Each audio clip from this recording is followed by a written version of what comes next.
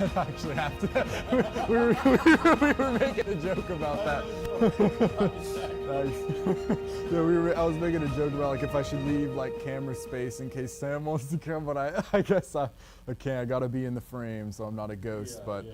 pleasure to be here as always, and this is gonna be a really good game. Like looking over just the matchups, I was very excited for this. I don't think I've gotten the privilege to watch either of these teams yet, so I'm excited, and obviously they're some of the best. I recognize a lot of the names on here. Yeah, we got Dardock, Cody's son, both established veterans in space. Opposite side, you got Spica, used to play for TSM. Oh yeah. And we're already off to the races with this one. To give you a quick recap of what's been happening in the playoffs so far, it has been crazy. This is a top 6 where I don't know who's going to win the finals. I like that. That's always like good. There are teams that are a little bit more expected, like Conviction, because they have a lot of veteran talent. You look at like Tactical, you look at General Sniper, who's on that squad as well. That's so funny. He's veteran talent. He's like my age. Yeah. Okay. The thing about Sniper is he got a contract back when he was on 100 Thieves that guaranteed by the end of I think like his second or first year of Tier 2, he would be playing in the Tier 1 team. Wow. So that's how much they believed in that kid. That's a crazy contract. And I mean, it's hard to not make that bet. Like, I mean, you see it in traditional sports a lot, but like, you can tell who's going to be really good really early because people just have those traits. And yeah, I mean, I've known about him since he was on like Tyler One's like Twitch Rivals team. So like, very long time coming. And yeah, I mean, we kind of getting the intro out of the way, but already, I mean, interesting. I would like to say NACL is not something I see like really ever. Has that been something people have been bringing out, or is this kind of just out of nowhere right now? This is more Fiji.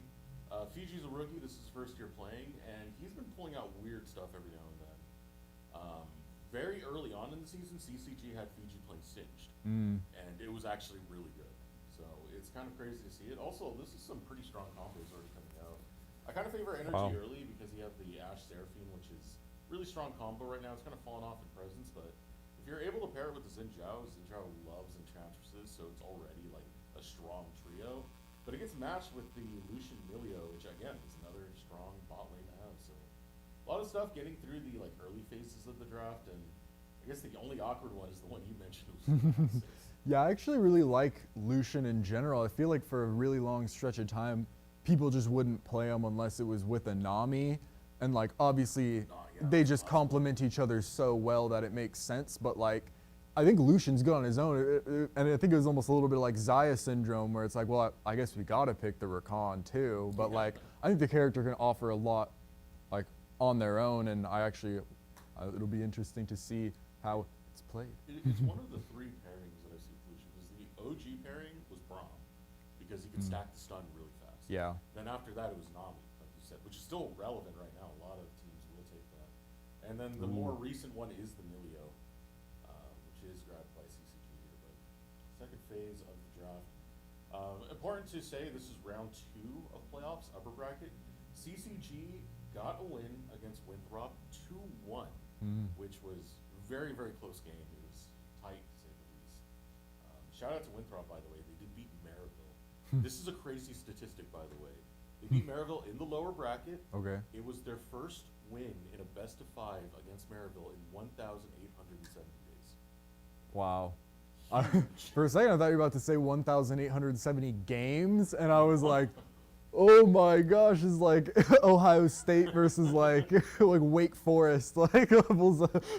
But yeah, that's okay. That's a really interesting stat. So they're probably feeling amazing coming off that. Like, and then that means that they haven't beat them since 2021 CLOL finals. Yeah, and if we're power scaling, like that puts CCG in a pretty nice spot. Like if the transitive property works here, but NRG is, I mean, they've been like pretty much at the top the whole time, probably feeling confident since pretty much the start. And I think that I think that their draft just has a couple less question marks to me right now. You know, like it seems like, I mean, CCG obviously, it's not a bad draft by any like means, but I could see more ways where you're like, oh man, like I feel like we're missing something, especially when like the Scion comes in, because now you've got an interesting, it's yeah, like either Nasus jungle is just crazy work. Like I've seen it a good amount, like in my like gold game sometimes, but like it's an interesting tactic. But the reason why people even play it at all is because the slow is essentially a CC at some point. Obviously, they can still use movement abilities, but look at who they have, right? Because I mean, when you're into no one with a dash, the slow is essentially just a CC with a pretty long range. So it'll be interesting to see if they play, well, if he plays more for ganks or just trying to stack up in the jungle, because it actually has an interesting amount of kind of ways to play it, I think. So I'll be interested to see how they play it. We head onto the rip for the first time of the day. Earlier I was saying, It's about to be a fun one. NRG taking on CCG. The Nasus is out. Dardoch is throwing the now your gauntlet on the table to start this series. Yeah. Game number one kicks off now. You can't really keep healing like you normally do on Zinja. Well, and Ryze is going to get, like, Ryze not going to have a fun time playing into Nasus at all. Oh, the it's terrifying thing is like seismic shove to the stacking. It's really, oh, and the Scion too. Like, I actually really like that. Like, it's cool. Like, you don't see a ton of off-meta stuff in general. Like, it's cool to see when it clearly has a plan like that. And like, if it doesn't work out, it's not just because the pick was troll. You know, like, oh, it's good damage. They were confident in the pick. They wow. wanted this setup for them. That's the dangerous part about playing it at Ash, like one step too far, and of course he's gonna know that range. Now you're kind of in a bit of a difficult spot already. You just need a few levels to get usually really Milio level points and to absorb damage, and also Lucian some points and the abilities to go. But you gotta get they're gonna miss some creeps here. That's okay. Because you're like it's on the bounce that this lane can be really scary, and the way that Kizno is passive. Yeah, and Seraphine's scary early too. People don't really like talk about it as much, but like early levels, Seraphine's a bit of a menace. Really, yeah. I like this graphic. I don't think I've seen that. Is that new? The slides with the skins? I really like that. Got some good ones out here as well. Project 1v1 in the bot lane. Level 2 for Sushi. They needed information on Dardoch. Interesting. Clear is actually decently quick, and like it's nice because like when you're in jungle, as long as you're not so far behind that they're literally in your. Ooh, what happened mid? Hold on. Talia taking down a 1. Algene has to back and use the TP really early with the flash. That's pretty dangerous. Is big damage on only 35 under the turret as well, but just kind of mentioning like unless you're super far behind, you can't really get out matchupped at least. Like, you're guaranteed to get the stacks, and that can be pretty valuable, but that's probably not going to be the main goal of the Nasus, is to be like a juggernaut killing everybody. I think it's more for the utility, like we mentioned. It's jungle economy, so ooh, that's sad.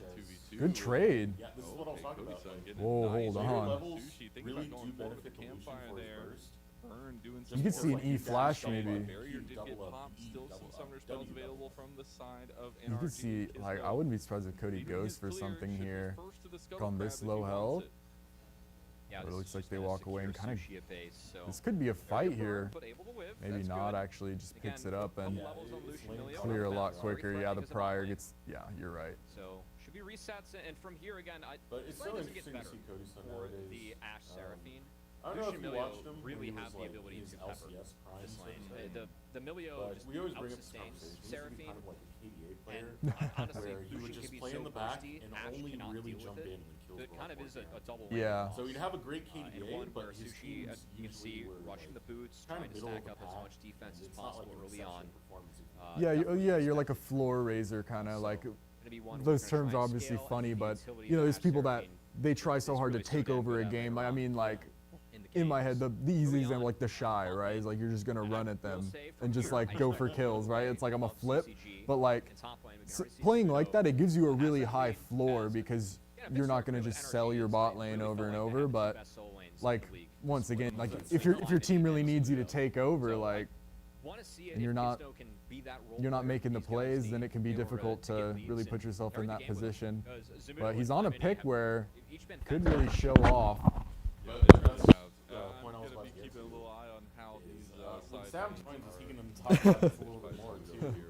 That Europe has changed Cody's side. We'll see exactly how Basically, this far man they're went at from here. We are KDA getting player to close an to absolute first bloodthirsty coming up. lunatic after playing on the the bot European lane, bot 2v2, lanes on the leaning in LFL for favor a of while, just the CCG French now a little bit here. 2-2. The first dragon's coming Yeah, up in that's, 15. it's a different Cody resets Simpson. This out guy's from kinda fun. Dardoch.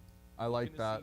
I think that that's like kind of how you become the best player, man. People joke about limit testing, but for for real, sometimes you need to know where the limits are. I am the bar. But one thing that's interesting is normally I don't see like a lead kind of ballooning like this off the start. Like NRG's kind of just, I mean, they're winning every lane so far in terms of farm, and it kind of puts them in a nice spot because I'd say they scale pretty crazy as well. Like in general with, well, I mean, the Seraphine and the Rise are gonna have a good time, but has gotten access to pretty much everything that he's wanted so somewhat far. even so far. It's not too surprising for the top side. Yeah. I'd say that It's nice he's that Fiji's about still keeping up. where you want to be in the matchup, right? Fiji, That's a hard matchup. That's a really hard We love our matchup, weak side too. kings.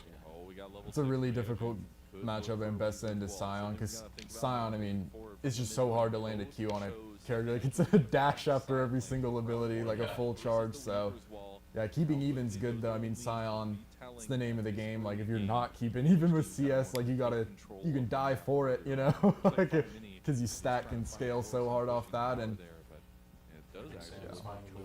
I'm finally with us. stalling time for the goat. Stalling time for me. I want to give you the stats, Sam. Yep. Winthrop have beat Maryville in the best of 5 finals. Yes, I watched half of it yesterday. 1,870 days. Damn. Small time. Yeah, I did get filled in by the Latvian. He said that it's been 4 odd years, seemingly a little bit more than 4 odd years. But no, I tuned it for a little bit. I watched a little bit of Game 5.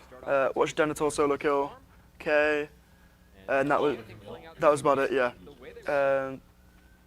So I'm just gonna quickly look at what's going on here. Yeah, how do you like Ness's jungle?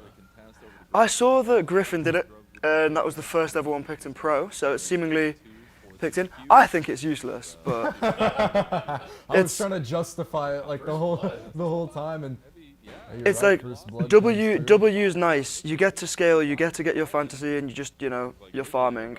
And I imagine sometimes it's very, very useful. But it's I like guess we kind of see that's this, like, it. you get the slow, but yeah, now what? Like And now he walks get back. the flash, but you don't have a ton of follow up really. I guess it's kind of for the sake of like. It's like there'll be some feel good moments where you can duel people, where you're very, very tanky. Yeah. But I think they go Protoplasm Harness first, so straight into Yeah, tank. my mic now. That is really unfortunate timing there. For it. Oh, That is goodness. really You didn't unfortunate notice the Yeah, where are the missing pings, guys? Like, how was I supposed to know the support was there? But yeah, Really that's a good. flashpoint mid. Pretty good stuff. Timing was insane. Like, so unlucky there. But that's going to be really good because Ao Jun was struggling, like, kind of up to that point. Lane had to take a really early reset and burn his flash. And oh, this is what we with missed. that kill. Okay, Oh, we still miss it. Looks like they got peppered down. Man, Yeah. who's trying to call me Just right now? A poke under turret's kind of crazy. 35's trying to hold away. That was it. Yeah, what we've Wow. typically seen as the answer to the Ashe Seraphine has been lanes that can get prio into it. So things Yeah. like Varus Karma, Ezreal Karma, where you get I've even seen Ziggs. yeah, it's like things that can Yeah. push it in. When it falls into tower, it's not so oppressive. You'd have to Yeah. really land everything to get your long trade, but it's not that. It's like I know it's not too oppressive if it's pushed into tower. It's really, really grim to play if you're the one that's shoved underneath the tower, which, you know, only 35 just found out. Yeah. But besides that, it's sort of waiting for that level 6 spike. I don't know. I can't see if Speaker's at that benchmark yet. But when you hit that 6, then you get some really big combos with the Seraphine ult or Ashe ult, and your team fighting becomes really good in these like early to mid game fights. Later on, I expect, There it is. yeah, see, as we say, the big combo, Melio obviously coming to nullify a lot of that. It'd be interesting to see if he goes Mikhail's as well, just to double Yeah. down on the. Ooh, careful. Just run down. Yeah. Uses the flash and then just sticks around a little too much, and this could be really Oh, bad, wow. though, 'cause Yeah. that's a good kill mid. I've been seeing a lot of teams are more willing to let the Ashe Seraphine through. Yeah. And usually reply with like Mikhail's heavy, where they'll literally grab 2 Mikhails on a team or just taking the Milio. So I can see this working. The only problem is like you can't be getting caught like that. That was Like, the Breath of Life came out a little bit late there, and they decided to extend the fight, which was already a bad idea when you're, like, behind in hit points. And also something to note is they're doing a pretty good job of starving Dardoch, though. I mean, they just went in and stole the blue buff. Like, CS-wise, he's, like, least in the lobby.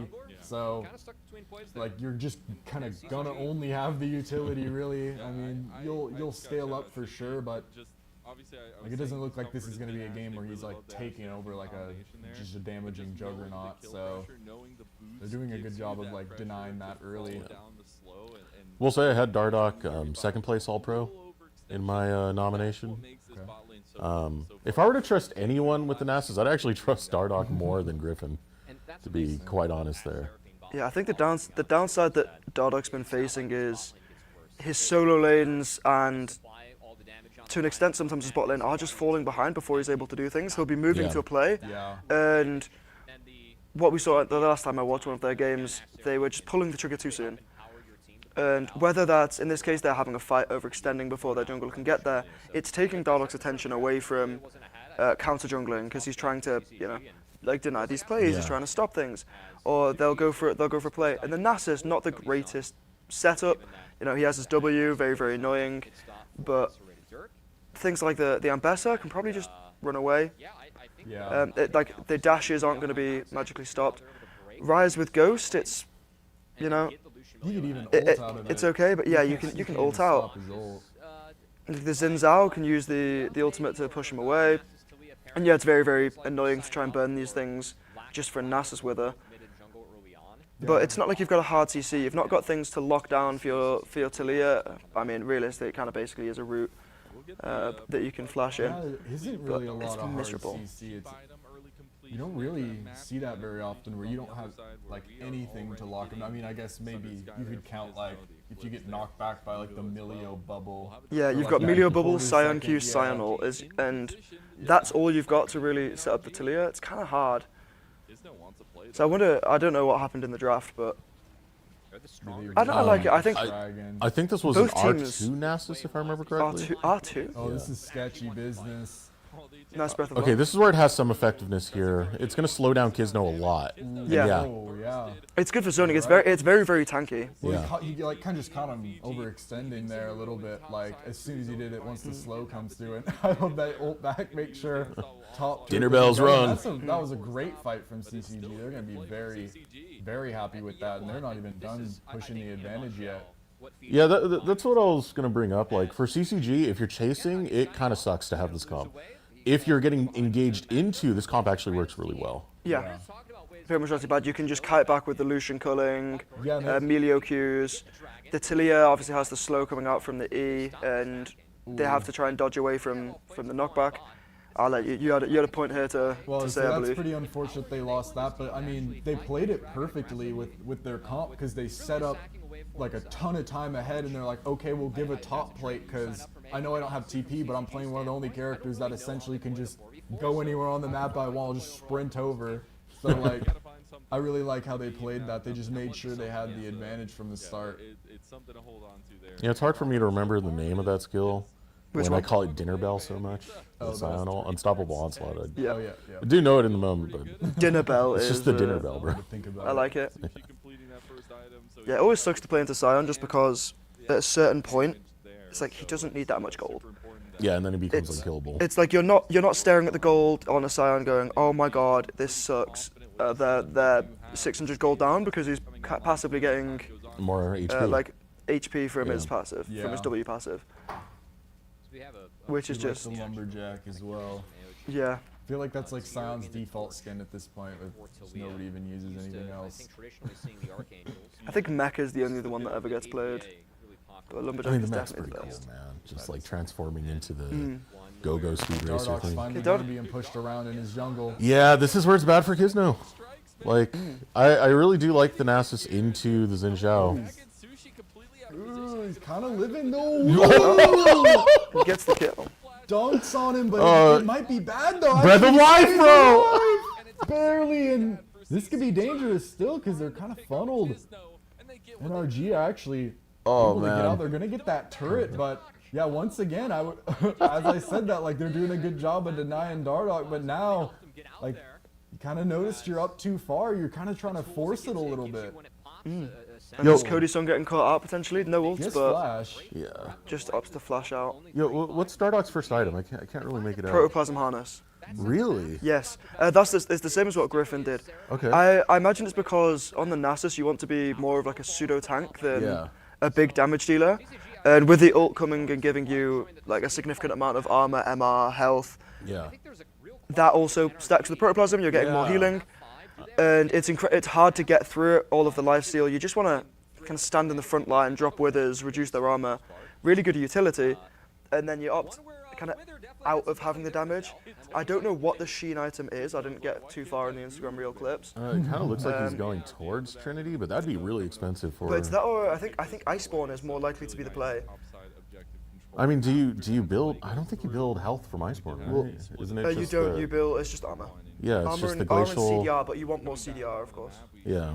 Well, looking at how he's playing, he's definitely gonna go pretty tanky. Like, looks like the Oh main my frontliner, God. and they're catching him again. Oh my He can't play God. the game. It's the cane, bro. It's the cane.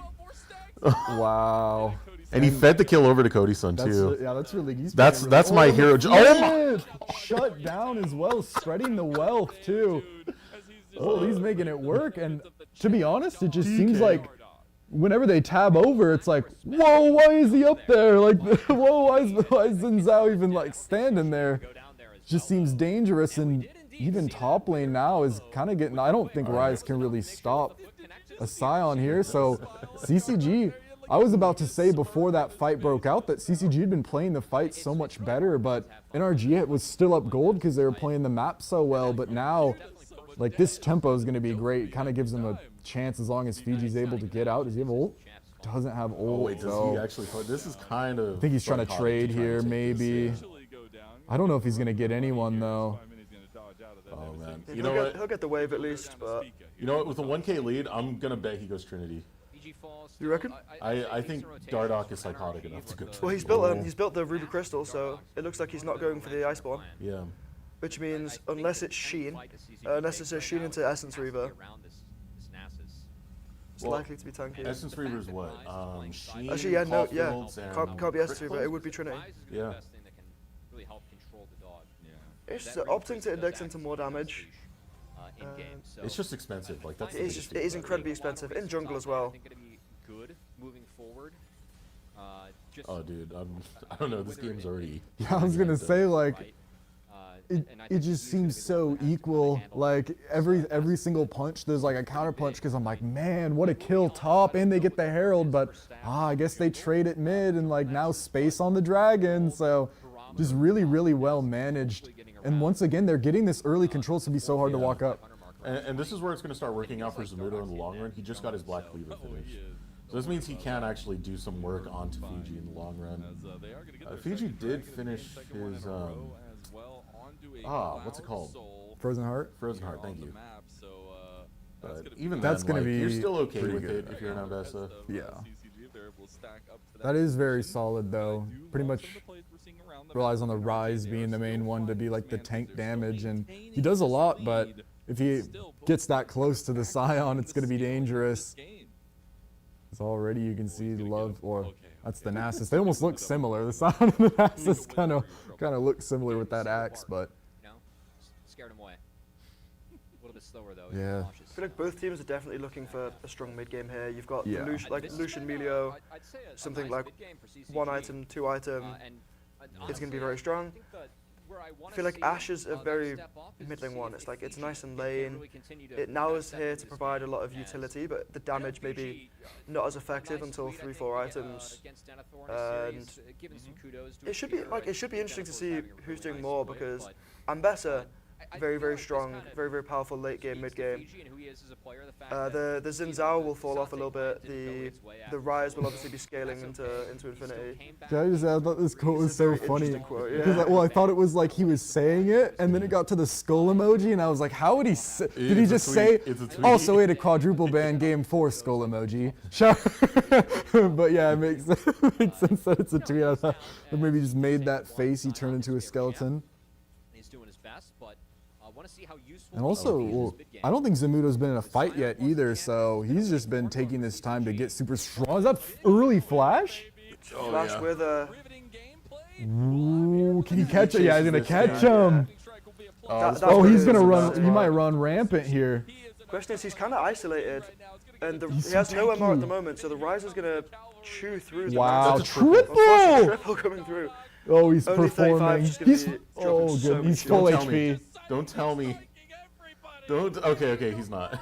No way. He can get another. Oh my goodness! 4K. Cheeky little quadrico for Darlock. Well, I was wrong. I said it, bro. Maybe I'm just like cursed. Why did I even say it? I was like, oh, you're not gonna see him carrying fights, doing all this damage, and like now he's just. Where'd the ruby crystal go though? He's running the lobby. Iceborne gives you 350. Does it? I'm pretty sure it gives you 350 health. Yeah. Because I thought it was the. Oh, is there a Kindle? Is there a Kindle gem in there? Frozen Heart doesn't give you any health. It gives you 90 shield. Yeah. Or 90 armor, not shield. It'd be Kindle. Kindle gem is the CDR component. Yeah. Then. Yeah. That's Oh, this is insane. That early flash is just crazy. Like, I really like that. Like, This is why I said Dardoch is the guy I would trust on this. You can see, like, the Melio here is going to give so much value as the rest of the team comes in. Like, Dardoch low. well, and that's so good I because lied. normally people I lied. talk about like Nasus kind of fall like this is where he's the strongest and he kind of falls off later, but Yeah. getting that much gold just pushes that back like 10 minutes. The Yeah, it's like time where you're he's very elite. strong. You're very strong again, in the though. mid game. Very strong in the mid game, and then like stacks only do so much. I've gone Bandle Pipe, so he's getting increased attack speed every time he drops his W.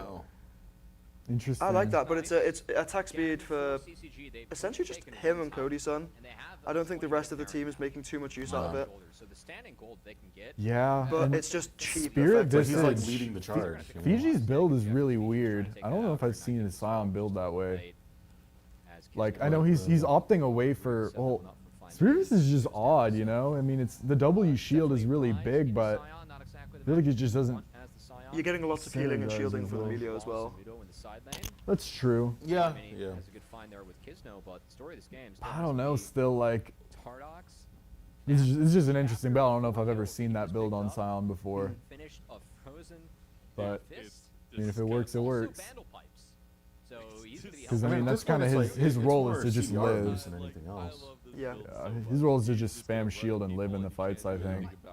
And he's also the CC is like his full slam. So they're trying to set that up. Dardoch's getting so big. Especially as a jungler, because now like you're not gonna be able to deny him from stuff unless you spend like the whole team. It's the Dardog, bro. Literally, it's been like 3 plays. Yeah, I mean, like, yeah, there you go. If this becomes popular, it's going to plague your solo queue games. It really is. It's like because somebody will pick it up, spam it, get invaded pre-6 by any aggressive jungler, Ambitious. and then be kind of useless. Fiji. Fiji being very Inspirational. I'd say I was going to go for greedy. Inspirational. Oh, that's a lovely little combo there. However, Oh they have goodness, just sent, that's they've so sent the much Ryze to everyone. damage. And it's worked. Okay, And you it's don't working. gotta kill Dardoch, you just kill everybody else around him. You know, but you might get a consolation though. You know? And he might even get out. He might just run away. Oh, he's emoting on him. Wow, but I Insane mean, movement speed for a champion without Ghost, by the way. yeah, that's crazy. That ult is insane. But like, you're not gonna be very happy with that. I mean, that was kind of completely unforced. Like that, you didn't need to do that at all, really. Like you weren't even really fighting for anything, just kind of a blunder. I mean, yeah, that was just Fiji, really. Like after Fiji kind of just gave his life for, I don't know, for Talio. He was just, I think he was just like 5 seconds too early on that, because I think he thought they were gonna collapse and force him kind of back into his stun, but there's no pressure. They can just walk at him, like no one's gonna be able to follow up. So it's unfortunate for him because he's behind kind of a lot now. He doesn't have a lot of money, and obviously Scion gets value in other ways, but he's one of those characters to me where it's so difficult to play him in a fight without being like right up that like it can kind of just compound and only really get worse, but he'll always be useful at least in fights. I mean, people kind of like don't take into account tank scaling. Tank scaling's there. Like a late game tank dream does happen, where you just become an unkillable brick wall, and Scion's like the biggest proponent of that. Yeah, I mean, he's only got 1,000 health just from killing minions. Like that's so crazy. That on any other character would be like just unbelievable. For a 2K lead for Zamudo, Ambessa kind of scary. I'll let him have that. I do very much like the Serpent's Fang though, from Cody Sun. I was thinking the Collector is not going to be very efficient. You're dealing into very, very tanky champions. Yeah. Serpent's Fang is a nice way to deal with the Ambessa, the Seraphine, and Yeah. even to an extent the Rise Rise Seraph too, Shield is going to be yeah. effective. I don't think that the Zinzao would be building like a Sterax. That I'll likely imagine a GA third. I lied, not GA third. I'm really off with my predictions today. Me too. I am too. I'm really off. Black Cleaver third? Bad prediction day. It's got to be Black Cleaver third then. It's interesting. A lot of deaths dance. I mean, All when these the majority of the damage comes out from like Cody Sun Dalek, but Nasus has a lot of AP in his kit. Like you can't know the fact that the ult passive damage is AP. Yeah, the I W mean, the does E like is a kind of lot. negligible, but it's an armor shred. Yeah. But Well, not the the ult W. passive, the ult damage that's just ticking from the sandstorm's surprisingly high for AP. Yeah. I wouldn't be opposed to seeing something like a Force of Nature. Yeah. I feel like from the Scion, I feel like Force of Nature would have been good against the Rise. The I don't know who's going to build it on NRG. It could be effective for the Wow. Ambessa. There's like a 6th item, but Yeah. Yeah. I could it's whether see it getting your that far. I mean, Ambessa's- split dragons. This game could go like 45. You know. very even. Yeah, it's incredibly even. Yeah. Like it's very, very back and forth. Yeah. I mean, CCGs now. I mean, you can see the chart. They just finally were able to like flip back the gold lead in their favor, but it's still like. I mean, they're only It's only 300, it's 300. basically, Yeah. yeah. It's like straight up one wave. You know. I don't want this to come down to Aljun getting hit by a miscellaneous Ashel at 35 minutes, dying on side to like the Ambessa when he gets hit by an Ashel, and then being like, well, that's the game. Yeah, on the bright side, Fiji has had 3 chances to learn from his mistakes already, and so now he's entered full form heading into the latter half of the game. I don't know if that's how it works, but Is this the shame on me, shame on you, shame on me kind of flip? I still favor CCG right now. I think their mid-game spike is stronger, even heading into the late game. And the counter to Ashe Seraphine is like really on mine right now. Breath of Life, Mikhail's. oh, look at that Oh, that's great, wall! Oh, it's a lovely wall. Burning Speaker's flash. Ah, ooh, dodges the arrow. This is TP comes through as well. That could be a flick. That Is could be a this- flick. Yeah. Oh, Fiji's up again, but he's so healthy now. Okay, Zamudo still has the Oh. ult. Is Zamudo able to get to the backline here? Is the big one, or is the Nasus just gonna climb up? Okay. Yeah, if Zamudo's isolated from the fight, like he can't really do much. Wow. Well, I'm like, we're watching all for a the big goals. Ambessa ult here. Jeez, that damage is insane. And I also think, I mean, I don't know if you guys saw, but the Seraphine only hit the Scion. If it was like 3 more inches to the right, it would have hit all 5. And that probably would have flipped the whole fight. I think And now it's just a free, well, it's not, well, it's kind of free. I mean, you earned it with the fight, but they're not going to contest you on the Baron, probably. Actually, they're going to have to. This dude was like, I don't know, they're all near full HP. It's, Okay, we're actually I mean, going for it. solid okay, ult. Zamudo going forward. I don't like this from Zamudo. Ah, I don't like this Fiji's at all. just- If you're gonna do it, you guys, should have ripped it Yeah. previously. This is just feeding kills straight back to CCG, and now Both of those went the to bigger Cody. issue here is the Drake's just spawning. Your carries were about to come up. You could have contested that Drake. Instead, you've given yourself offset death timers. Yeah, it's just a That was stagger. a time where you could have maybe gone for a fight after the Drake or contested the Drake with your carries up. Instead, they've got Drake. They get a free base. Yeah, I don't- And they'll I don't get it. they'll have lost nothing on the map because I think, to me, that almost seems like they're kind of like,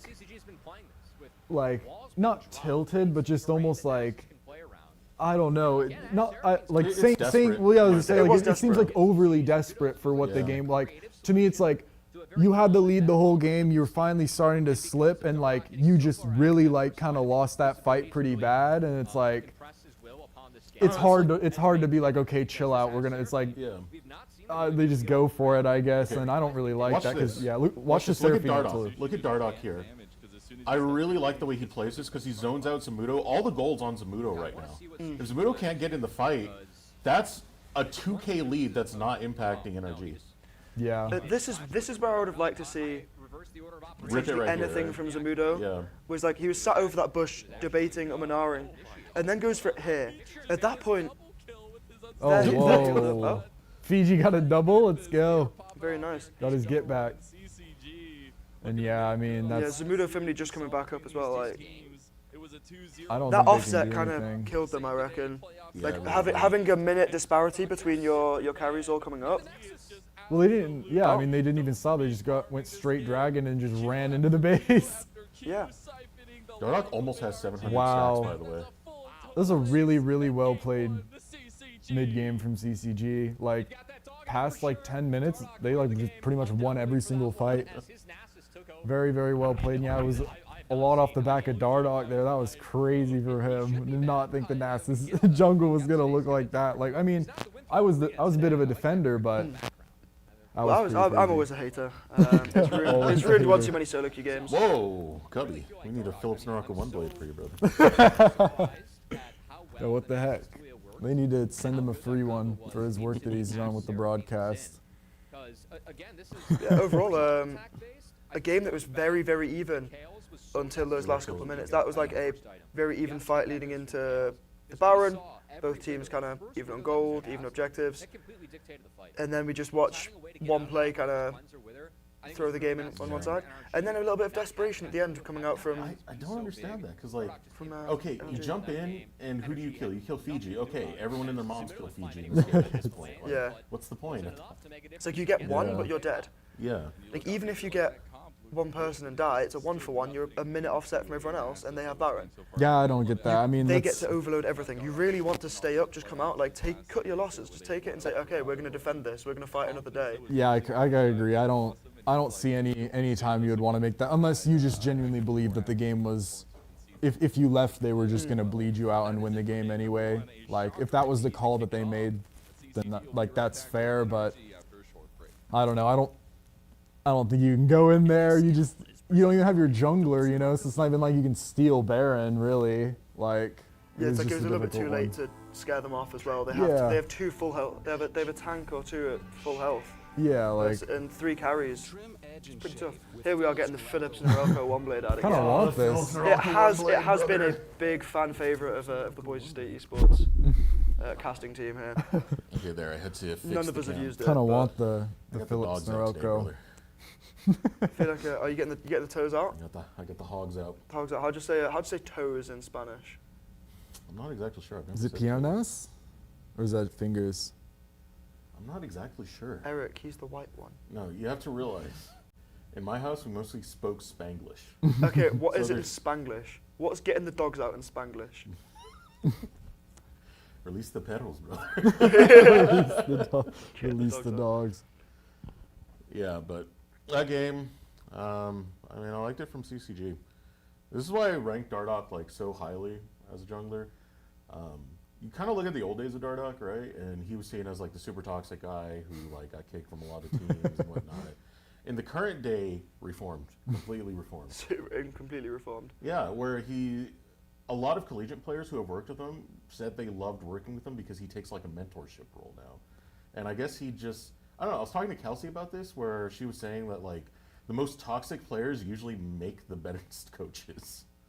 And I can believe that. They're like hyper analyzing like what other people do all the time. Well, it's mainly if you're very toxic, you're not afraid to call someone out on things. Yeah, true. That was a big thing that, from a traditional sports perspective, I always preferred when a coach would like pick apart the things that you did wrong, be critical, be like, you've done this poorly, and it's not to say that you didn't do other things well. You just need to hear it sometimes. But a lot of people will sometimes like lean towards like, no, you did this really well. Like you did good in this, you did good in that, and like that doesn't really help you improve because it's sometimes like it can light a little bit of a fire under somebody's like ego, going, no, I'm good at like X and Y. Whereas if somebody is constantly humbling you, being like, yeah, this was good, but then you did this for no reason. Like, come on, like you're smarter than that.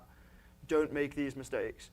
And you want those players who aren't afraid to, you know, if you're going to hurt somebody's feelings and you get your feelings hurt that you've played something badly, you know, it's a very, very tough environment. You know, no athlete's ever going, oh man, I'm absolutely flawless, I'm perfect. And like, if you're absolutely flawless, perfect, you'd be Michael Phelps, you know.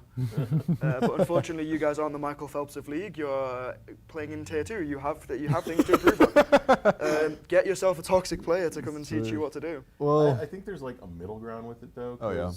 There's one coach who I cannot name, but is known to be pretty toxic. Is in NACL, I won't say much, but they had a really good team that underperformed like crazy.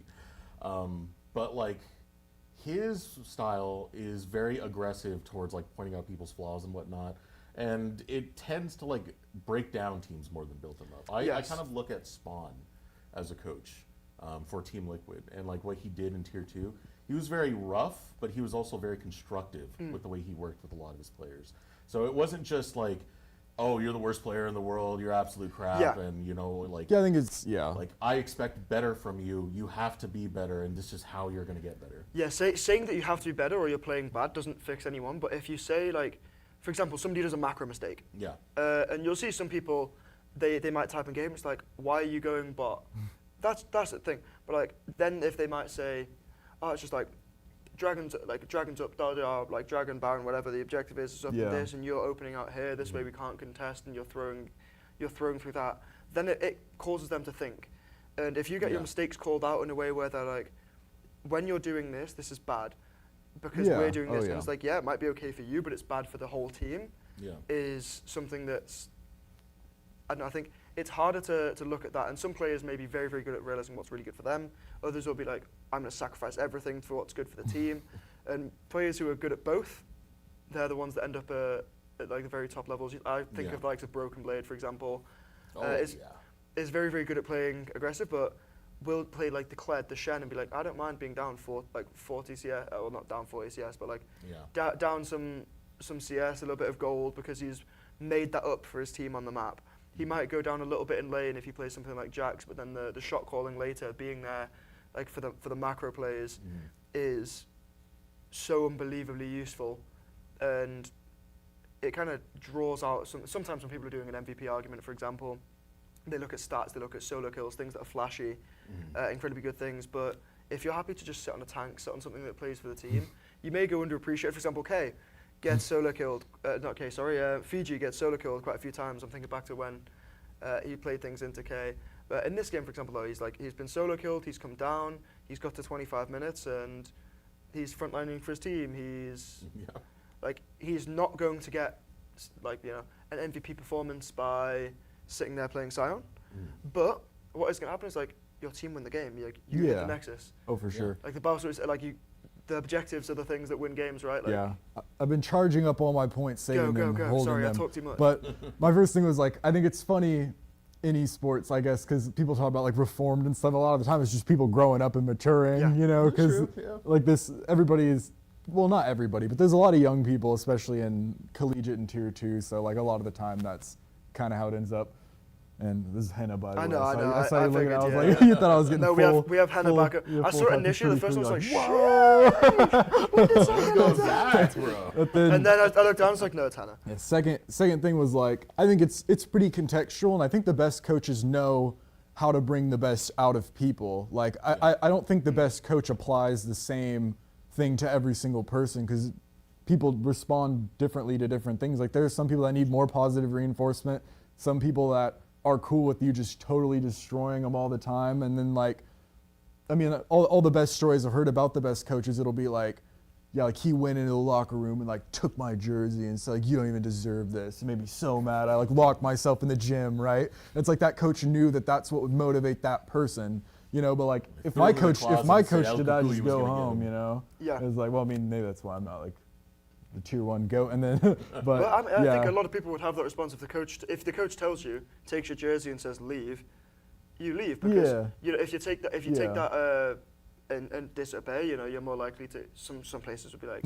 well, you're disobeying, you're doing very badly. Sure, yeah. And then other people will be like, no, like they'll fight back, they'll give the aggression, and yeah, you're right, it very much does depend on the person. Yeah, and I was gonna say like my third point, the last one was like, I think the most important part is like accountability is the most important part, because it's not about like just making people like, why did, like, but this was trash. Like, it's not about just humbling people like for things that maybe they didn't do, or like things that are up, because so many things are debatable and arguable, and like hindsight's 20/20, right? yeah, and like everyone has like a reason, or most of the time you would think people have a reason why they did this play. So like it's like you said, like explain, oh, this doesn't work for us for this reason, because in your head it's like what you did was perfectly logical, right? So a lot of people, like, you can get kind of defensive when people just instantly go to flaming you for something that you just genuinely believed was right. But like the most important part is like accountability. Like, hey, we lost. I think what you did here in this play wasn't great. Like, and you got to be willing to like,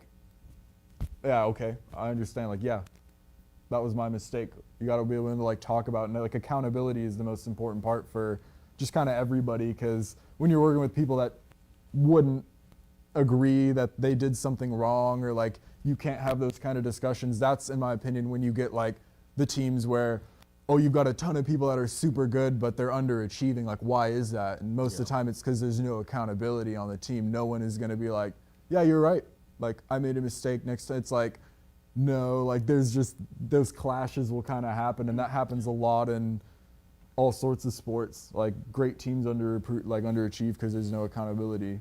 I think even with coaches, one of the things, I keep bringing up Coach Spawn because I really do respect him as a coach, but like at the end of the season, when Team Liquid will underperform, at the end of the season, that's when he puts it on himself. That's when he says he didn't set up his systems right, and is like, you know, I need to reevaluate the way I work with this team or the way I work with these players, and I find that really commendable. It's not just putting the blame on one player, it's like looking at your system and reevaluating his whole, self-reflecting. So that's why I have like a lot of respect for the way he's able to coach. But I think, yeah, I mean, that's pretty much like the sum of the whole coach idea through. I know this all started with like Dardoch and everything, but that's the role he's been able to take in terms of like leadership and mentorship. That's why he works with a lot of development players, like Only 35. Last season, you look at Only 35, dude was running it down on Winthrop. He was just inting. Like, he was making a lot of But suddenly you put him with Dardoch, and now it's like much more measured, much more controlled. Fiji's a rookie, is willing to take risk as long as it works out for the team, where he's like singed hex flashing over the Raptor wall to go kill mid lane. Something. So, but you're telling me that you didn't watch me and Only 35 do our top lane Trundle Renekton friendly game that sounds in amazing. Div 1? That sounds amazing. We were just like chilling, all chatting. I was like, I'm content for this. I'm about 2,000 LP lower. If that, maybe like 3,000 LP lower or something like that at the time. I was more than happy to handshake a little friendly matchup. He's a funny dude, though. I like him. Oh yeah. Yeah. Okay, here we go, going into game 2. Let's see what's going to be taken on board.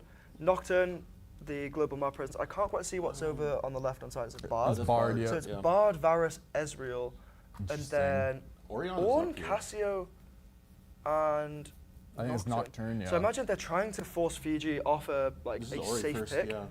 Ori first pick, like very, very unsurprising. Pantheon's up. I imagine it's going to be traded for a Pantheon. Pantheon or J4? I know a lot of people have been putting emphasis on J4. Just flexibility of that champ is really perfect. Yeah, those priority junglers. Karma, a very, very strong pick as well. And Jarvan, there we go. yeah. J4. Good call. Orianna, obviously a mobile, denies the Ori ball delivery package. Yeah. It'd be interesting to see if they just opt for the J4 for the like Pantheon here themselves. It's really not bad, but it's kind of hard to deliver your Orianna ball on a Pantheon up. So, wonder if there are any other options, or if they'll choose to drop jungle down to a later pick. Here you could opt to take your full bot lane as well. Yeah. Nope, safe blind in top lane. With the Ornn down, it's a very, very nice option. Ornn or Bessa are gone. Cassante might be the option that they opt to go for. Seen that way too many times. I think maybe you dive in for Marksman right here, just because the pool's going to get pinched heavily if you let it go into phase 2. Yeah. I don't know, what can you take away that pairs with Karma? Caitlyn would be... Caitlyn's the one I'm looking for CCG. with the 2 priority like poke ones Senna. out. Oh. Senna, interesting. Well, Senna has a lot of options to pair with in the support pool, so you're not going to be pinched too badly. Yeah. But yeah, I'm looking. The other poke and prio lanes are kind of gone with the Varus and the Ezreal. Yeah, I think Caitlyn looks kind of good here. You get range on the Orianna. The Rumble ult could shut you down pretty badly, but Yeah, I think. Ooh, Galio, that's interesting, likely Galio. going.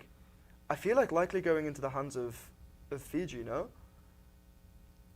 Very. It's a popular matchup brought out in Europe a little bit. Yeah. I know, like Broken Blade's a big fan of Galio into Rumble. Not to glaze too much, but see a fair bit. See, the casters are talking about it. They're thinking too. I mean, Yeah, obviously it that would works be- okay into that'd be interesting Orianna, to but watch. Yeah. it works into Orianna as well, so it's kind of nice. Gives flexibility for both. But here's the problem now. Now they didn't take the Caitlyn. It's banned right out. Yep. So that's what I Yeah. was theorizing. Well, and especially like Galio could be pretty unkillable this game, depending on how things go bot. Yeah, because it's double AP solo lanes. Yeah, so it's going to Galio be very always works tanky. really The well Sen on the Senna will scale up late and be able to deal with it, I think. Unless it goes top lane and it's able to do some like Frozen Heart shenanigans. But Senna will probably shred through later. that. What? 80 Smolder, yeah. Smolder's a great Smolder, ban. Obviously yeah. very, very strong with the Deathfire and insta-stacking Black Cleaver. This is interesting, man. I can't believe that like you guys watched so much of this game before Fearless, bro. Like Right, it's like dude? 10 times more Oh, fun to dude. watch. Try watching Yeah. like Fearless. old worlds where Oh it's just my. like, oh, Corki is your mid, Corki is your mid, Corki is your mid. Like I Do didn't you ever want to watch Aatrox on again? Yeah, that's Maybe we should insane. watch No. Aatrox on again. No. like Oh. yeah. Those were bad times. Glad I got into it a bit later almost. Fancy watching the Aphelios Jinx matchup again? Oh my goodness. We had- that we had, was like- that was when I tapped in. When I first started playing, it That was was like a brutal. Felios Jinx every game. Part That- of me that was kind of brutal. wants either Pantheon or Vi here for jungle. Ooh. Wukong's good too. I do Wu- like I think I Wukong. actually I like Wukong. Yeah. Kind of forget that champ exists. Interesting. And I do Leona. too. Yeah, like what AD do you go here Yeah, from the that's side of CCG? Like short range, interesting. you can't play Corki into this. There's no way. Yeah, this is where you're kind I'm of assuming- terrified. I'm assuming Leona is gonna get maybe locked in. Varus? Oh no, Varus, Varus is banned, Yeah, Ezreal's you're banned, right. Caitlyn's banned, Yeah. Smolder's banned. Like your poke lanes are And they gone. banned What's it. left? Zaya's left. Who Yeah. else? Zaya again, but Zaya short range. Bring into out the Rumble Cog Orianna. Maw. Cog just looks unplayable for Cog. I don't like you- this. Oh I man. don't like I'm- jinxing this. I'm trying to think what they could possibly pull out. Kaisa, I guess. I think I'm okay with Kaisa. That's fair, yeah. I mean, I could see. Ooh, interesting. Zig, I would Ziggs. like Ziggs. Ziggs. They- I would it like seems like they Ziggs. don't even really know either, though. Ziggs would be good. Ziggs is the best Yeah. option I can think of. Zeri? I'm actually not against Zeri. Interesting. I'm not That'll against be it. fun to watch. They have no definitive lockdown. Mhm. It's like it's able to get through things. It can kite back from the Wukong. It's not the longest range, but it's quick enough to be able to kite through a lot of the issues that Yeah. like an immobile AD would have faced. Yeah, I guess that's the only thing is like I could see a world where Orianna just totally feasts this game and like they're just not able to get on her and she can use the range, or like I don't know. Ao Jun seems. I don't think he's really gonna take that much damage. Like Yeah. I know Wukong and Senna. I feel like two items. Wukong's going to do a lot Well, because they're- Arjun won't build yeah, armor they're for they're a gonna while. probably build a lot of like armor shred for sure. I mean, Aljun having the Galio here is still Or not really armor shred, big but- for CCG. I always love Galio into Rumble, and it's not even the lane matchup; it's the fact that you can neutralize a lot of the equalizer damage with Hero's Entrance. That's one of the reasons why I was looking at NRG and kind of wanting Vi, because if they don't have mobile ADCs, you stick an ADC into equalizer for a long time if you cease and desist onto them. I think How- Wukong kind of plays a similar role to that regard, but yeah, it's a Wukong little does bit harder. buy a lot of space and does do a similar role. It is also significantly better at getting through those. I feel like the Galios, Yeah. the like even the Jarvan. Wukong, when it has the like Triforce complete, Sundered Sky, Jeez. absolutely cuts through champions.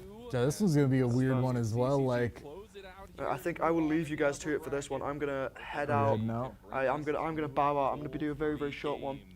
All right. Are you doing Riftbound? Yeah, it's a sly little yes. I'm playing an event tonight as well. I've been getting really into it. I've enjoyed it. I feel like it's one that I'm because it's like you can only review your own like errors, mistakes, misplays. Versus in League, there's like there's 5 people. It's ever changing. It's incredibly hard to do it live. Whereas you get so much time when you're playing Riftbound to think about your decisions. Yeah. That it's like if it's a reasonable amount of time, like you can say like I have like a few different options and you have to figure it out. And then you make the right one or your wrong one. I think CCG is going to win this game. Zamudo hasn't got Super Galaxy Rumble. Unlucky. The prediction 2-0. 2-0 CCG. No Super Galaxy Rumble. FF. Man, board games are fun. Like gamers are tapping in. They're realizing people have been playing them for like thousands of years. It's like the original, like Thousands of years. I love the context. the original competitive. Yeah. thing. Yeah, it's nice to like you sort of use your brain for most of it. I'm not required to use hands for. I don't gotta get hands Riftbound. checked all the time. I know I can't be hands checked by somebody. But I have the hands. I don't like getting brain checked by people. Yeah, you see, I'm the opposite. I don't have the hands. It's kind of weird hearing a Yumi player talk about getting hands checked. Meow meow, bro. Okay, in which case I'm gonna bow out. Enjoy the game, guys. Yes, I will before I go though. I will drop my prediction.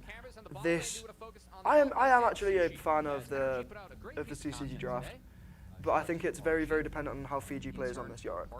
I think if Fiji falls behind and is unable to side lane against the Rumble, it's probably going to be NRG favored. And if he's able to get ahead, it's going to be really difficult. We're going to have to commit a lot of resources to do it, like Jarvan, Rumble, and then like the Senna is going to have an unplayable time when they counter dive bot lane. That's my prediction. Okay. It's a very specific prediction. I like that. Very specific prediction. Whoa! If they have to commit a lot on top lane, the counterplay bot lane is going to be very very strong. Jarvan comes in, Senna's immobile. Like the Senna's just going to die. Okay, interesting. There's my prediction. Valid prediction. All right, man. Have a good time. Bye-bye. Bye, Sam. Also, Al June once again limit testing. Like that's 2 times in a row he is able to get out like by the skin of his teeth. Yeah, Fine Mini goes aggro, that's for sure. If I had to say my prediction for this one, this is tough. Ooh. I kind of like NRG's comp a bit more. I think it's easier for them to get on Cody-san. Yeah. I don't know, but Fine Mini is still going to be a threat in this. This is a lot of damage. kind of a sketchy fight for NRG. Maybe has to use the flash already, and I wonder if they want to take this. Does NRG feel like they can win? I don't know. Yeah, not really going to be a brawl all yet. I don't know. I just think I agree with you as well. Like CCG to me just doesn't seem like they really have a ton of like win conditions really, I think the problem is like if you take down Cody-san, you lose your true carry damage. Yeah, you're just that's kind of what I meant by win condition, I guess. Is just like in a fight, like who's gonna take you home, who's gonna hit the last shot, like basketball. Like if Cody-san's not there, it's like I'm sure Dardoch will be doing a lot of damage, and Fiji will probably have the potential to do that, but you got to lock them down. Yeah, you got to lock someone down, and they have probably 3 or 4 people that can mess you up on NRG's squad. Yeah, that's the problem. Like Galio does damage, Yorick does damage, Shay4 does damage, but it's all bruiser damage. Cody-san is the true carry damage there. Where, as you were saying, like NRG, Rumble, especially for Rumble, gets super ahead. Like that's a lot of damage that you get from Bloodletter, Leandries. It's all gonna burn you down. And even just the equalizer, like you don't even have like it's like a bare minimum amount of damage. If you just drop that directly on someone's head, that's like guaranteed 600, like right there. It's just like it seems like a lot more consistent like value that'll be able to get every single fight. And Orianna has been one of the highest presence champions. There's a good reason for that. Just the team fight potential, and the burst damage you get from Shockwave, Dissonance. Pretty close to 6. I mean, he's I think one Senna scales really well into the late game and gets a lot of range that makes it harder and harder to actually collapse on Sushi. And also, I mean, to be fair though, NRG is like the fakest level 6 of all time in bot. Like, those ults are not super great. I mean, the Alistair ult's good for a fight, but like Cody-san obviously, or Cody-san has a much bigger spike, but they've been able to keep it somewhat even. I just think like, I don't know, they just have so much more like potential damage on their team. Yeah, I think for the bot lane though, like Senna Alistair, for the most part, a lot of Senna lanes tend to be just survive the lane, and we're really good at doing that. Like the old pairing was Senna Kench, and it's because they have a lot of regen between the two. And Kench is really good at bailing out Senna. I think Alistair plays a similar role there. So like, if you just survive the lane and you can CS well and you come out even, you're happy with that. If Cody-san gets kills in lane, that is big for CCG. Yeah, you're gonna want probably a lot of the money on him, but that's gonna make it like pretty difficult. It's really gonna be up to him to take it home, and they just are gonna be very happy with this dragon. They didn't really even have to do too much for it. Essentially, they just kept Sushi from backing for so long that they just got it for free because he had to leave at that on that timer. Yeah, quick shout out to Ray, best production ever of all time. It's true. Ray, CCG or NRG? So turning that into both crabs, turning that into the dragon. We got. But good early game plan from Dardoch and CCG. I think they drafted. Do you want me howdy speaker here? Statistics.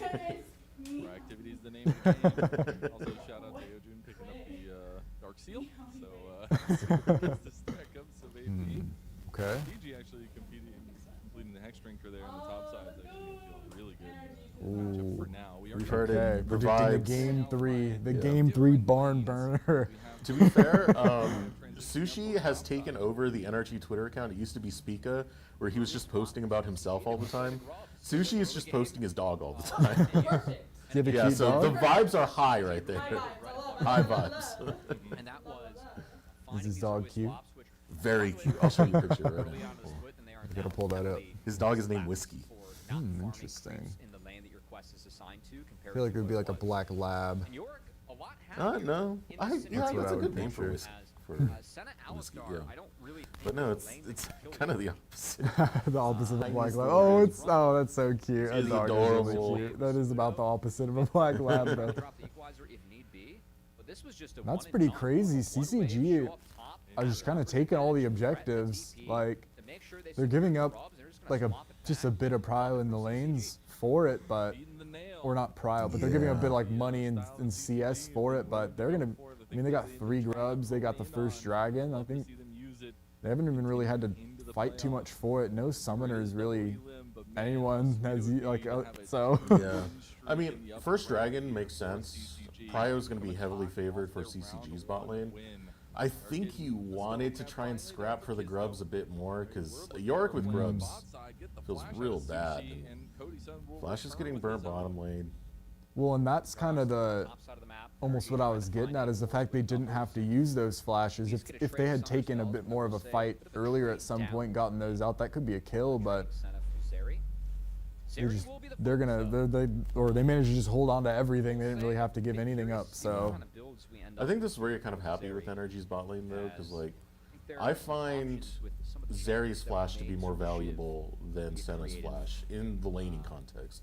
Mostly because Sushi's going to be playing at his turret for like most of this game, so there's going to be less threat for Sushi, where Cody-san is going to have Prio most of the game. Which means if you actually go down to the bot lane and gank, most likely Cody-san's going to be overextended.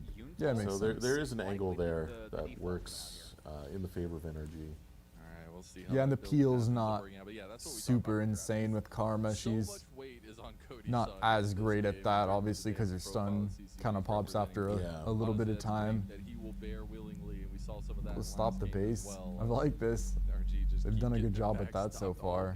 And, I mean, like you said, I mean, they just want to go even, and Sushi's up on farm, so like perfectly content with how this went, I think, although they would probably like some of the objectives, but nothing really, I mean, since no one's died, it's hard to really feel too strong about anything. Okay, this is where my opinion gets flipped. If you saw Cody's son right now, he froze the wave in front of the tower. So he's trying to set up for Dardoch. He wants Sushi to be that's a smart play. Oh no, protect your maiden. Don't become maiden. Barely able to sneak out. Oh, I hate playing as Yorick. Maiden's very annoying to try and take down, especially like, I mean, that's like harder than a lot of people think when they just see Yorick. Like, taking care of your ult is really important, because like maiden uptime, you can essentially have 100% uptime if you play it correct, or you can just use it like another ability and just have her die instantly. Yeah, usually like if you're playing top lane and it's solo queue and Oh, maiden comes step out, a little too close. I saw the second he went up too far and gets dunked on for the first blood. I think everybody watching recognized there was one step. As soon as that step happened, they knew it was time to go. And now they could potentially parlay this into a bit more. What an all hit four! that was crazy. Oh my goodness! Oh, I think Sam might be cooking. that was a good prediction already, because they're gonna be so happy with that. And that was crazy that the hero's entrance was so.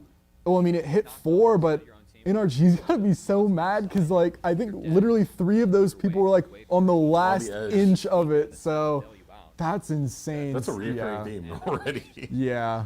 Just on the edge of the AoE. Is Vika just gonna try and zone? I kind of. Oh, I saw the vision. I see the vision still. Actually, Dardoch's gonna die. Oh, it goes to Spica though. Takes it.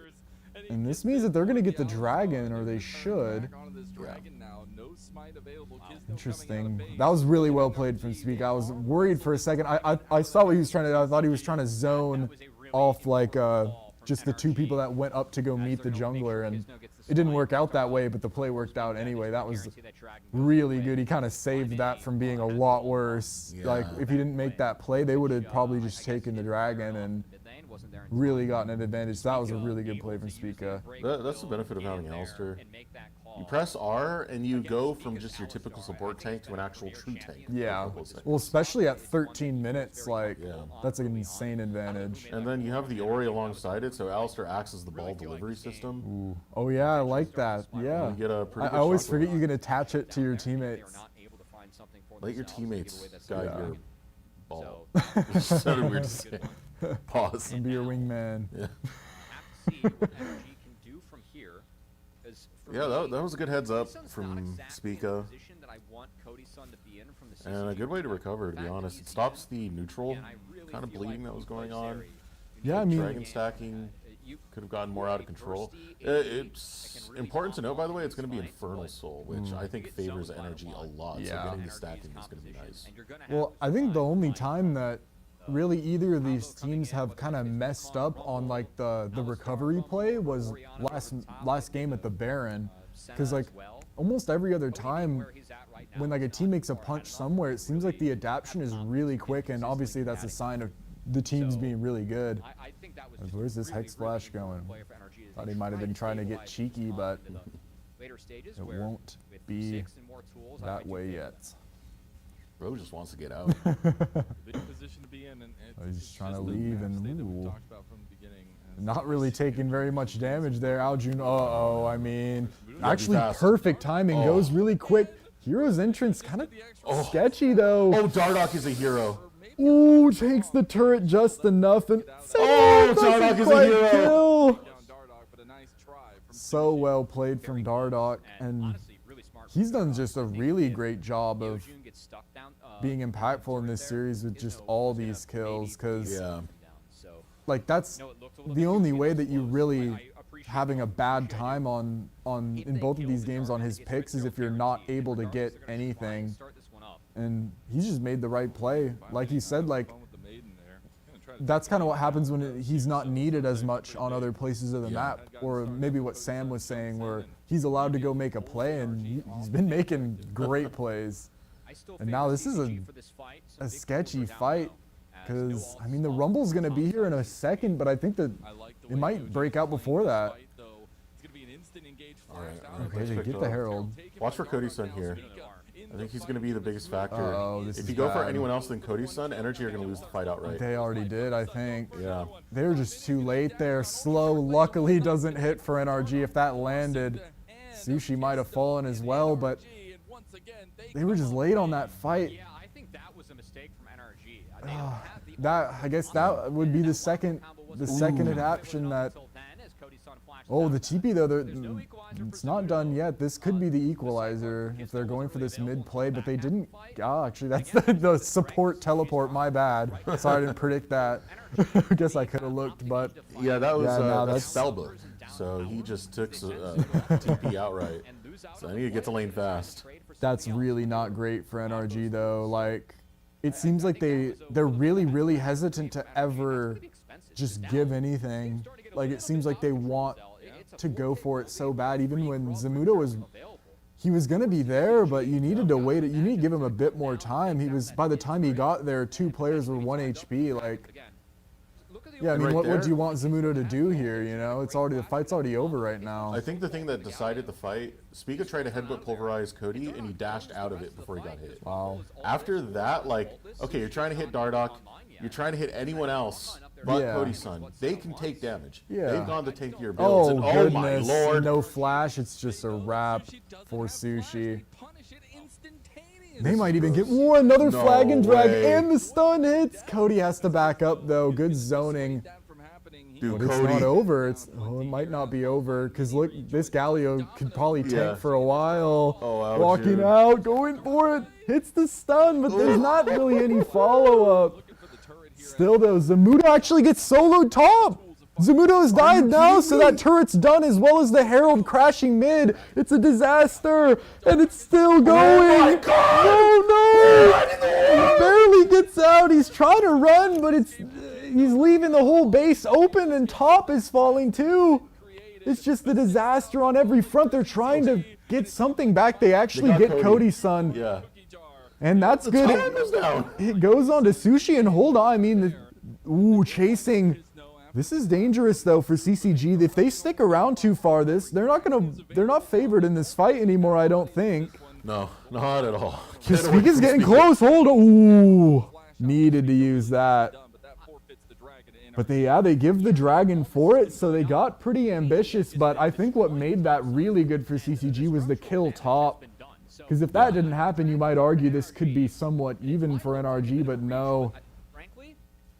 Okay, like, wow, they didn't care about the turret. They just wanted to fight, use their advantage. I'll tell you right now, who's most likely going to be rookie of the split. I've seen some of the votes. It's Fiji. A lot of people love Fiji. They think he's spectacular. Even this being his freshman split. Zamudo is in contention for most valuable prospect. He likely gets that title. So the fact that Fiji, rookie of the split, just took down the most valuable prospect in a 1v1 solo kill, that is massive for this match. Boy, he just got caught by the cage. Yeah. He just disrespected the Yorick, and it'll make you pay for that. Rumble can't get out of that cage very easily. I do like that matchup. I give all the credit in the world to Fiji. Yeah, and he played it really well, but like, I was very surprised Zamudo died there still, like, because I was watching replay, it just kind of looked like he just kind of watched his health bar drain away, like of the Dark Procession cage. Yeah. Oh man, this is a crazy game already. I love this from CCG. Again, they're the 4th seed. You know, they got in. They're going against the #1, the team that's lost only once. That was to Citadel. Wow. That was back when they had Serenai. Right now, this is a full power NRG with 5 mini instead of Serenai.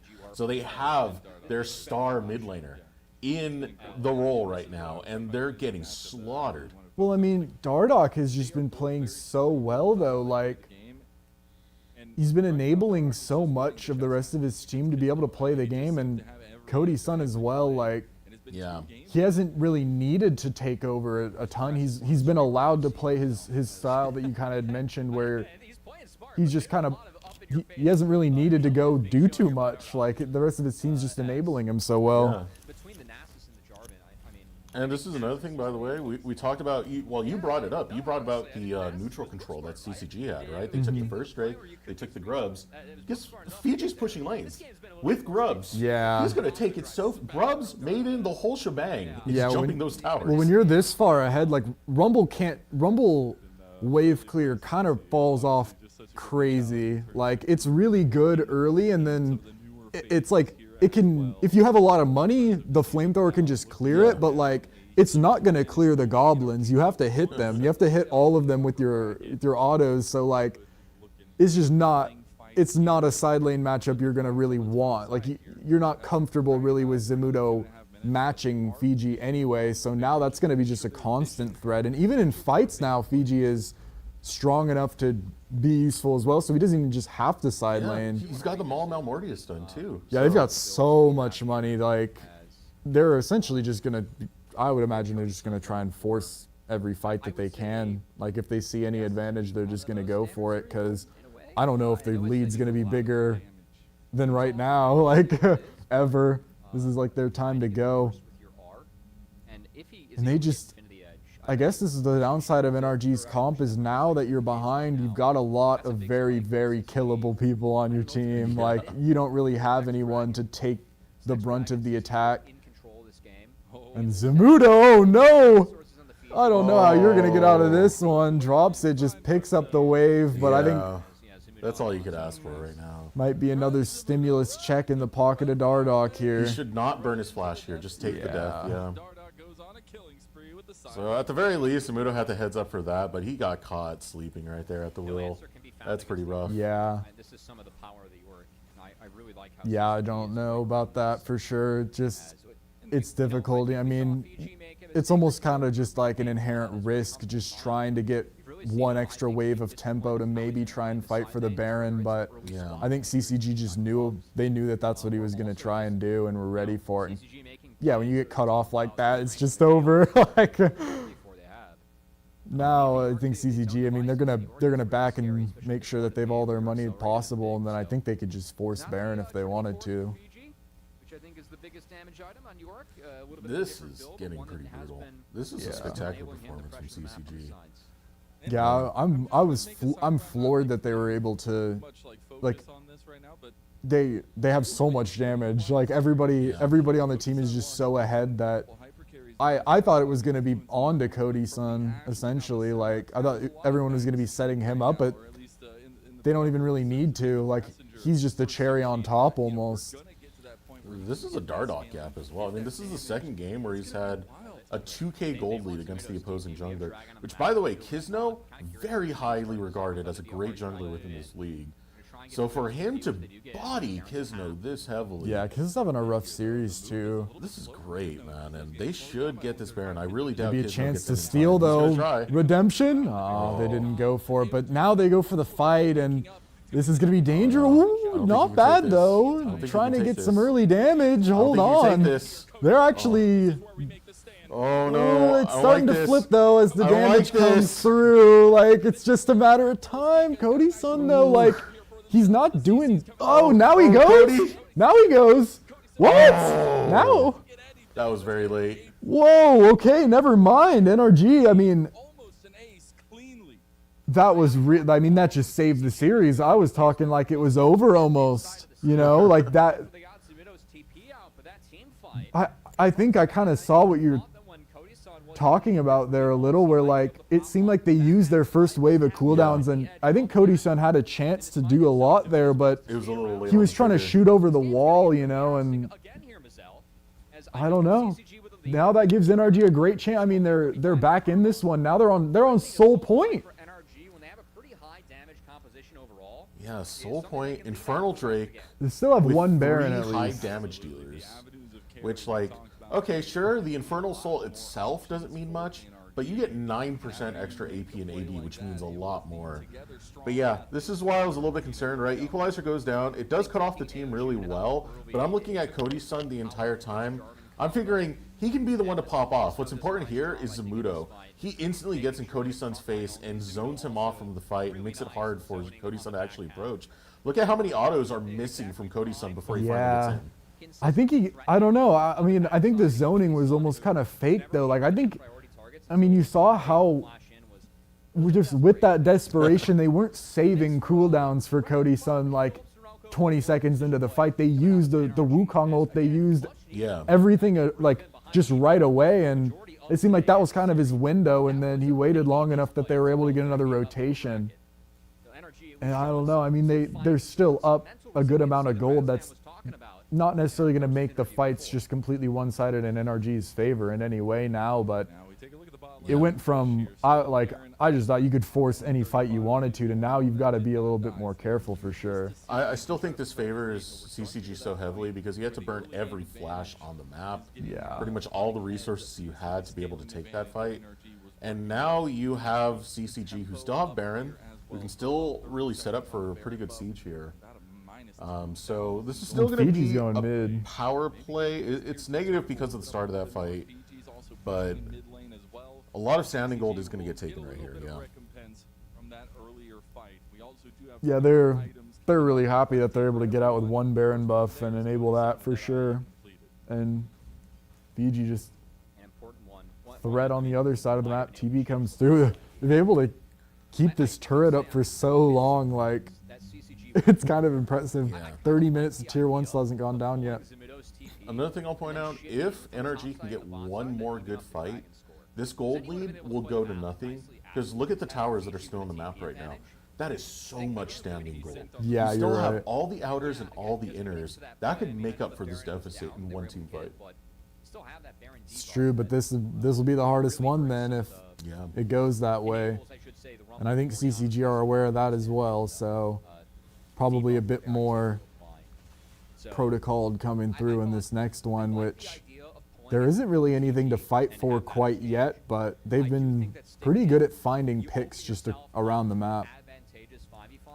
Cody's son has Infinity Edge and his last Oh, Whisper. So this area is pretty deadly, but we also have to keep in mind that Senna's still scaling. It is kind of like the more bruisery Senna build, but it still scales really well. Yeah, you get so many stats from Yeah. the souls. And with how beefy the front line is, right? Like, you want to cut through a lot of that armor, so the Black Cleaver does do a lot of work. This is like unfortunate though for NRG is like they're getting kind of bled out at least until the next fight happens.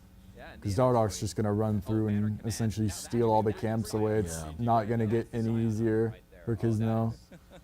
And Wukong's really hard to play when you're behind because the whole kit revolves around you literally jumping on top of people. So, monkey spin. But if he's able to get a big knockup, doesn't matter if he dies instantly.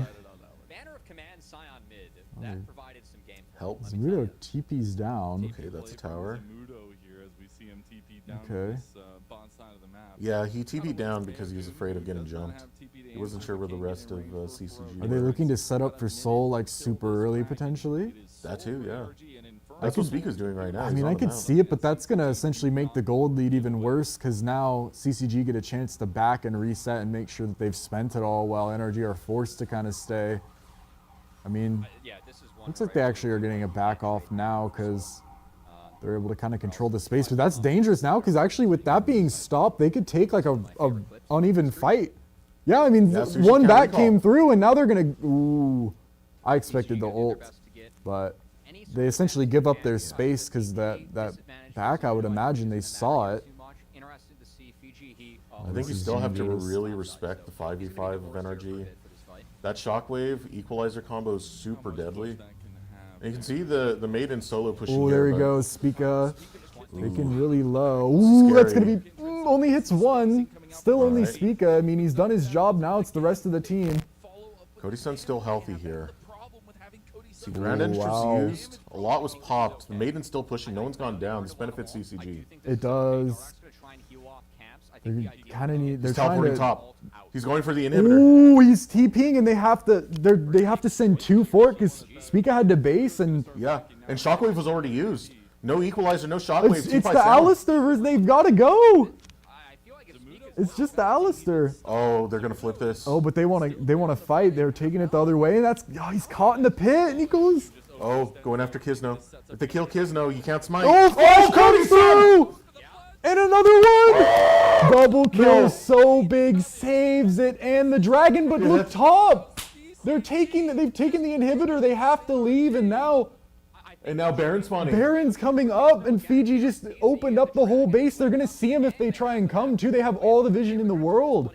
Dude, and Kisno's dead, there's no smite. Oh no. Oh my What word! happened?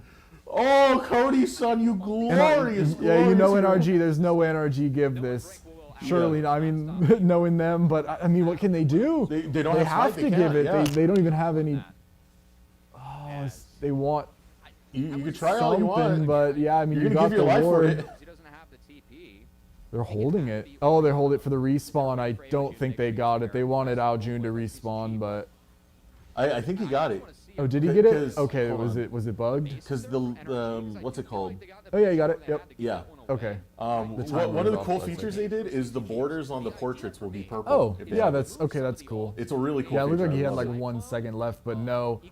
That fight looked really sketchy there from CCG, but it really was the TP, and they played it so well because if you TP then immediately take the fight, you still just lose. So instead they make Fiji, or they buy Fiji enough time to draw more than one player away. It was really, really well played. He's level 19 now. Yeah, Spica was stuck top, and they had to send Phi Mini back because Spica can't be the only one to take on Fiji. Yeah. Already, ultimates were burnt. CCG knew that. Like, that is just brilliant play. Great tracking. Well, and even Spica played that fight so well again. Like, he drew so much damage and so many cooldowns and still got out. Like, that's exactly what you want your sport to do in a team fight. And still, like, they weren't able to get too much off of it. And now this is just, I mean, the siege is gonna come through. Oh man, I'm loving this game so much.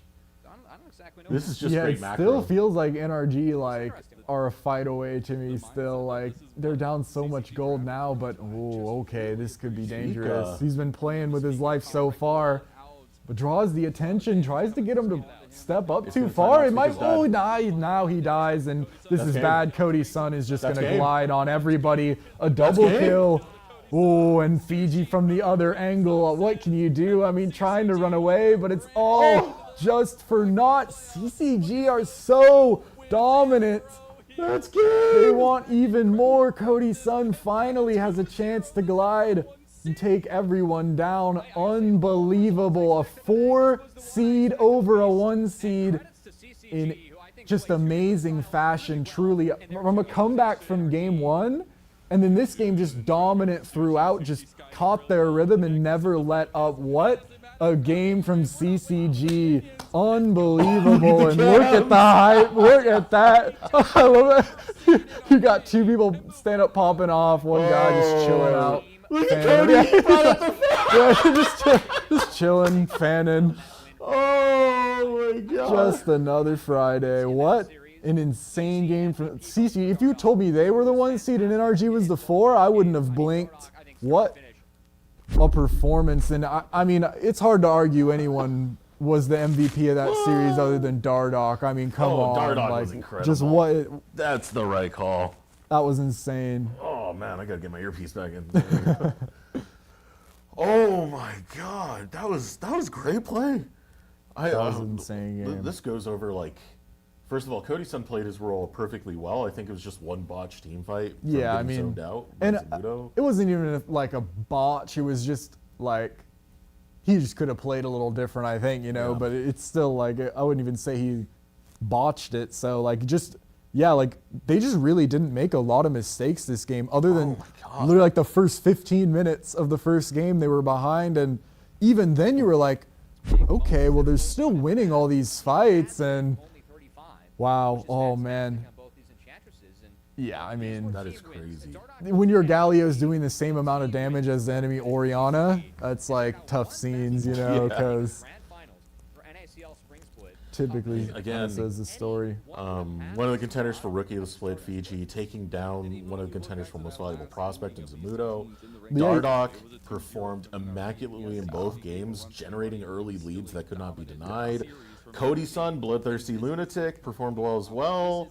Aojun played his role beautifully. He just needed to be that front line that constantly Aojun didn't really make any mistakes. Yeah. Like, then only 35 was just there for the ride. I mean, Karma, you're shielding everyone up. Yeah, like Equalizer doesn't do much when you get Hero's Entrance Shield and a Mantra Shield to block all that damage. So second rotation Mantra comes out in the team fight, suddenly you can't do anything. Yeah, look And at once that those chart. ults are burnt, like, oh, Fiji with the teleport as well. This game was so exciting. Oh, man. That was a really good play because that was the fight that mattered. So, and like going for that in that fight, in that moment too, because that was after, I mean, you see it on the chart, like that much of a gold drop is crazy. Like it only doesn't really look like so much because they were up so much, but like that's an insane pivot of gold. Like that fight was really tough for CCG. And so that next one, it was like, if they lost NRG gets Soul, it could be a different game. And like, just the guts to go for that TP call in that moment is crazy. And yeah, look at that. I mean, having that KDA when you played like Jarvan, Nasus, like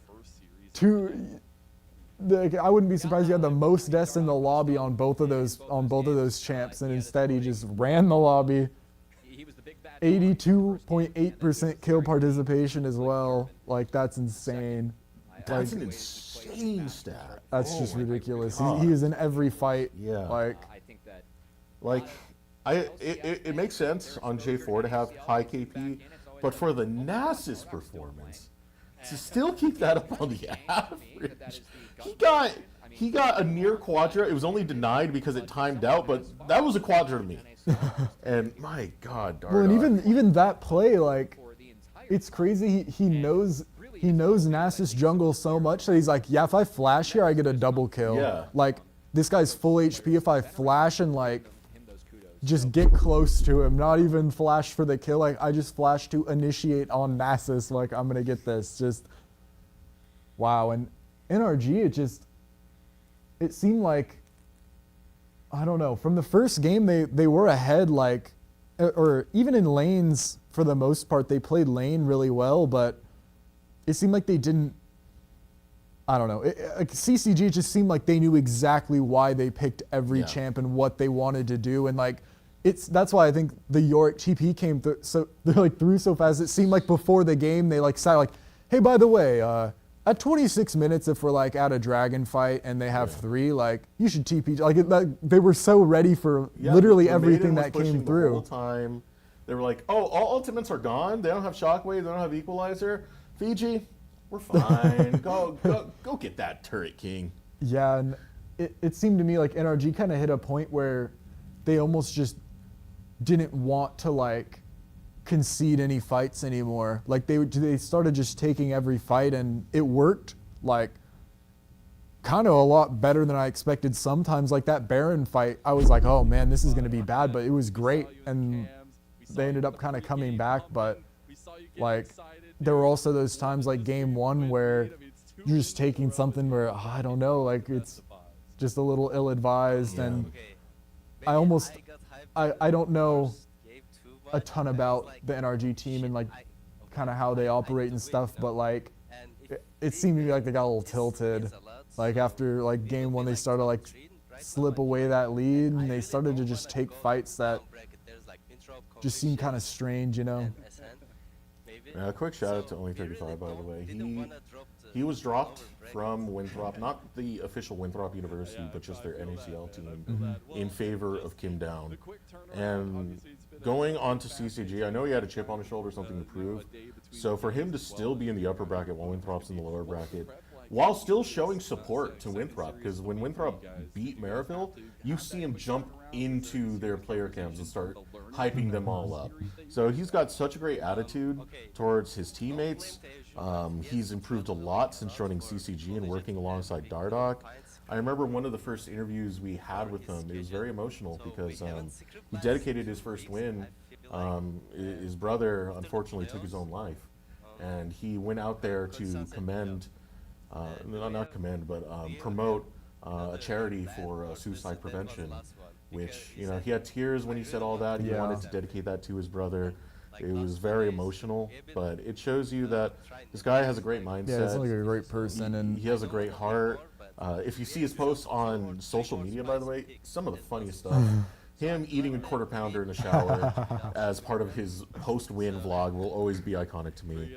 And then him pulling out the Citadel tweet and printing it out and holding it up to the player cam after beating Citadel. And I like that. I like the specific part you said about him being so happy or like and wanting to share in like Winthrop's success and everything, because like it seems like it's easy to get bitter. Well, yeah, I was gonna say like it shows a really, really mature and like confident mindset, you know, where it's like, yeah, I'm not on this team, like they didn't want me, but I don't care. I know I'm good. I'm gonna go join this team and win. I'm gonna go beat the #1 seed in the upper bracket, and it's like I have no ill will towards this team. Like I'm gonna just keep doing my own thing. Like I really like that, and I think, I mean, he was on enchanter duty this game for sure, but it was well played across the board. Yeah. Like, I mean, like, yeah, CCG didn't really make a lot of just mistakes. Like, I guess the only ones you could think of, like, just, I guess, Fiji dying, but, like, it didn't even really end up mattering all that much. So, like, it was just limit testing at the end of the day, I suppose. All right, next game coming up is going to be Supernova versus Conviction. 2 questions. First, are you hungry? Maybe a little bit, maybe just a tad, but I'll pick you up some food, brother. Yeah. okay. Second, do you still want to stick around for that series? Yeah. Who else is coming in? I believe only Sam if he's got time, but otherwise this will be just us. Is that what time's that one at? Huh? Oh, that'll be coming up in like 10-15 minutes. Oh yeah, no, I'll stick around for sure. Yeah. All right. So let's take a quick break. I'll get you some food, and then we'll get energized for our next series. Sweet. So we'll be right back. Oh yeah.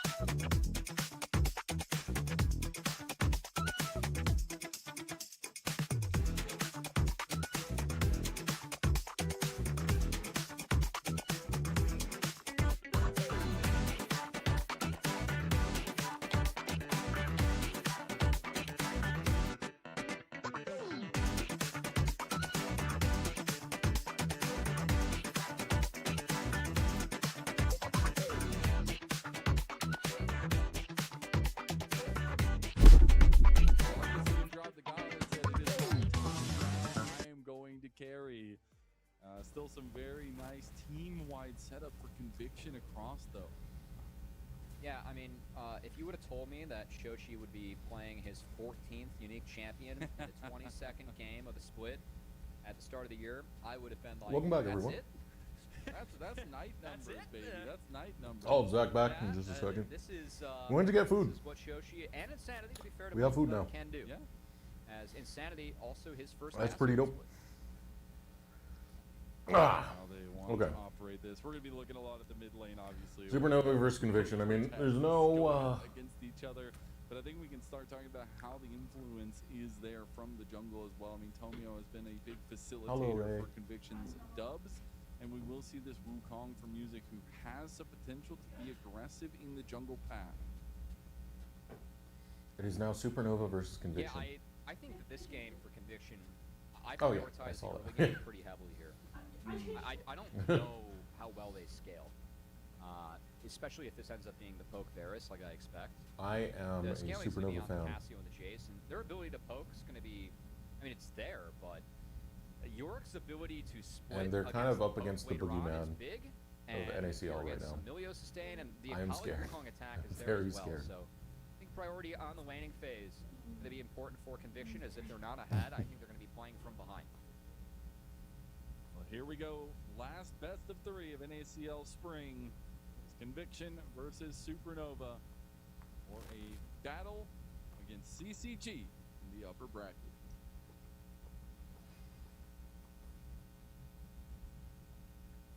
Yeah, going to be that poke Varus with new Halo Blades coming in, being used. Definitely something that Varus can use and abuse quite well. As he doesn't get the auto attack resets, but just how it interacts with his kit. And the W, applying more blind stacks, always nice, and that does enable you to get your cooldowns back as Varus. So I'm expecting to see still the poke coming out from Tactical, but it should be a winning bot lane early on here for the Varus Nami. But again, the bounce when you get the early waves in against Lucian Milio is very scary, as I think at level 3 this lane is quite powerful. Since we have a little bit of time, I'm going to talk about mid lane a little bit because you know, I was noticing it's a snake. It's a cool snake from Insanity. He also picked like one of the brightest skin colors I've ever seen. It's very, very vibrant and pink. When snakes are typically vibrant, that means they are extremely venomous and very dangerous. But there is a snake out there called the milk snake that looks almost exactly like one of the most deadly snakes on the planet, but it is not venomous. So which one of those are we going to get from Insanity today? Because he's got the big vibrant skin on. You know, I think resorting to science for this one as well, Mazel. We're just going to have to wait and see. It might be. Now, I don't want to get bit. Hypothesis is set. I don't want to get bit personally. I don't want to test it that way. But we'll see if Shochi gets bit at some point. We can test it out. Yeah. Thanks for going with me, buddy. I appreciate you. No, always. Anyways, set up on the bot side because both jugglers are going to be finishing their path down here. We could see the skirmish over the scuttle right now. Push priority is in favor of Conviction. Yeah, again, the bounce is where things can get scary, though. Lucian Milio do need a couple levels to make sure that they're ready to get going. As Shochi going to be down a little bit early, too, but not out by any means. He's going to have D-Shield in second win. As long as he's not pushed fully out, should be okay. And Supernova, I feel like early on, these lanes will not be winning, but I really like the ability for them to stretch the map with Yorick. I think Casio answering the Yorick is going to be the solution. However, I'm not sure how much the poke can stick against what Conviction can throw out against Supernova. And their ability to play on Jace with Akali and Yorick, I think Sniper... I've seen some games where Sniper is playing a little bit too far forward and doing a little bit too much. I think that the goal for Supernova in this game is going to be to pressure Sniper, because while the Casio might be looking to match the Yorick, it can also use the Akali plus the Wukong to really attack that Jason side lane and try and snowball the game from there. So it's going to be a little bit of side laning versus a little bit of poke here as a couple different styles clash. We'll see who's going to be better with executing their own. Yeah, and speaking of some of that, I really like the way the Tactical's playing this 2v2 here with the Halo Blades, because it gives you that trade prio against Lucian, who's typically that very big burst damage trader here in the lane. So he's actually been able to get a good couple of get backs on a levitate in these trades, which is nice to see, as we're going to continue seeing it go down and a little bit in favor of Tactical for now. We did see on the map, though, the trade of the Scuttles and the junglers returning to their second clears on the map after their backs. Music is happy keeping this game quiet, as he needs to... Ooh, good shield from Zyko. Yeah, make sure the base gets off. That's an early base. I mean, this wave is going to get in. It is a small wave. It's a little curious to me that Levitate decided the base like that. I think it means that they're going to try and prioritize... I think they still have to sack this Drake. Like, for me, I would make a base like that at times if you're trying to make sure that, you know, you're able to maybe take the first Dragon of the game. I just don't think that's going to be the case with map setup that we have right now for Supernova, and Dragon's not even up yet. So I feel like Levitate lost a little bit too much off that base compared to what was necessary. Bounty was thinking about going for the greedy back there, decides better of it and walks back as Tactical has made it back to lane. We'll have the Serrated Dirk in hand with the tier there, so still a pretty good item differential between the two of them, both getting damage in the earlier part of the game. We do have Dragon spawned now, though, and we have seen some heavy prevalence from our teams today, at least, on the earlier Dragon setups. It is an early Cloud Dragon as well. This should be Vi's, as this is really the Vi special, you know? Get in there and munch the dragon with I thought that was blows. punching stuff. Oh, yeah. Well, when you Isn't got that what 10 Arcane told us? blows, you know, it helps you munch the big objectives, which I think that with the... That's why I was a little bit interested, so I was probably spending too much time on talking about the Lucian Milio base. I feel like that wasn't on a big wave, and Zyko did his best to hold the entire wave, but kind of trading down in terms of the base that you get, and it feeds more credence into that early Vi play, whereas at the moment, Crab going to be looked at, and because of the priority that Hoarder has and bringing the Maiden down, it's a 3.5 v2, and that's not one that Tomio wants to sign up for, so Music going to get 6. That's just results-based analysis. You're outnumbered, and they're actually going to go for an invade now because the wave state's still in a bit of a weird spot. And will be the Gromp, at least secured by Tomio. Will be dashing away with the Vault Breaker. And still about a minute and a half for those grubs, so Music's just going to go finish clearing his red side. We'll be just okay with that. We do have level 6s everywhere. We also just missed a kill as Insanity took down Shochi. Well, it's not a milk snake, that's for sure. It's not. It's a coral snake. We found that out. Oh, boy. Again, the Akali versus the Cassio, there are a couple windows where Cassio can kind of guarantee that the ult hits. I bet you Insanity found one, not to mention the ground as well, which is, of course, I think, the interaction that most people think of when it comes to Cassio versus mobile champions. But it's going to be enough to open up that first dragon in favor of Tomio's Vi, as I think Hoarder used his priority to get some good info as they tried to track Tomio, but again, this is what Vi really specializes in. If you're playing Vi and you're not getting early dragons, I just think you're doing it wrong. And even a 731, it's a little late by Vi standards, but on this right on time for Conviction. Let's take a second look, as that's a Q. Ground hits. Oh, another Q hits. Ooh. That's we kind of got styled on. No anti-venom there. Yeah. It's just hard poison. Sanity doing wonderfully now with that play going his way. A nice little solo bolo, and starting off to what can be a very scary Cassio against this composition. Going for the double scaling. Which sometimes the double scaling, it takes a little bit too long for me on Cassio. I like it this game. I think that you're going to be under a lot of threat against Wukong Akali, and you're a squishier team, so Insanity's going to have to be a little bit of a pseudo frontline,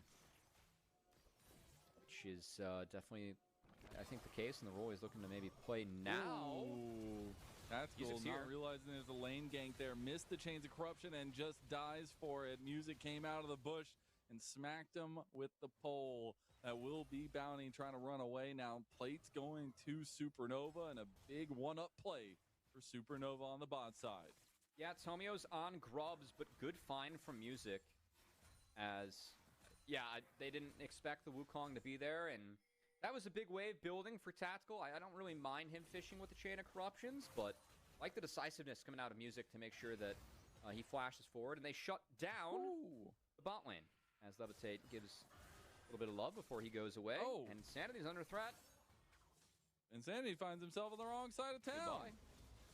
Did sidestep for a moment, got the smite in there to get Music some assists with the help there, and that'll be the kill going back over. Now we're going to fight over the Psycho's Scuttle Crab here. This is going to be the smite going over, though, Nice block. as Tomio is able to secure that one. He's going to try to run to safety, Ultra Mega Fire Kick, but he's going to flash away after the proc goes through. Hoarder trying to run him down now, but the Maiden not going to have enough damage packed in. They do get the Scuttle Crab and a lot of tussling for some prio for Supernova. That was a good block coming out from Hoarder, but not enough. They do force Tomio out. Still, I like the play on mid. I think turning things against the Cassio important. This is a bit of a trough for Cassio. I mean, it's Roa plus tier. We got double stacking going on, so I really feel like the game plan for Supernova, they need to use the Wukong plus the side lanes they have to attack. Whether it's Jace or Cassio, I think it's a lot easier to execute on the Jace, but we've seen Music make two really solid plays early on, and you know, I think this is when Music's at his best. It's pretty easy, you know, thinking of his IGN, to talk about tempo. Music is someone I think a lot of the times under the radar. He's one of the better tempo setters that we have in the NACL in terms of just playing on time and making plays that are intelligent. We've seen him make two intelligent plays so far. We'll see if he can make a third as DFT forces Hoarder to eat a tower shot, and that dive is not going to be pulled out off by Supernova as they back off. Yeah, some of that innate burn definitely being learned the hard way. I feel like across the board here, but at least getting a little bit of push up in that top side. TP is going to come back for Sniper, so Order will probably get to using his first item. Spikes are big, though. You got to think about it. Trinity Force there for Music, so that trend setter, at least that tempo setter, can actually take some of these hefty fights. And that scaling going to start getting stacked up for Insanity on the other side. Sundered Sky also completed for Tomio. So we might see a little bit more fighting between Tomio and Music as we do get the tidal wave on the bot side with the push from Conviction. That tidal wave powering the wave a little bit more than enemy champions, but Getting 4 plates now. yeah, 3 grubs were picked up off the bot lane play from Music and insta Levitate. Chains of Corruption. You get the Breath of Life out from Zyko. That's why he grabbed the combo, but Levitate just trying to trade out against Tactical as Tomio comes for a lane gank. I mean, enough to get Levitate back, and that's just going to be first brick going down. I think that bot play, it was a positive to get Levitate a kill. Or, I went over to Music, but they were able to get a kill on the Tactical, but 3 grubs that were taken by Tomio in that time. We talked a lot about side laning early on in this game, Mazel. And I think not being able to get any of those grubs, that could be a difference in this game. I mean, one of the reasons why Fiji's Yorick was so oppressive in the last game was that they had 3 grubs. And the ability for a champion like Yorick to melt those turrets when you have 3 grubs. Grubs are being buffed up, but I think at the moment, at times, they're being slept on. This is a comp for me that grubs definitely matter for Supernova. The fact that Conviction gets it, a bit of a deny, and it means that any free time Jace gets with the turrets, those turrets are going to melt. Whereas, in terms of laning right now, of course, cashing in on the value you get from those grubs, Tactical and Bounty have done a nice job. With the second Dragon going over to Supernova, but lane's still in favor of Conviction so far. Oh, right down to 1 health, and he still gets the Dragon, so he's fine. No harm, no foul. That'll be a Dragon score tied up with Supernova taking that one 1-1 now against Conviction in those stacks. And it will be a Mountain Soul on the Rift for the first time of the day, so a little bit more tankiness at hand here. It'll be a TP into the top side. River coming through from Shochi, wants to make a play on the top side on the Sniper, realizing he can be pretty evenly done. And it'll be Hoarder that picks up the kill. A nice use of the Hextech gunplay by Shochi. It's a good walk. I appreciate that Sniper didn't use the flash there, because he was going down. As Insanity will get a plate for that, so it's not for free. But good play by Shochi. Again, I think a lot of priority being used to try and attack this Jace throughout the game is going to be big for Supernova. Talked a lot about Wukong getting up in the face of Jace, or Wukong combos with the Soul Laners. Why not both Soul Laners thinking up? make a positive play on the top side. But again, doesn't come for free. Conviction get first brick bot, and a wave got in for Insanity. Tommy also tried to contest the camp, but I'd say overall, the fact that Music is even on Triforce versus Sundered Sky, and at the point of the game he's at now, these are the games where I really value Wukong later on, because your value, your ability as a champion to attack and make some of these plays is very high. And Wukong is someone where, again, I think that there's good reason that we don't see as much Wukong right now, as he's just not fast enough out of the jungle compared to some of the other meta junglers, but it's not like he doesn't have value. And seeing what Music can do with it later on in this game, and we're at double Triforce spikes right now for Supernova, so we'd love to see them push the pace, especially around Music, who, after he dings 11, that's got to be a play that you want to find a Supernova.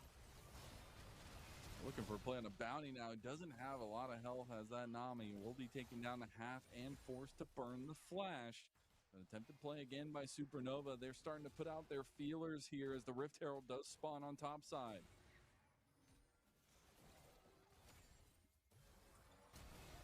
They kind of want to go on. Oh my god, Music just flashes on a bounty, turns him into sushi. But now Music is going to be in some trouble here. Tactical takes the kill right back, and that's an overzealous extension from Supernova. Yeah, I just feel like bounty was already flashless, and selling yourself for support there with Rift up, just not worth it. I mean, he was hungry.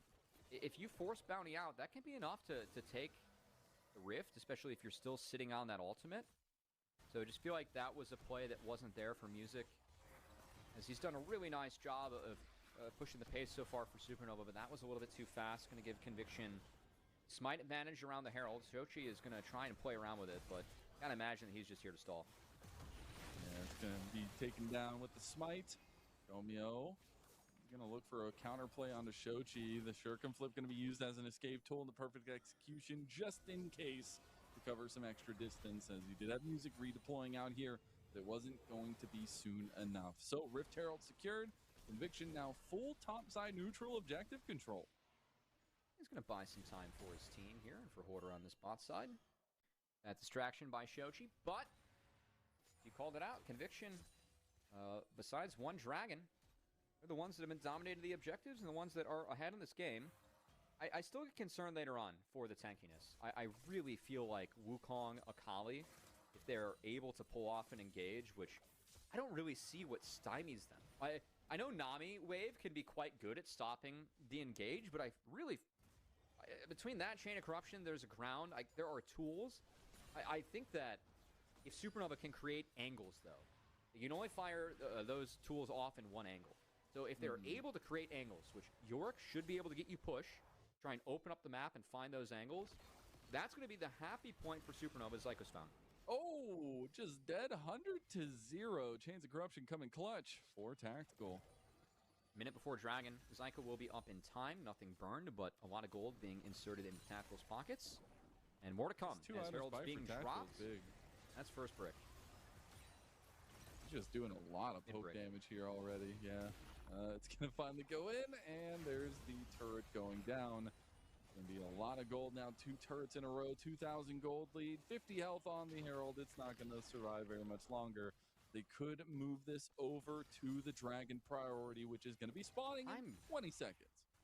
Kind of surprised Supernova is here. I think that if they stop Conviction from basing, maybe they can look. Because Conviction did just pick up a lot of gold, so they have a lead, but they haven't been able to shop with it yet. God, look at that damage from Tactical, though. He's in good shape right now. They have Tomio on top side. I mean, if he's spotted, so they're just Conviction's giving. This is a little peculiar for me. I feel like Mountain Dragons for Supernova are so insanely valuable this game, going up against the poke. As TP coming out. Things continue to get weird as Hoarder TP's top. They're going to spot Tomio up here. Okay, everybody just abandon the Dragon because we're just going to fight fisticuff v fisticuff in the top side. Going to be a TP coming in now as well from Sniper. Shochi able to escape with his life. Please leave Hoarder up here and go Dragon. Leave Hoarder up here, go Dragon instantly, Supernova. Because they have TP on Shochi. Yeah, I think that you leave Hoarder up here. If you pressure the Dragon, you give Hoarder to the long lane away from the objective. Tomio's no ult. Cassio's no ult. And you had ult on Wukong. I guess they just don't feel like they're strong enough to fight right now, which I will agree with in terms of Supernova.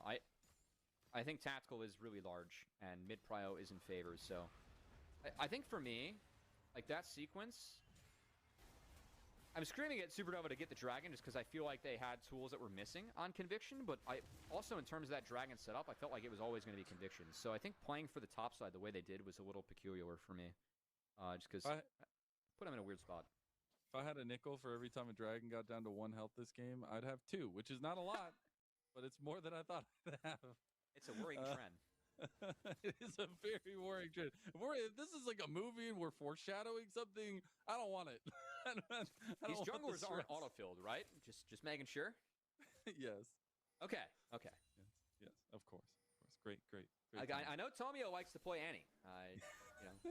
Actually, one of my favorite streams, shout out to Tomio's stream, which is, I mean, one of the best streams of all time. But absolutely, one of my favorite runs of Tomio's stream was when EG main squad, they went to Worlds over in EU. This is like the JoJo Danny team.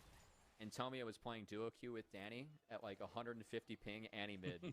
And was playing in like low masters. And it was so funny just watching him beat the dog in these teams, like try and like learn mid and play. He was having a lot of fun with it. I know Coach Kelsey at the time was like really happy that he was participating.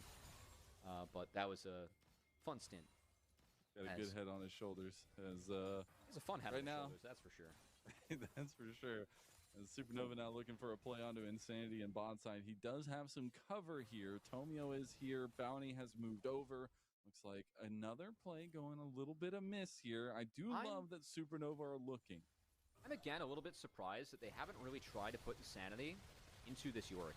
Woo, tactical. Gonna get the heal out there from Bounty. Didn't pop the barrier, so he was still feeling okay for the moment. He will be forced to back off, though. I see Yorick's items and build, and I think that Cassio and Yorick right now, the fact that Insanity's even in levels with the top laner, that's where Cassio really excels. As long as you don't get W'd, which is kind of tough to do as Yorick, because as Cassio you have swiftness and your Qs give you move speed. It's a hard scenario. Yeah. Still can't get over it. I talked about it yesterday. I'm going to talk about it today. The Toy Story fan, it offends me, you know? That's what I'm saying. That's what I literally said yesterday. I was like, is it in his boot? Is it on his boot? Which one is it now? You've got Woody all turned around backwards. I don't like it. It's 3 items now, though. Speaking about something that's actually relevant is Serpent's Fang completed for tactical. You know, it'd be a nice little Easter egg that League could do for Cassio. You know, everything's called boots. What if you're Cassio and you buy it and it's just boot? Boot of swiftness. A singular boot. Just a singular boot. Yeah. Remove the S. It's already in there for the snake. I like it. Put the boot on the tail or upside down your head. You know, it's a party hat. We're having a like very Serpentine-themed cast now as well, especially with the Serpent's Fang. Clever. Yeah, hey, I had to throw it in there. Although Conviction, they have just been roaming around together up towards this top side of the map, hoping somebody's overextending, trying to find a little bit of a play action, but aren't finding what they're looking for. Again, a team comp that is centered around the poke and the setup through Tomio. It's their last outer. They're just going to escort Sniper in here to make sure that he gets this one, and he's going to get this one on this wave. So, see Hoarders being, I think, intelligently cautious around this area. Oh, wow, we're going to rip Baron. I mean, it's Cassio Vi. The 2-item spike, it's huge. It's Cassio Vi. Is this snuffed out by Supernova? They are not on top of it yet. I feel like Bounty with that control ward is a wee bit of a giveaway. Okay, Zyko trying to sneak around. It should be a giveaway with Bounty's vision. It really should. They're just going to get this. Music's moving over. They might understand that something's happening. Tidal wave coming through. He's going to get stuck in place. TP's coming in. The Baron snuffed underneath the eyes of Supernova and Conviction, looking to get out with 5. That was a very sneaky Baron, as was able to scare them away. And yeah, I mean, again, the Cassio, some of the power of what this champion can do. You melt down Baron. And this is before Cassio even has stuff like Leandries or some of the other items that can, again, really empower you to melt down this Baron. So that is a big pickup for Conviction, because for me, this makes Soul Soul Point pretty likely to be secured by Conviction. They have 3 grubs with this Baron. This 2k gold lead should turn into Soul Point, and likely 4k, as I think getting the rest of the inner turrets down likely to be the goal here. Sheesh. Levitate takes half his health from one accelerated shock blast from Sniper. The lethality duo now coming in with the poke hits, sniper and tactical. That's what they drafted for. Now talking about how they use the map with this Baron buff, how much gold they can get off of this standing turrets as they are just cutting them down with the grubs here. And all those past decisions, the past bounties that they've been able to find, it's paying off now. Yeah, and I mean, the only solution right now for Supernova is they're trying to escort York at the top side and try and find a play. I don't mind this for Supernova. Their comp does not have good wave clear. That's the other thing that really hurts about this Baron. They really don't have a way to slow it down besides combating in the side lane, and I think the way Conviction is playing around this is very good. So, really tough bind for Supernova. As you called it out, Mizzou. Again, I think dropping those 3 grubs for that bot play in hindsight may be necessary, but I don't know if that was worth it. As we're going here. Bounty's down. Just dead to the combo. Music and Levitate find the mark. Hoarder had TP, but he was off the play just a tiny bit. Acceleration gate will be used to get Conviction's rest of the members out of there. That's it. Again, I think Supernova, the way they have to attack this Baron is to fight. They are not good at clearing the waves. So I don't think it's a bad solution for them. I just think that they're put in a spot where they have to trade down a lot. And Conviction, kudos to them. It's been this poke Ferris from Tactical has been doing a really nice job of just controlling the rift. We're at the point now where it starts to fall off a little bit. And we have seen Levitate have some big moments stepping up, but I think the way that Conviction has played with a lot of their priority in winning lanes, this is part of what we expect out of this team. And frankly, when core of this team was Luminosity Gaming, this was their greatest strength. I mean, it was playing winning lanes and just putting you in a bind that a lot of teams could not get out of. It kind of feels like what we're seeing in this game 1, as Sniper and Tactical have had very nice games, I think, in their own right. Sniper only going down once against this comp. I think being 0-1-0 at this point as Jace is a pretty healthy spot for Sniper to be in. Oh, he did, dude. Insanity. My goat. I know you've been watching Night. I know you've been watching LPL. My goat. Got the Shirelias, the move speed, the zoomies. As we got a little bit of a zoomy snake on our hands here. Insanity cooking it up once again, but it is the entire team's effort so far. They're going to collapse on the music, cease and desist, and that's the chains, that's everything. Even the tidal wave after he was dead to wash his body clean as Conviction found another big pick. Really nice ward in the pit. The control were then spotted. Is Shochi going to go on Tactical? Tactical might just die here, though. Got to be careful. Shochi does have serious damage. It is not going to get Tactical. Tactical flashing away. He's alive for now. Cullen going to get blocked up as well. Levitate can't even get him. And maybe the piercing arrow is going to be the kill. It's not. Insanity does end up fighting his way to the west, but it is going to be the engage from Tomio with the nice flash play coming through. Zyko supportal combat is not enough. Sniper smashing down the hammer, and Conviction using momentum as a weapon against Supernova. That's not game yet, but that sure as hell feels like it, as Conviction just took everything. Shochi, Tactical it out with 1 HP. I think Shochi made a pretty big entrance into the fight, but again, opting into a fight, down numbers. I think Conviction put Supernova in a pretty tough bind this game, and I think the big decision for me looking back for Supernova, it really is that play bot where Music gave away the 3 grubs to pull off that gank. If there's any world where you can at least get 1 grub or stop the 3 from going over, I still think giving away 3 grubs is really impressive. And we spent so much time this game, Azelle, talking about the side laning ability of Supernova. You're down 3 grubs to 0. The power of the Yorick and the Akali and your ability to stretch the map just doesn't feel like it's there.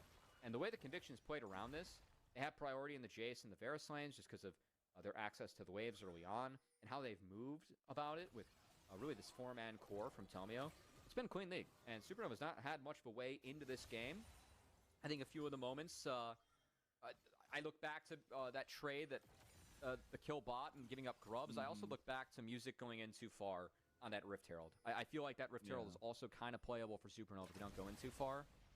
But Conviction has not given Supernova the fights that they wanted, or the side lane, the time the side lane that they wanted, really. I also just look back to the synergy that this team has kind of pre-built in with some of the history between the players, but some of the things that they've been working on throughout the regular season, things that we started to see butt its head at the end of the regular season. And Going? Here we go. We're back. Hooray! Sorry, we had a little extended lunch break. Also to my dismay, because Supernova are kind of getting shafted. No, Shochi! Okay. Wow. Okay, I'm in pain. Yeah, what is up with the upset so far? I mean, Again, I still think been Conviction crazy. are favored here now that they have their new roster. Yeah. So what it was, they had Meech and Breezy in the bot lane When did they change it? Or like, at the when, tail end of the season. I think it was like, okay, you were allowed to like make roster changes that late? yeah. Yeah, I think it's not until the season ends. So roster lock is always like a Sunday before games. Okay. And then after that, there is a roster lock, I think, 1 week before playoffs, where this has to be your playoffs roster. Oh, this is rough. This is really rough. They're getting held in spawn. Yeah, in this roster that they set up, I think Meech was underperforming. I think Breezy was doing fine, so I'm always going to say, like, them kicking off Breezy was... That kind of made me angry. But, politics within the team, Yeah. I don't know what the true situation was, but it was upsetting because, like, he literally tweeted, like, I wasn't giving you any explanation, they just removed me. And I think that's kind of messed up. Yeah, man, it's a crazy industry for I mean, you mentioned what happened to Only 35 and kind of his story as well. Like, I mean, it's tough, especially because, I mean, it sounds like from what you were saying, like, it was a little more unexpected this time as well. And, like, yeah, it's unfair because, I mean, he's doing everything he can, but yeah, and, sometimes how to it their works. credit, Only 35 still plays for their CLL main team. So it's not like he's off the main team entirely. Yeah. This Saturday, he'll be playing finals against Maryville University over Kingdown. So, like, I think even with that case, you're still working with your talent. You're just trying to figure out what's going to work in the best context. Whereas, like, the Conviction one was just like, bye. And that's where I find it jacked up. Yeah, it's tough too. Well, especially because, like, I would imagine you feel like the whole season you're kind of building up, like, okay, well, I'm getting better, and now it's like right at the end you just pick someone else up. But it's interesting it's working out for them well so far, like, just because a lot of the time you'd think you'd maybe need to play a bit together first to kind of just feel a little bit more confident on what's going on, but In the like, it grand looks like they scheme, just kind of picked it right up. I would see Tactical over Meech to be an upgrade. Because again, I think Tactical was performing poorly, and like that kind of roster change does make sense to me. I think Bounty over Breezy is a side grade. I think Breezy was performing really well. But you never know what the politics are like inside, right? It could be a case where they're blaming Breezy and just trying to like blaming the entire bot lane. Bye, Ray. Once again, that is Ray. They are a producer, and they are amazing. The GOAT. But yeah, it could be a situation where they're just blaming the entire bot lane as a whole, and that's why both of them got removed. I don't know. I can't really speak on the whole thing, but it was a bummer to hear that he was gone. Yeah, I think a lot of the time if you see something like that where it almost seems like a side grade, kind of like you said, that's probably what's going on, is like either like, like pool, like champ pool stuff, or like even just how the team wants to work, because a lot of the time that can just be very difficult, like just because it's already hard enough to just go play the games and win. You don't need all the extra added things. So yeah, but I mean, looks like whatever they did has worked so far, at least in the first game, because that was a really kind of looks like it just got out of hand there. They couldn't really come back from it. Yeah, I mean, Supernova took an early lead. Like, don't mind me, I just drank a Coke Zero. I'm gassy. Covering my mouth real quick. You can see right here, like, Supernova had an early lead. But this is, again, like, the volatility of Supernova. Raw talent, they have a lot of it. Consistency is the only thing they're lacking right now. Like, that talent really needs to be dialed in. Like, Music getting caught here, what are we doing? Yeah. We know he's better than that. He's performed really well in the past. He's a great brawling jungler. But you need to have more macro heads up in situations like that. It's true, and I mean also, like, it looks like they seem to have got like every single objective essentially this game. And that can definitely make it pretty easy to snowball that lead. And yeah, you mentioned that, of course, but Supernova, like, they definitely gotta kind of lock in a bit more. Kali, a very interesting pick, like to see from them as well. And the fact it doesn't work is interesting. It looked like that whole composition very interesting. They had Yorick and Akali, like just kind of seems tough to play fights, you know? This was a big gamble draft. I didn't actually see the way the pick bans went, but I can assume they left Varus up because they knew they thought they had the answer to it. I'm assuming it's the Akali. Varus, very immobile. Kali, very mobile. Loves to get onto backline ADCs. I just think it didn't work out in the end, and it's a little bit of a bummer. Like that. Yeah.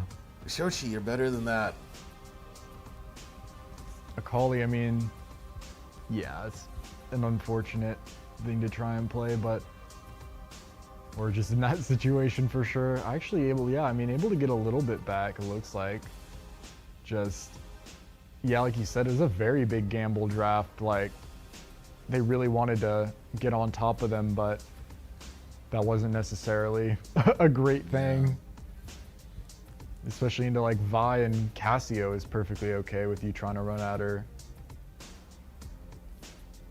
Yeah, I don't know. This was a weird draft. They got the Lucian Milio, so they felt comfortable dealing with the Petrifying Gaze, Chain of Corruptions, because he can Breath of Life. I don't know. I think the Yorick is the thing that throws me off the most.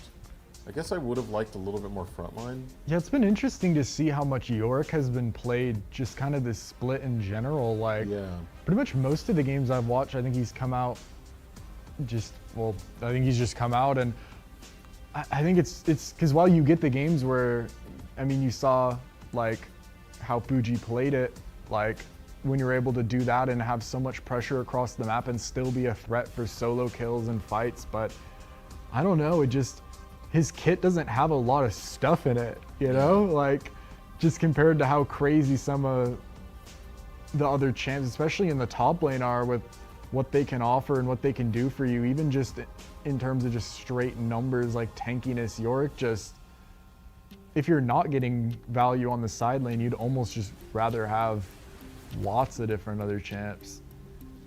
Yeah, because like you're giving up Jace. Jace is really strong. And they got one turret. They got one turret that whole game.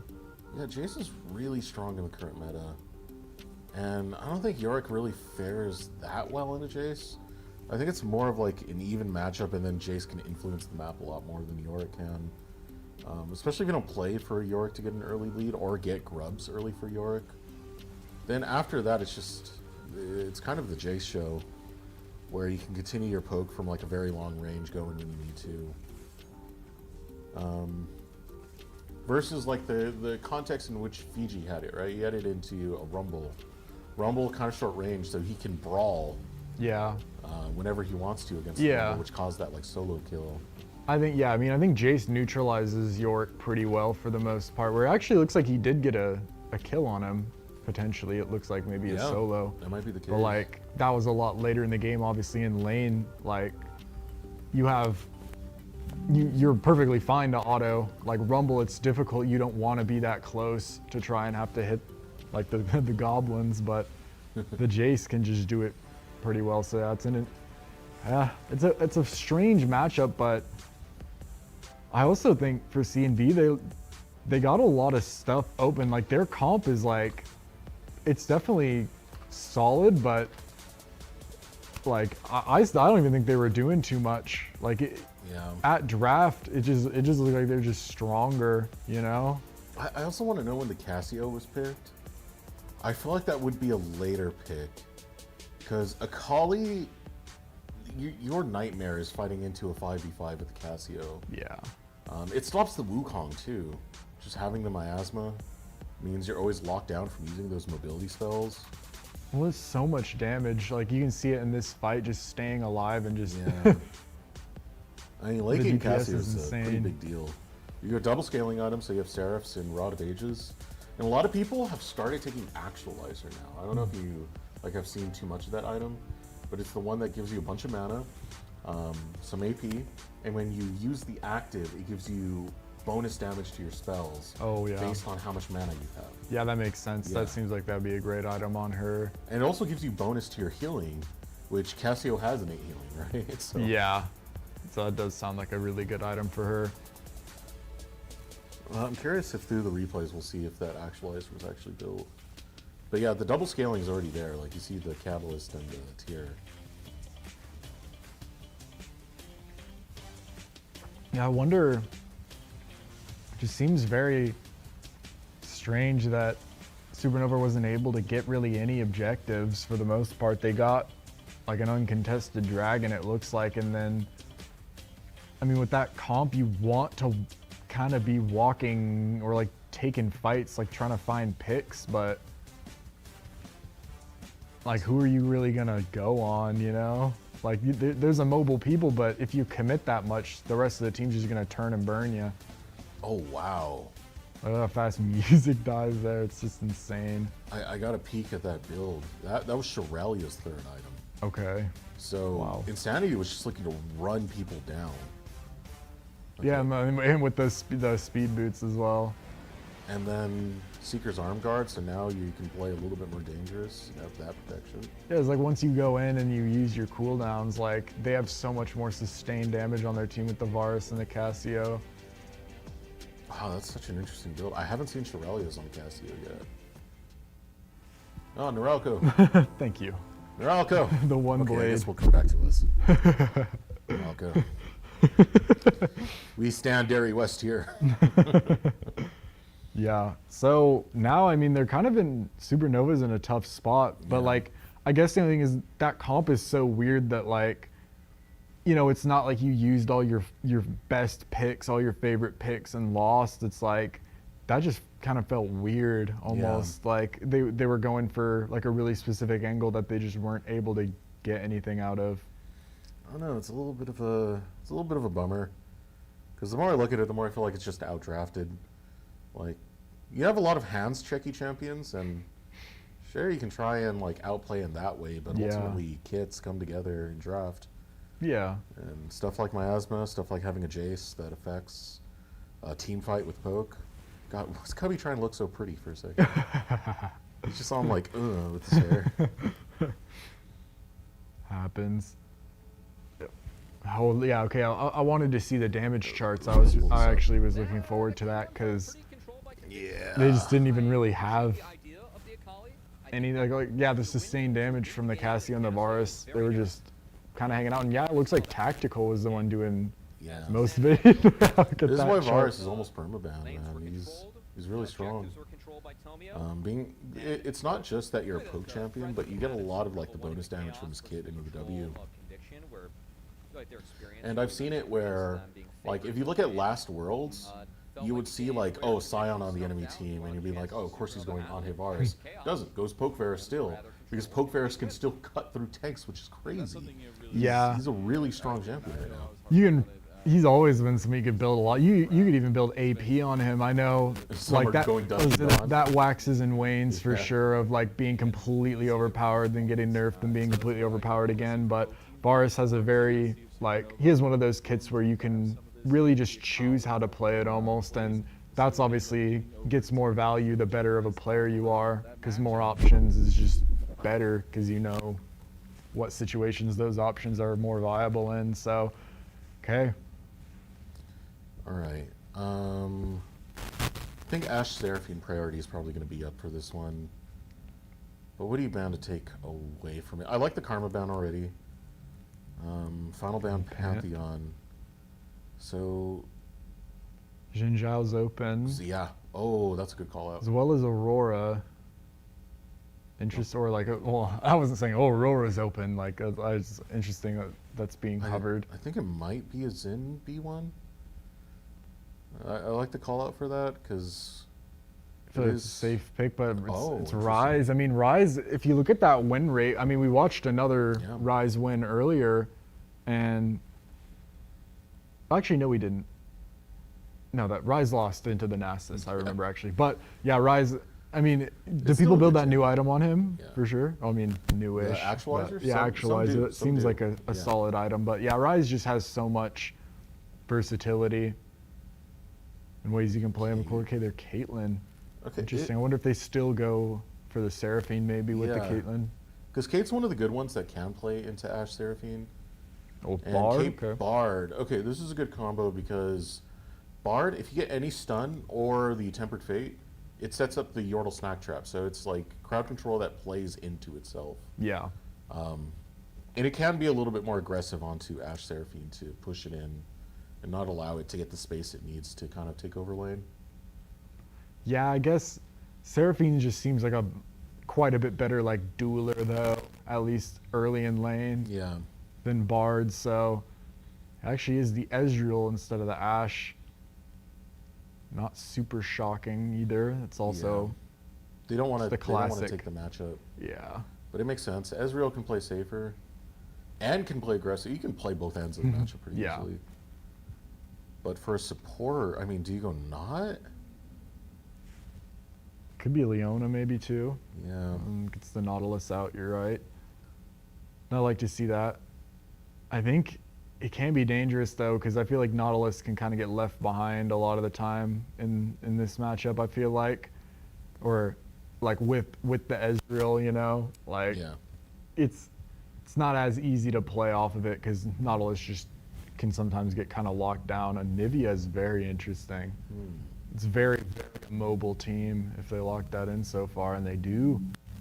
I like Anivia though. I think Anivia is a very good pick. Nivea's decent into Rise when you get into like mid-game team fights, because Rise is kind of short range technically. I think Anivia Q range is the same as Rise E range, so like trades a lot of the time will be pretty even because there's not really a range advantage, and that's a lot of the time why Anivia, or who Anivia would struggle into is if you're just getting outranged. So Well, that's why for Anivia, it works out in like mid-game fights or like early neutral objectives, because if Rise is getting into range to use those spells, he's also getting in range to get walled off from his team.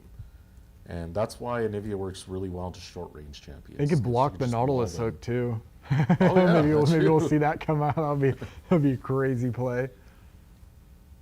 But yeah, okay. I mean, so jungle top is still available for both teams. I think surely we'll see a Jinzhou, unless it gets banned right now. But it's interesting they banned Nasus. Like maybe they just watched last game and didn't want any ideas coming through. Trundle. If you're on Conviction side, I think you ban Xin. Otherwise, Supernova will take it R4. That's what I'm guessing right here. I mean, they've already banned the Skarner, which leads to them like attacking that jungle pool. But yeah, there it is. So yeah, that's 4 junglers banned out. So I wonder what they're. Yeah, I mean, there's not a ton left on the table. I mean, it's 5 if you count Pantheon on the other side. Jax, Uli, okay. Sin. Lee Sin. Okay, I can see music doing this. That would be fun to watch. It's a I'll tell little you bit that. dangerous. That is very dangerous, but Yeah. I like the ceiling of it though, I think. And I think he Okay. combos pretty well with a lot of their picks. I like it.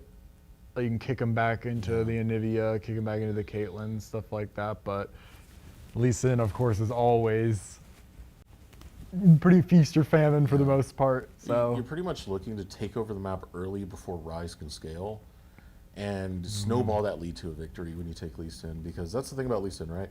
First 25 minutes, one of the most effective early game junglers you can Yeah. have. After that, he falls off a cliff. Well, that and might be why becomes they locked in Kidbot. Renekton, is to duel a little bit back, like lock something in that's super early game focused as well. Oh, wow. And Sejuani, I feel like you used to see a ton of Sejuani. KO would be really cool.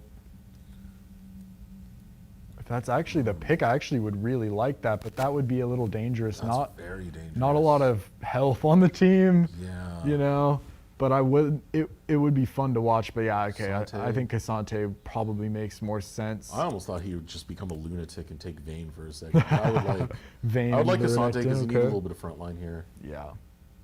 And that's a solid matchup into Renekton as well. Yeah, he is going to have some struggles, though. Sejuani is always best when you have a melee top, because it stacks permafrost real fast and allows for that stun to get activated from Sejuani's kit. So now you have the Ruthless Predator, which is going to stun him up, followed by the Permafrost stun. So Hoarder's got to watch out for that combo. I think he's going to have to play a little bit of weak side into this Renekton, sadly, and then hope music affects the mid and bot lane. Yeah, I was gonna say though, I think Supernova, like, the one thing I do like is CNV is very gankable, I think, for the most part, until a certain point in the game. Like, I think Renekton, Ryze, and Nautilus could all potentially get caught pretty easily by a Bard and a Lee Sin. Yeah. So, because, yeah, I mean, if Bard comes in, hits the stun, Lee Sin just gets a free everything in his kit to land. So, I'd like to see, I think that's kind of, if they win this one pretty easy, I think it's going to be off the back of, like, quite a few gank kills for sure. I want to see what Zyko can do. He's the one playing the Bard right now. I know it kind of cuts off part of the name on our screen, but I think if you attack mid pretty consistently, jungle support attacking mid is pretty devastating for Ryze to have to deal with. On one end, the moment you burn your flash, you're always at the risk of getting walled off. But then wall can set up, you mentioned earlier, like, it can block the hook, but it can also set up the Bard stun. Yeah. So that's another thing you can use there. And Ryze without his flash is a little bit on the move Another side. fun one as well is if you're just in the middle of nowhere and want a Cassante, you could put the wall up and Cassante ult him through the wall just to get it off. That would be interesting. That'd be a crazy tech. I would love to see that, especially if you can get like the long side of the wall. Oh yeah, through go all the way thing. through. That would be pretty fun. But I don't know if they didn't. There's a lot of walls on Summoner's Rift for the most part. If that ever happens, you have to give a name to that tech. Is that like the Amazon Prime delivery?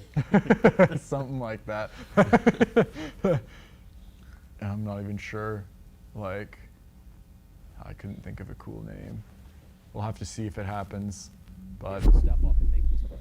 we're able to go. I mean, now Supernova's in a tough spot. Yeah. Like, the 1 and 2 seed both at risk of getting sent to lowers already. I mean, number 1 seed in lowers, that's crazy. I think it's crazier for NRG. I don't want to discount what Supernova have done, but I do feel like they overperformed to get where they are right now. And they are number 2 seed, by the way. Don't let the top part kind of fool you. It's just a little production mishap on their side. But beating Maryville put them in the number 2 seed. They had the head-to-head with Maryville, and head-to-head means that Supernova automatically take that 2nd seed. But yeah. Well, I mean, coming off that win, like, that's interesting. I think sorry. I read the first line of it. Romer is smurfing in the LCK. Quad and APA continue to dominate LCS. Darkwing's future is bright. What do these players have in common? They all played against Shoji in the NACL and Levitate First Blood. Let's go. And then runs it back. Wait, And Zyko loses. might win this. I think Zyko wins this. Yeah, I mean, just with range advantage. Yeah. Well, kind of not really a win. TP back, tactical, like, that's actually, this puts him in a weird spot, kind of, because I mean, like the wave is in a weird spot. Zyko can't really recall. Actually, I think he will. Yeah, he's But like, fine. Levitate coming back, he now has just a free Cole. Like, that's really, really good. You essentially just start the game over with a Cole now. Like, you'll be perfectly happy to get that. And yeah, that trade is definitely in the favor of Supernova. It's also in the favor because Bounty got the kill. Yeah. And Levitate was the one who got it on the opposite side.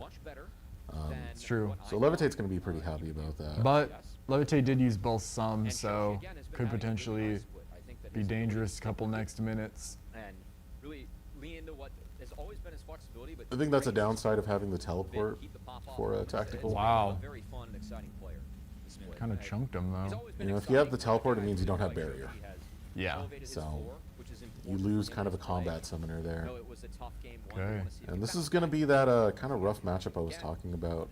I think Yeah. isolated Renekton versus Cassante isn't like the worst situation you could possibly be in. It's just when Sejuani gets involved is when I get True. scared. I also think it's pretty terrible early for sure. Like I said, it's not the worst matchup, but more like side lane later, it won't be so bad. But right now, I mean, if you try and walk up to Renekton, he'll just kind of destroy you. So yeah, a bit of an early lead, obviously going Yeah, the way of Sniper. I've always referred to it as the Renekton level 3 power spike.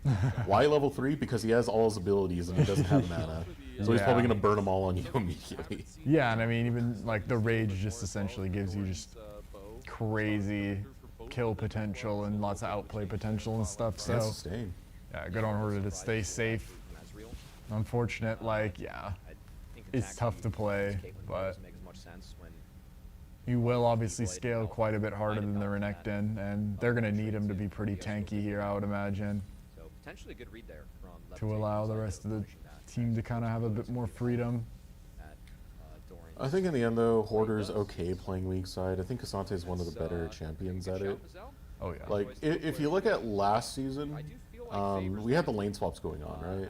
And one of the teams that had some of the teams had problems doing lane swaps because they didn't understand what champions in top lane specifically worked best with lane swap. Yeah. It was Scion and it was Kasante.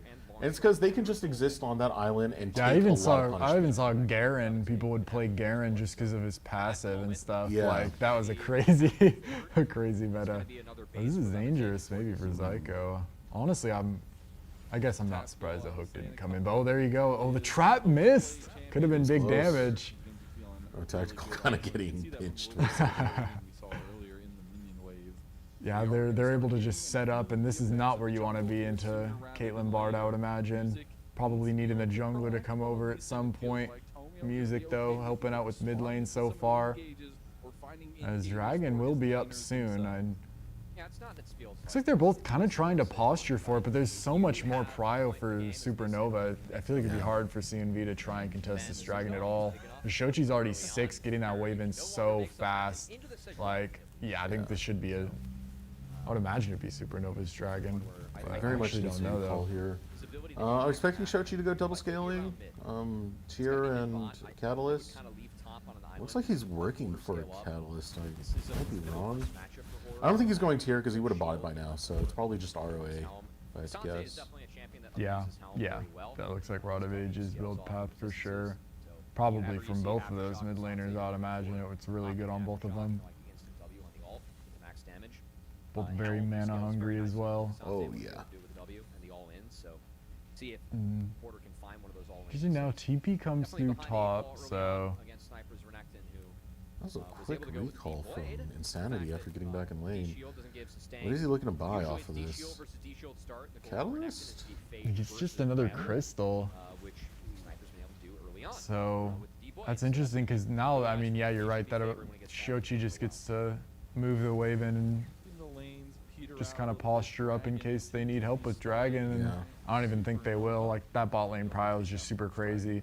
But Tactical has more gold despite kind of being pushed in. He's been playing pretty well, so I think they're more than happy to give this Dragon up. Yeah, Tomio's very aware. He knows what side music is playing on right now. So Tomio just goes straight for the counter jungle. He doesn't really care about the Dragon that much. Ocean Drake by itself isn't really impactful, so I think you that's gotta be fine careful. Here goes in through the wall, but not quite. Yeah.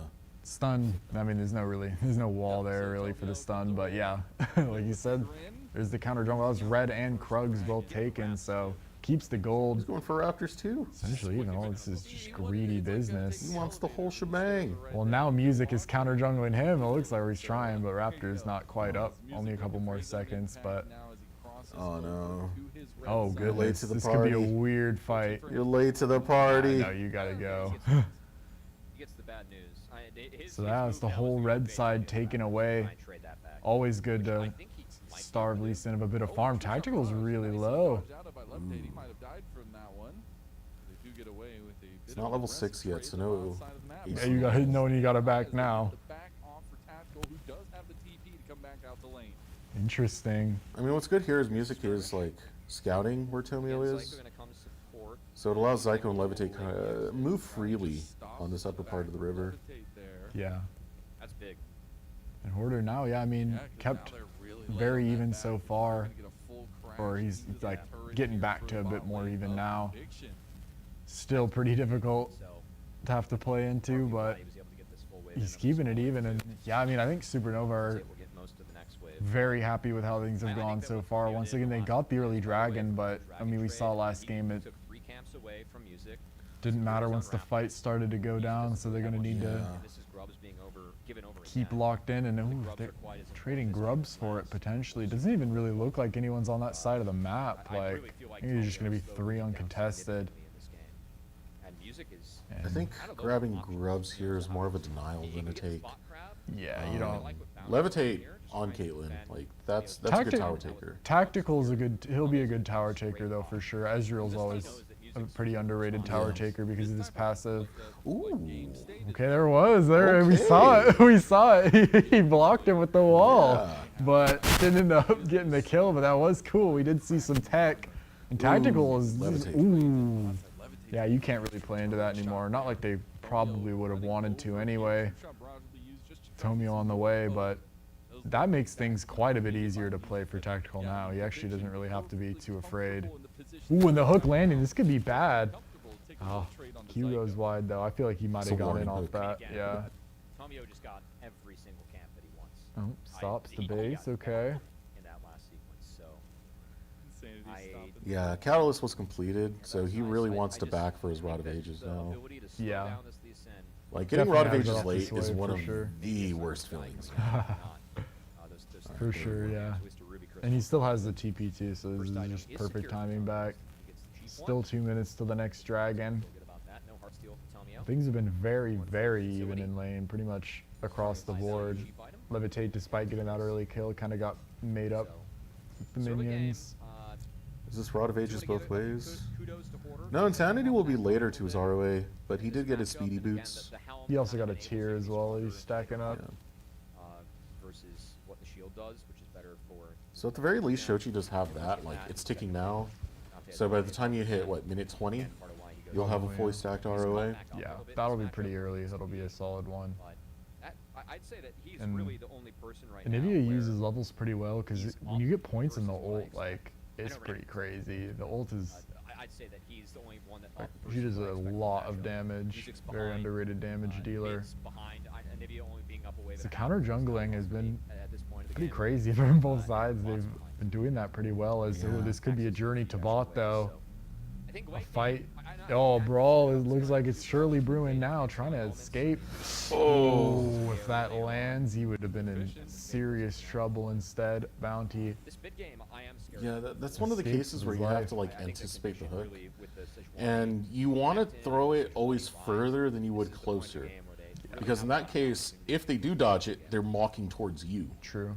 Yeah. I love the kind of push and pull we're seeing in the vision game. Definitely on could have bot probably side. cut him off a little bit better, but Small leads it's and an then interesting look. It looks like an all-in. Sniper wants it all, but I think Hoarder more than tough. happy. Oh, wow. I think, ooh, he might have it. Ooh, it's so close. W misses though. Flash, but he's building up Q3 now. Oh no, he uses it. He's just healing he off just the needs to wave. heal off the wave. So he'll be okay to stay alive. If he walks towards that bush, he might die. Oh, the double snare. Double snare. It's rough. Still Shochi has the egg though. flash. Gets back to turret and has help. They can't kill the egg. Yeah. So, but getting that out before the fight is pretty important. really like the shield into the Sonic And Wave they didn't really vision. give anything for it. No sums. So Meanwhile, I thought I think they'll be happy. They did use an Sejuani ult actually. But, oh goodness, Oh, I might combo be on caught Zyko. almost. But instead actually makes him walk up kind of far. Levitate has an interesting angle. This is tough, man, because Music's not having the impact he wants to. Yeah. Instead, he's kind of falling behind Tomio. There was a level lead a little bit earlier. Tomio should have an XP lead, yeah. A very slight one at the end of the day. CS lead kind of shows like a camp or two above, which Tomio's happy about. I mean, you just want to get to the late game as Sejuani and be that tanky beast. But for Music, I mean, he just finished his Sundered Sky, so that's a positive. We just need to see it actually used, and that's where it's rough for like this Lee Sin. If you're not finding plays, then you're not really getting the most out of Lee Sin and the whole objective of taking. Yeah, I would have expected like at least a couple kills by now if things were going absolutely perfectly. Because now it's a kind of an uncomfortable fight. Zyko can't really do anything.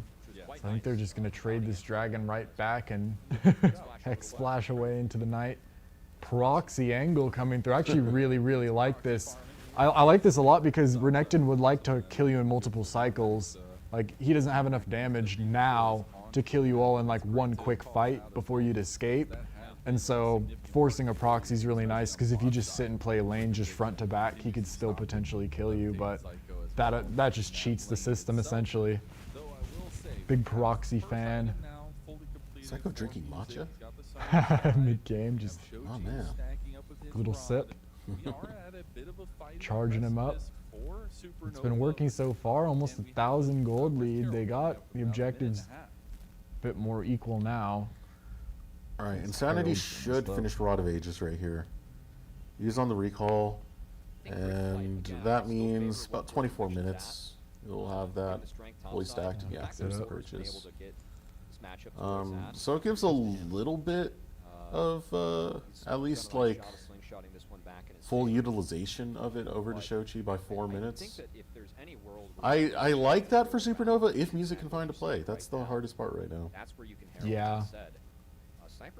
Seems like plays have been hard to find so far, but they're going for one. Hits it. Right, put down the traps. Now they can trap, root, Stun follows. stun, everything on the way. Okay, a lot the of healing, a lot is more still damage. not all the Just way keep whacking there. that man. Grabs it. Alright, finally. Beautiful. I mean, Was there a kill elsewhere? Shochi Ooh. died. Oh man. traded it back though, so that goes from really great to now just like okay, you know, Now it's like, who essentially can an take equal the tower trade, faster? yeah, and they do take it quicker with the grubs. You're right, so it's actually worse. Actually, music is back, but I mean, not much for him to do. This is where it's a bit of a misstep, because I feel like if you're Shochi in this situation, you know music's going to be bot lane, you know they're setting up a play, that's where you have to play safe. And not put yourself in such a bad situation. I didn't see how that happened, but there are the worries there. Now Insanity versus Hoarder. Oh, We didn't dodge a Q3. This might be an angle. that could be a kill. Oh, he's so quick though, but he still keeps getting slowed. Oh, has backup from the rest of the team though, and now he's got him too far forward. Hoarder got too ambitious. Yeah. Oh, that's an unfortunate death. That's not good at all, because Herald goes and yeah, now this is quite a bit better for CMB. Yeah, this might be the Okay, kill here it is. mid. Oh, just a flash hook. Flash. Lands straight on, and goes the Sejuani ult as well. That's brutal. Just chain CC, but yeah, I don't know. I guess you gotta just expect that.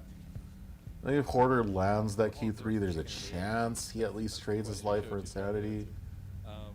But Whoa! no, What a my play word. with the blast cone, but they didn't know music's there. Yeah. Still, the damage is so crazy, but Shochi has his passive back, and now the trade Okay, really yeah, good onto yeah. the turret. Perfect. Beautiful tempered fate.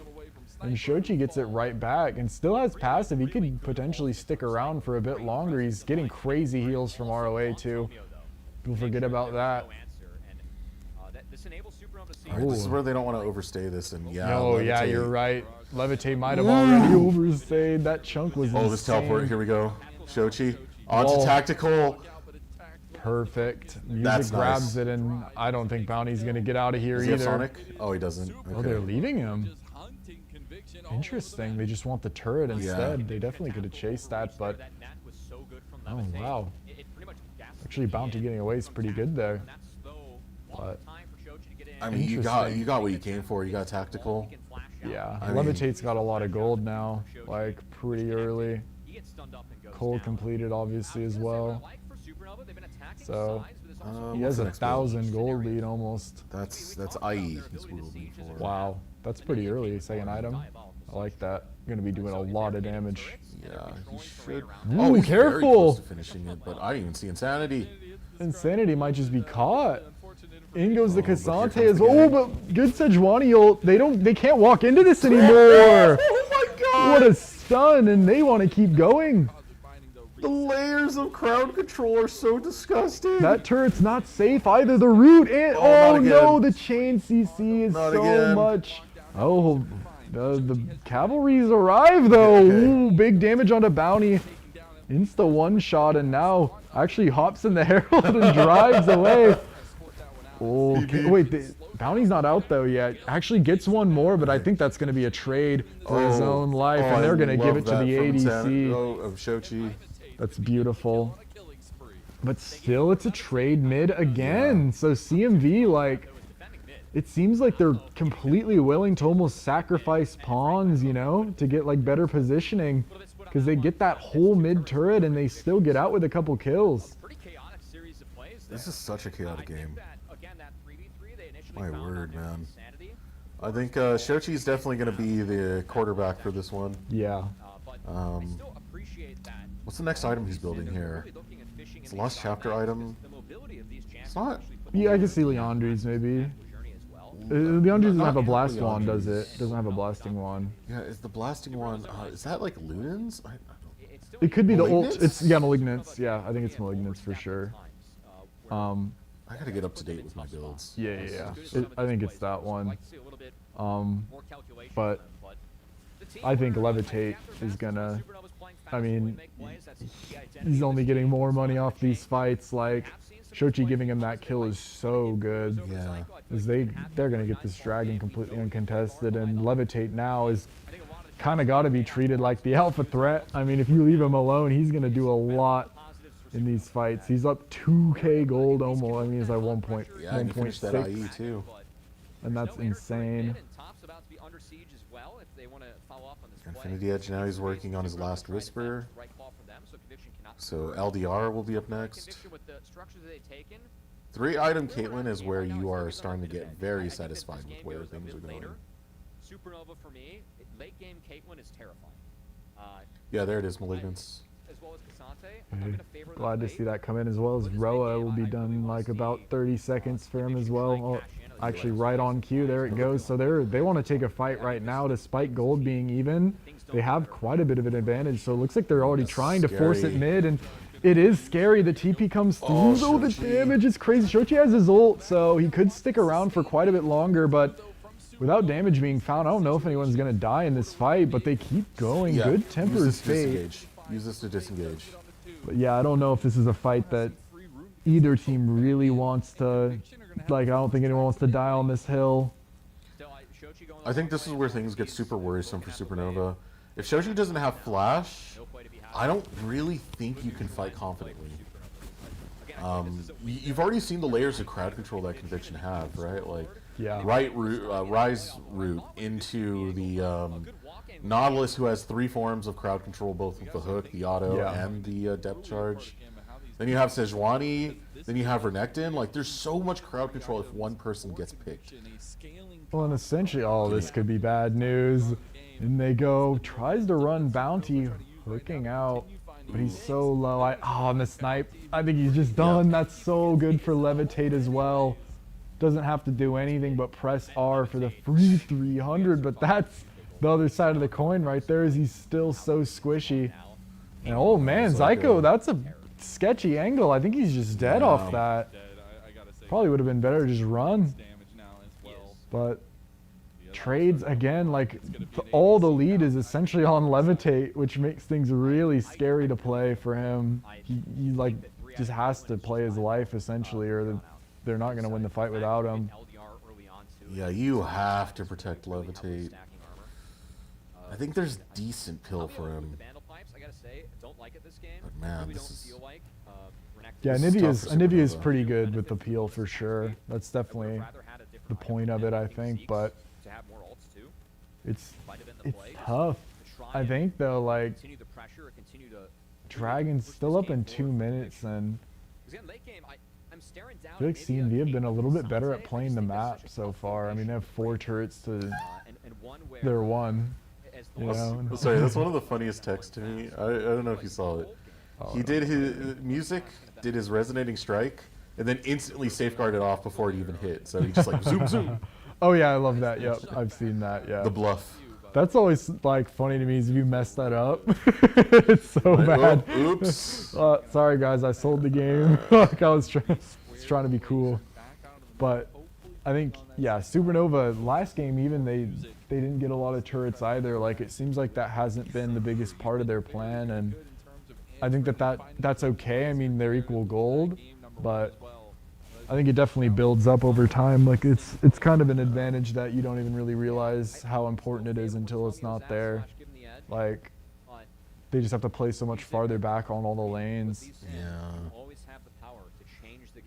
Okay, what benefits do we have here? McHale's is grabbed by Psycho. I think that is the most important McHale's you could have of your life. Yeah. I would like to see Levitate at some point get a Scimitar. Yeah. I think he does. He does plenty of damage. Yeah. Yeah. With the LDR.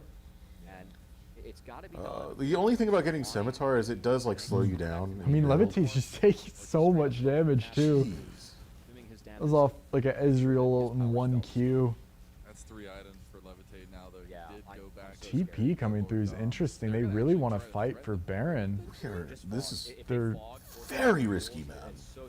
I don't know. This is gonna be. I don't like this. I think they're just trying to use this to draw a fight, but I don't know if they want to draw a fight. I think C&V is perfectly happy with taking it. So yeah, they just fall off, and that's not great because now you showed everybody and burned a TP for essentially nothing. But actually, they faked the recall. They faked the recall, but C&V does not fall for it. They do not. They did not leave. They are still here, and it looks like they're trying to force a fight. Like they want to fight really bad, and I think this is dangerous because now they have to get over to the dragon, and they're walking into C&V, and they go in, try and draw some cooldowns. Ultimate use. That's McHale's burnt. That's good to get out. Okay. That's pretty solid. I think. Oh yeah. He timed it wrong. Yeah, he couldn't get the Yordle snack track up in time. Oh no, Hoarder timed it wrong as well. He timed his W off. Oh my goodness, Bounty's just almost dead. Straight up. I mean, they outpoked him. Now they just... Oh, they gotta burn this right now. They can burn it real fast. They're gonna just get it. Arctic Assault's on cooldown, so yeah, Conviction have to peel out. Wow. Oh, that was such a... That's just straight Levitate right there. That's just all him. Yeah. Like, that damage just makes it so and that should have been a lot harder than it probably was. I think C&V were almost a little too careful there because I think they had a lot of chances if they were really looking for it to get a play because I thought Hoarder was 100% dead. He timed the W wrong off the Tempered Fate and so just had no cooldowns in the backline, just didn't even really have to pay for it. So that's another really great look for Supernova because they didn't have to give anything for that. I mean, that was big for Zyko, because part of the way that played out, right? Zyko lands Tempered Fate, it hits Insanity. That's one of your priority targets. Levitate was rushing so fast to try and get a trap under him, but Insanity flashed out. If Insanity's burning Flash, then Conviction are not really that willing to fight. At the same time, you saw Shochi put up a wall that zoned out Sniper from joining the rest of the team.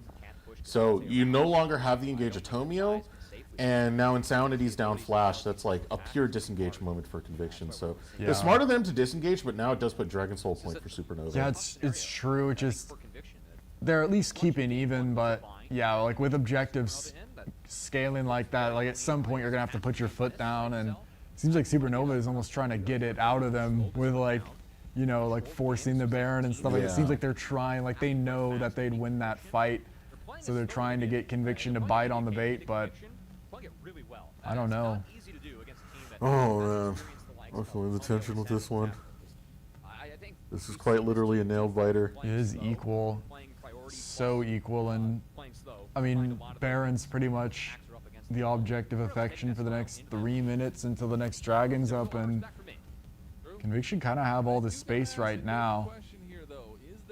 But I mean, all the team coming in, it might not be for long because mid now has to be cleared, and Shochi kind of zoning off tactical. I think maybe using kind of that moment to take space towards the objective, and I don't know. I don't think either team is like confident enough to try and just completely flip it. Oh, and wait, Insec comes through onto the stun. Oh, the ult comes through as well. It was beautiful. It was perfect. That was huge. Just a pick out of nowhere. And again, he did not have his Flash. That was burnt earlier because of Zyko getting a Tempered Fate. And now they're going to go Baron, and this is so uncomfortable. Insanity was a lot of their damage. I'm losing my mind. I'm losing my mind right now. Oh, side lane belongs to Sniper. He did grab a turret during that, but now he's teleporting in. AP in 5v4 though, it's so uncomfortable. Oh, you gotta Order stop big Toby. damage. You gotta stop Toby. Dashing in. Oh, jumps in. Uses the wall. Everyone's stuck. Everyone's just frying, taking Sniper so dies. much Sniper damage. dies. Sniper Sniper's dies. Come one. on. He's 1 HP. Ah, the flash doesn't land though, and it's too much. It's too much. Sniper fakes him out. And now, wait, Levitate almost got one. Doing this much damage is solid. They can't go Baron though, so they hold on. They pull just enough attention away. But Levitate is still growing ever stronger by the minute, and now it's a again, no way! Another victim. Music. That might even been better. The first one was insane because he kicked him straight in line so the Bard stun could line him up with the wall, and that one was even better. Just as soon as he comes back, hits another play, and this is scary though. I don't know if the rest of the team's gonna be here in time because Shochi's kind of zoned, so it's kind of a 4v5. Especially Sniper's got 2 right now. They could turn potentially. Oh, they want Shochi. Oh, hook doesn't land. He just walls out. Oh, and Levitate's now it's Levitate's gotta be even. careful. Levitate's gotta be careful. Oh. Knocked up so that's low. great. Music That's though, great. they're so low though. Oh no, Levitate can Music's survive dead. this. Levitate can survive this. He's stuck in the corner, but the just Baron. enough peel. No smite though. I think they have to drop it Oh, man. because Chomio's full. So again, it's just posturing still. And actually, the one coming out ahead now is CNV. Conviction has taken 1,000 gold lead despite these fights seeming like one wrong move and Supernova is just going to win the whole thing. They've been able to hold on so well. And like, oh my goodness. And now Dragon's up. And they've taken the space so quick. Yeah, Conviction, they need to, but what's the call here for Supernova? Do they just go straight Baron? Ah, no, it's they got it too quick. They can't go Baron. Instead, I think they're just gonna push the lanes out. They're getting top pretty far. I like that at least, but Conviction is really like playing on a knife's edge. Yeah, And you see Levitate is also, I mean, I think he should have died last fight. Seems like it's only a matter of time before they really try and take it to him, but I mean, you see how hard Supernova have to try with some of these fights. yeah. Like, even the setup for that fight, all the commendations in the world to Music, he saw the fact that Tactical shifted forward and got the insec off of it. Like, that's what I want to see more of. Oh! And Well, you gotta this get could the be a chop kill. down, but Levitate bought the Will bait. they Oh slide no! for him? He still dies! He got the kill Still though. dies He and got it's the a kill in trade time. though. It's ADC for ADC. Okay. There's, Oh, oh the no, Bulls that by hook's himself too for too good. long. And they're gonna keep going. Keeping behind, they're flanking now. Okay. Oh, they're cut off. I don't think they can get back to base. Maybe they can. This is They hard gotta to pick fight. someone, maybe. They gotta pick someone. This is hard to fight. 'cause Oh, okay, Shochi, yeah, they gotta chill. He has a lot of health. Oh, the and You have wall? to walk up to Shochi. Does he wall that? No. Okay. Ooh, stun comes through. Wall now. Baron's gonna do some damage. And they don't really have anything to kill Baron this quick. Especially with the Rise playing out. But ooh, Psycho, you are a lucky duck, bro. Yeah. Barely gets out again. And Baron is like just the unclaimable prize. Just kidding, sitting bro. there. No one can quite get it. And still, CNV, Conviction is starting to really take control. It's kind of a bit of a script flip from the last game with Supernova getting all the objectives, but I mean, they're playing everything about as good as you could with these quick adaptions, and here's the... ooh. Yeah, there we go. Nothing to do. I love that angle. It's beautiful business from the production. Thank you, Phillips Morocco and Blade. For enabling this. This fight is insane, like... The big thing for Supernova there was Levitate killed Tactical before he went down. If Tactical survives, that fight is way more badass. I don't like that. I don't think Levitate should be trading 1-for-1 for tactical. I think he's so much Yeah. more valuable that I would rather you just live. I mean, what he's tumbling in on is anytime he sees crowd control, he feels the need to get a trap down. Are they gonna go? And he's been getting punished for That's that. Nautilus ult That's is not out, and now oh, this is so They good, got so good for Supernova. Where's the stun? Okay. They're holding the line. Oh no, I guess they fall off a bit. I thought they were gonna go hard. They still seems like they kind of want to. They get the ults out. I mean, they've gotten 2 or 3 already. They've gotten Nautilus and Renekton, but they did trade it for the Tempered Fate. So once again, just kind of even like it. I'm waiting for the full barn burner fight, but it still hasn't happened yet. Yeah, for like Supernova, they're very close to getting it. Each and every time they're very close to getting it, but someone is either too far out to follow up on the Tempered Fate, and that's Oh, what's this they making could it be difficult. forcing it. That's dangerous Very music. dangerous under the tower. Oh, rooted Oh, just actually, auto- and tower's still kicking. Yeah, Mikhail's is down. The ult Alright, that's lands. all- Oh my Somebody's low. goodness, the damage! It's so much now they Flashes like have to crazy. fall back.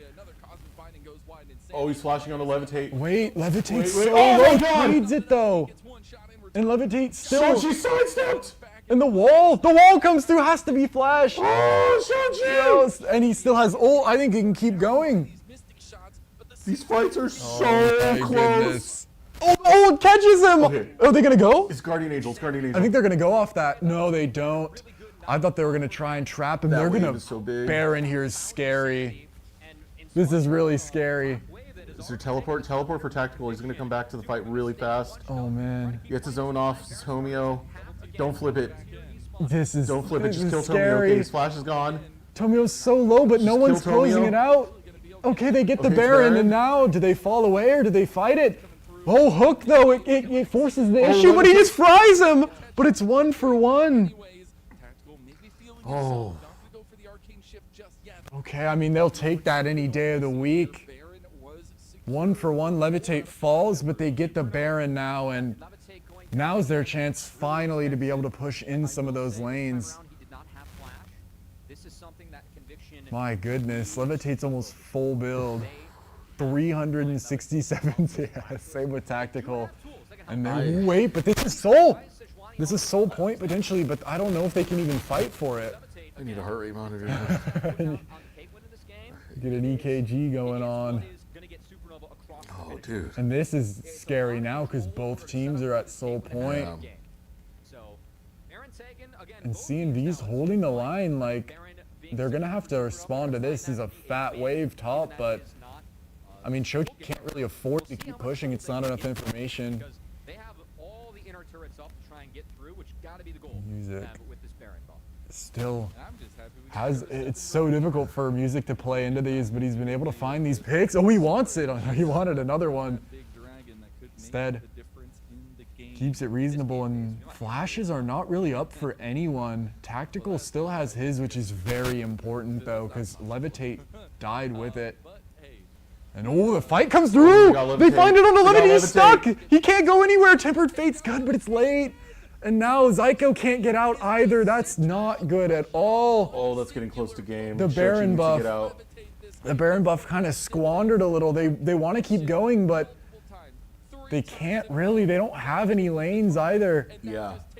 Okay, it's not going to be game. Shochi can still hold the line. Oh, interesting from Tomio to kind of go over the wall and draw some attention. And this is, I think this is like Oh, a that pretty was- good fake, because it allows them now, it gives them the space to take the Yeah. turret. Oh, Okay, and they can take Tomio, out Tomio. no, he's alive Oh, still. you need Levitate to take him out. So well played. They get the inhib in the face of the Baron buff. And this is scary business now. My heart's pumping. So Conviction are up. There's still like, I mean, 30 seconds for Baron, but they don't really have anywhere to go for it other than mid. And now Levitate, he's always been the only one with the lead, but now it's really on to him. Every other lane essentially down 1,000 or more. I mean, it's the game plan of Conviction. Every time they've done well, they've taken out Levitate early. Like, Levitate's playing a little yeah. bit too aggressively to try and get traps to follow up the crowd control. And Conviction have been spot on punishing that, and it's driving me crazy, bro.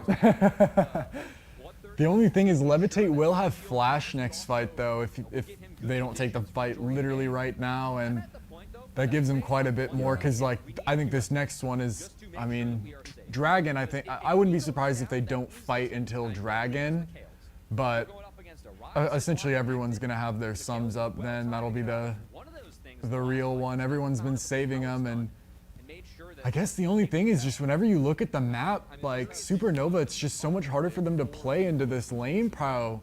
And oh, the TP, it's coming through! They think they caught him! Music has to go, but he's rooted, and oh, the stun doesn't quite land. Instead, Tempered Fate back the other way. And they get it! Pull him in. Oh, the stun comes through, and Music's so low, but instead it's Insanity! Oh no, the TP, and now they get to run down the rest still. If you were going to die, it's good it was then.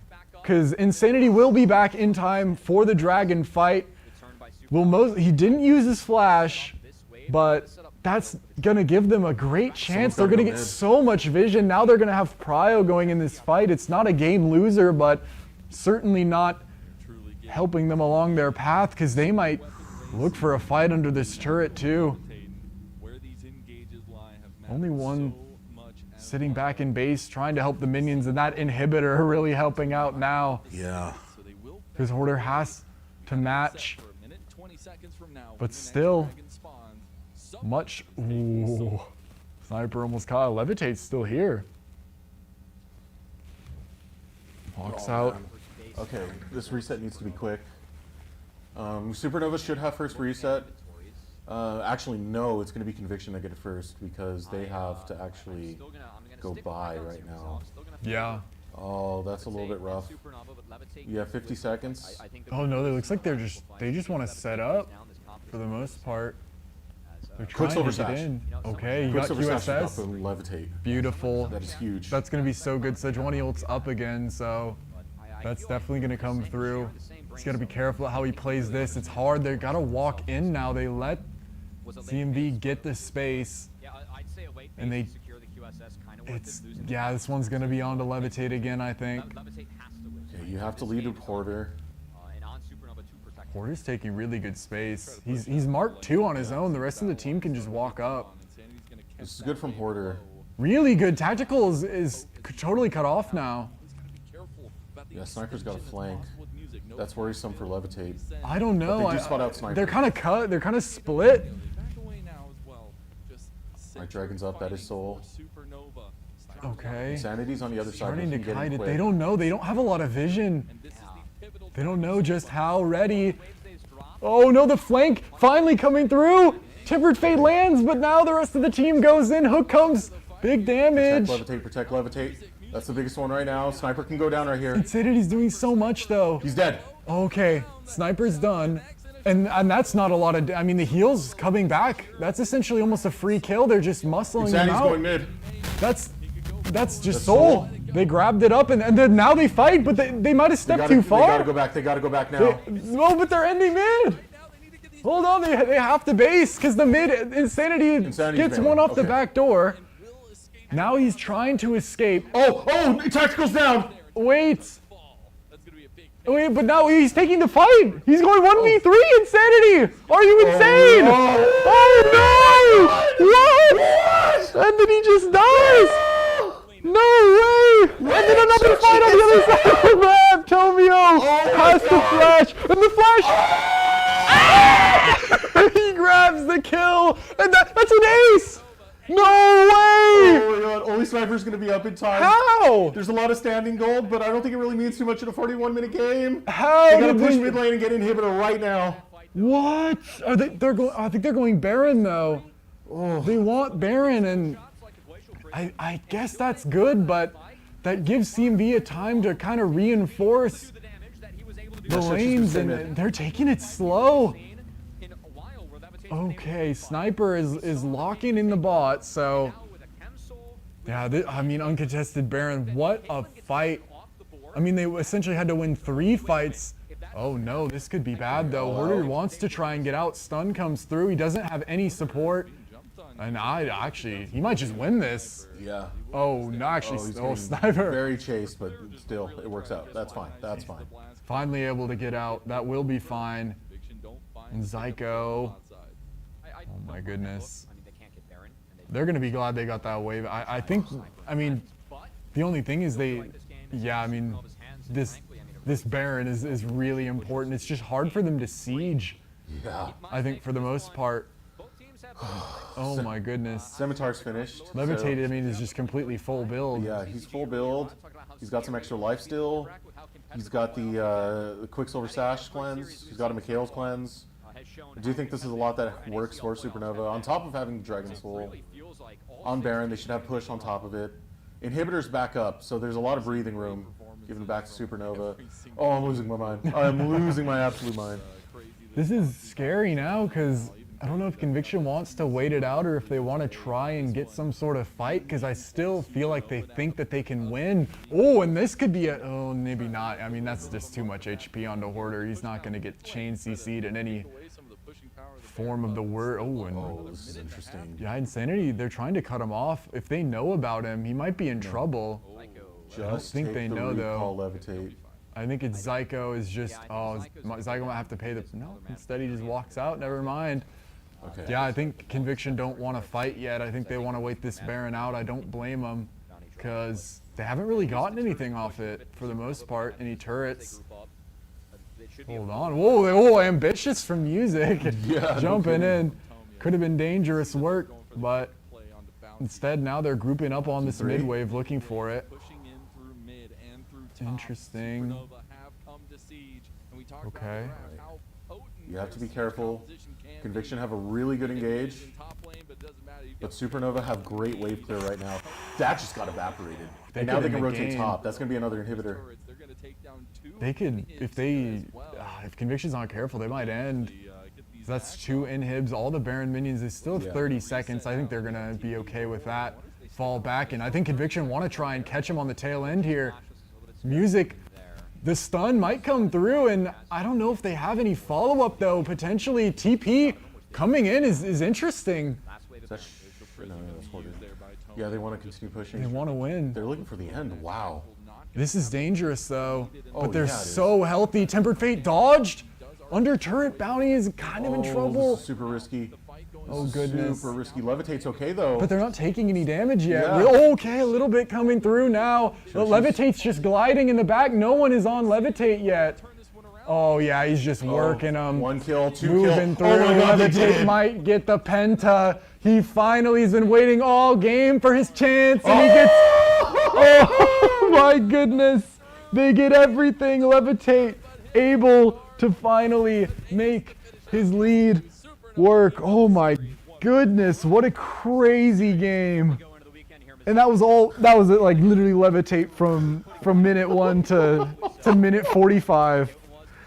Insane. Might, in fact, be the sweatiest game of League of Legends to have ever happened. My God, my heart rate is up right now, man. I mean, That was insane. yeah, you said it right, dude. Levitate was like one of the biggest factors that Supernova needed to protect.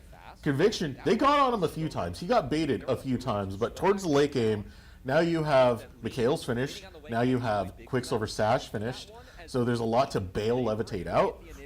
And it made it harder and harder to actually get on to Levitate when you have Shochi, who's doing a good job of peeling by just being a Nivea. Hoarder, who's catching out some of the other members and also peeling at the same time. Like, oh, God, that game Yeah, it was seemed like intense. Conviction almost just didn't have enough damage late game to really kill anyone. Like, that the Cassante and the Sejuani were just, or the Cassante, well, the Sejuani was tanky, but the Cassante was way, like, just, Hoarder was just unkillable late game. Like, Insanity was doing a lot and then just kind of hit a point where he just wasn't really able to anymore because Insanity just outranges him so much. And that fight, This kill. yeah, that whole sequence was insane.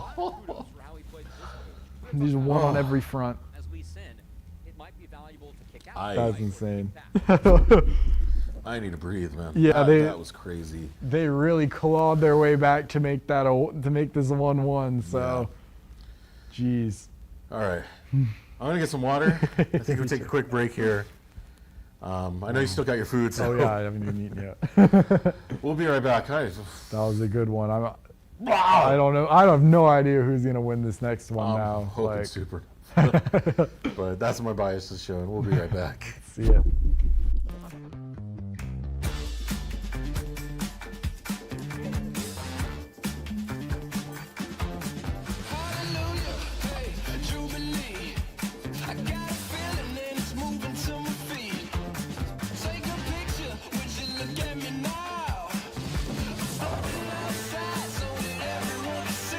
Now earn up to 4 times the rewards with the ICCU Premier Rewards Visa credit card. It's the credit card from the credit union you love.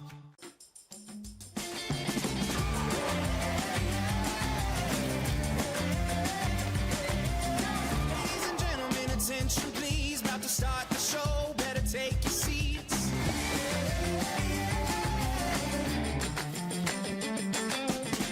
It's time to let the curtain out. You're gonna shake the room, you're gonna hop. Now earn up to 4 times the rewards with the ICCU Premier Rewards Visa credit card. It's the credit card from the credit union you love. Scott Matlock, underrated recruit, has built himself into one of the best defensive players in the Mountain West. What would you do if you couldn't fail? Would you see every setback as a catalyst to keep going? This is the innovator's mindset, because innovation demands daring.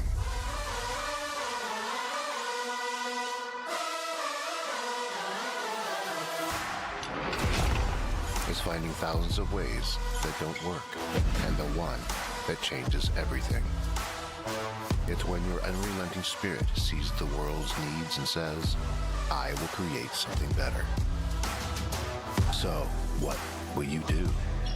Will you let your genius run wild? Give yourself the space to be great?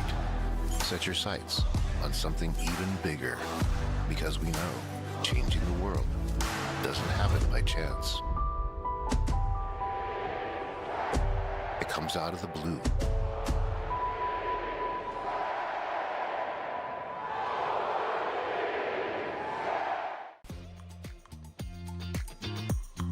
Since you guys have been in here, some things have changed.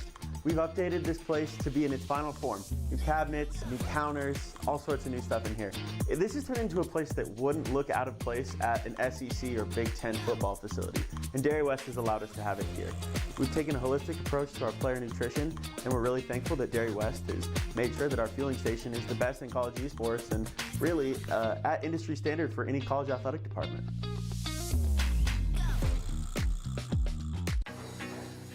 How's it look so far? Right in our house. Comfortable? Yes. Times and places all in who you share them with. Joy, I got in. who you share it with. This is a great view, so you're all right. Who you share it with. My friends know me as Derek, but I'm also Master Sergeant Raxter.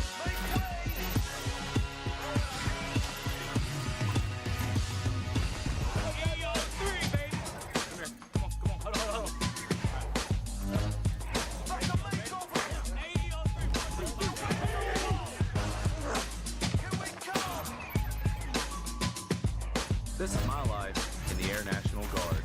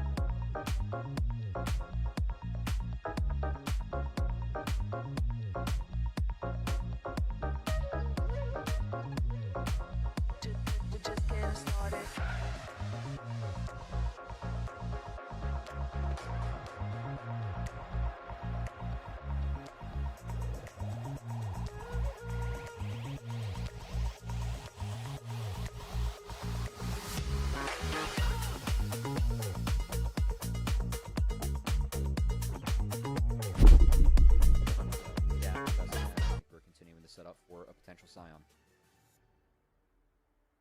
I would appreciate it. You know, we've had some. We are back, just in time for the draft. And I don't know how much more my heart can take, man. This was, let me get it up. Where are we at? There we go. There we go. Okay, let's see. Smolder. The Yunara Lulu has been a go-to for the later part of Fearless. I do like seeing J4 early, but I think Xin Zhao Karma is a good pairing. I actually am really excited to see the Smolder, because if the game script is kind of like last one, you know, where it's like super late, Yeah, I'm excited to see Levitate play it. But other than that, yeah, Yunara is very interesting. Yunara, Lulu, Jarvan.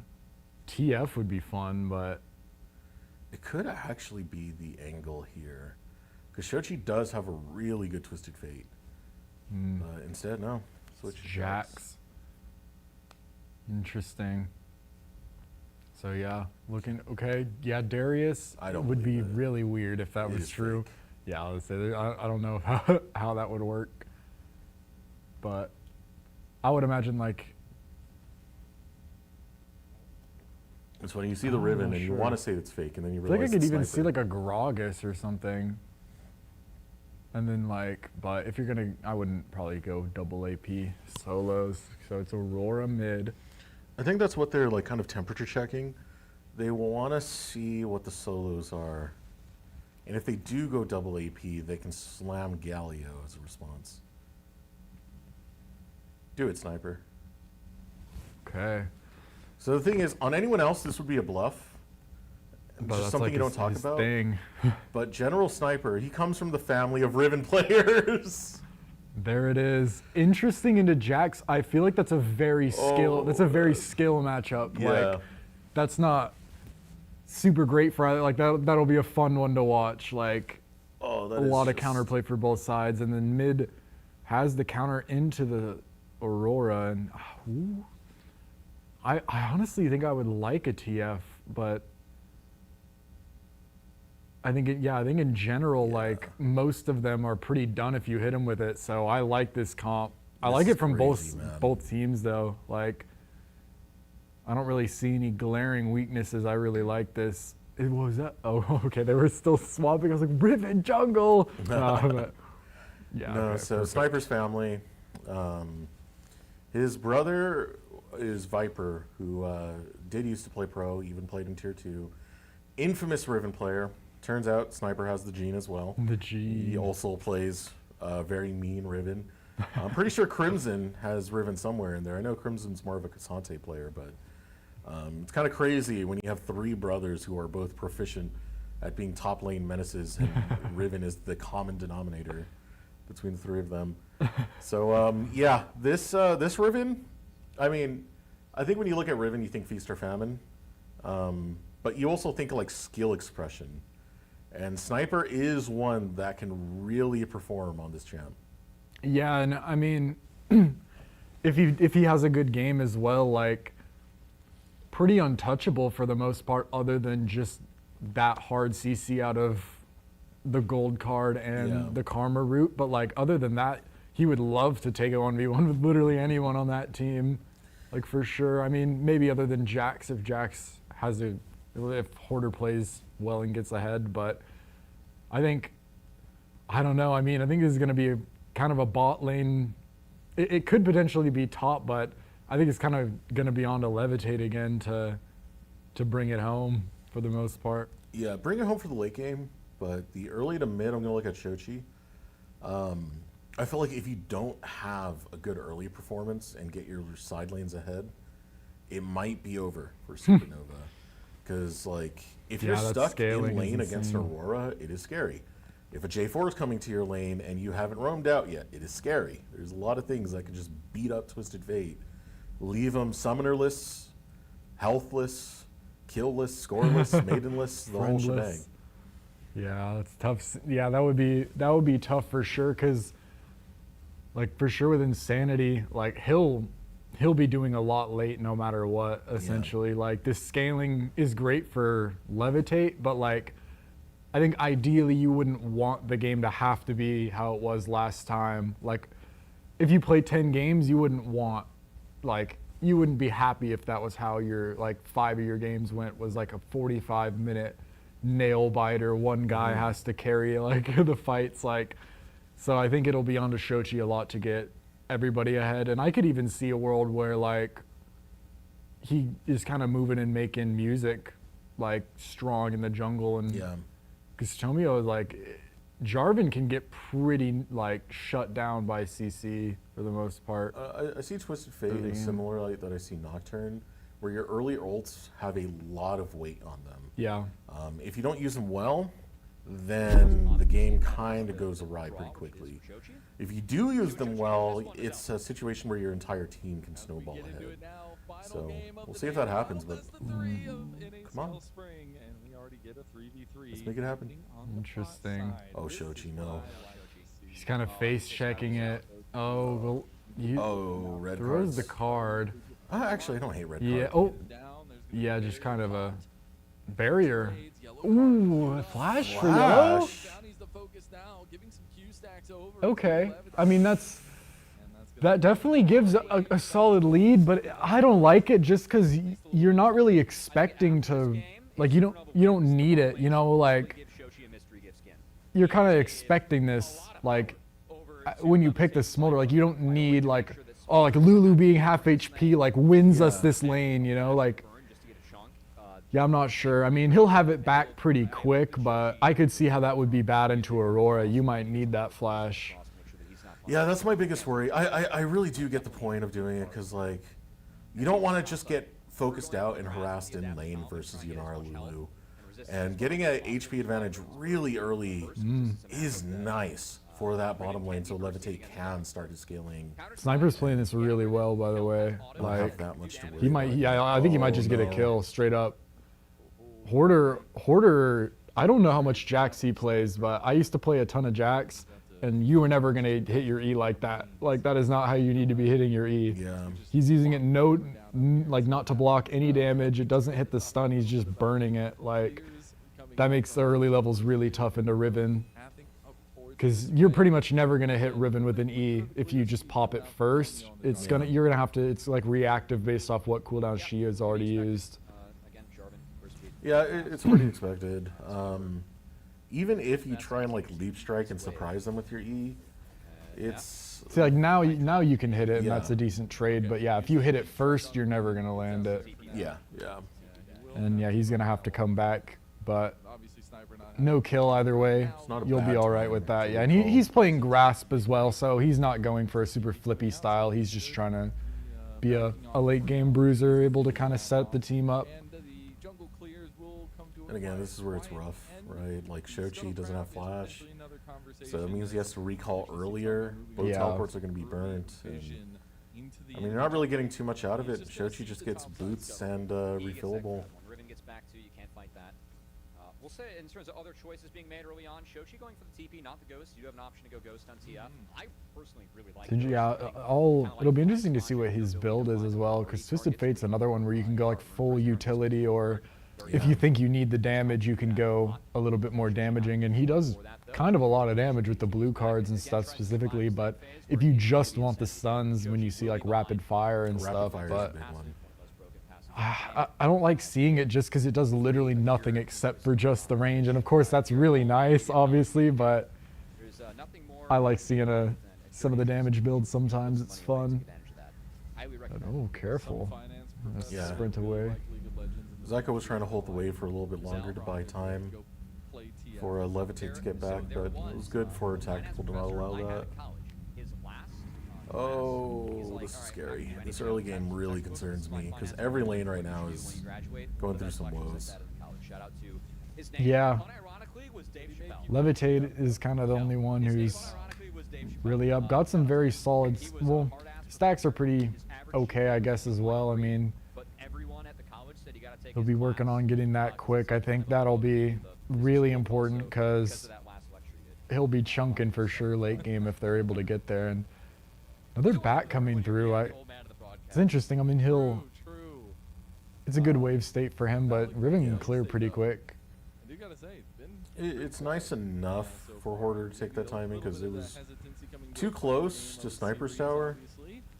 for him to grab any of that CS, and now as it crashes, he shows up. So Yeah, We'll that was really well played. Because now he might be able to deny a little bit from him as well, but just so far, really, yeah, no one seems like they want to make the first play so far, which I understand, especially with how it's been going so even. You don't want to risk getting behind early, feeling kind of confident in just how you're able to play it. yeah, see, this is what Shochi was trying to like kind of try and stop. Does that shoe get it? I don't think he did. He wanted to give that health lead early to try and not make this zoning situation too brutal. Yeah. I mean, Ooh, and it goes. It's working. Okay, here we TP. go. Oh, that chain. perfect. Oh my word. Beautiful timing. Oh, he might die for. No, the heal comes through Yeah. as well, and now could get another kill maybe. Nah, uses the barrier instead to just get a couple extra stacks on the way out, and they'll be happy. I think the only thing is, I guess they probably would rather Levitate have it, but Shochi getting that is still really valuable. And that's a good kill. That's what you were looking for. Is ooh, a lane gank, sneaky onto Sniper. Timing comes in, and that's the Riven Classic. Yeah. It's W and dash I hop away. away.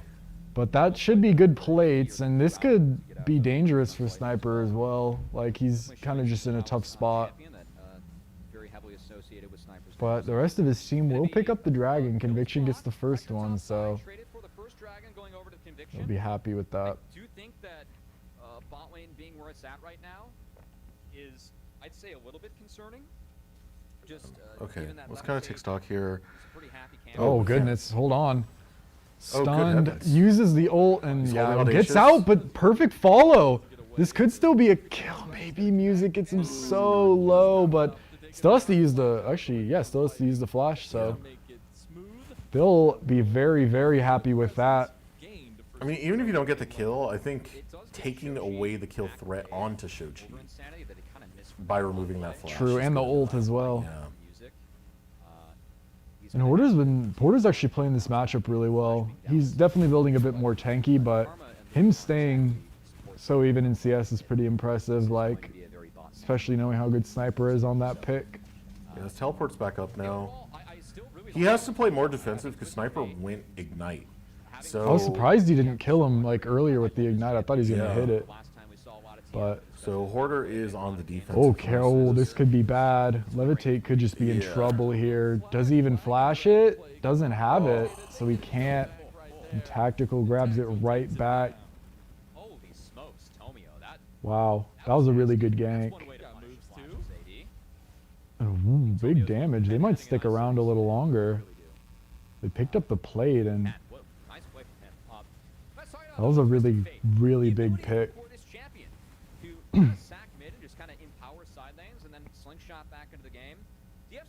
Shochi, he's got his ult almost online again, so he's going for a just helping out on the grubs, which will be super important. Jax would love that.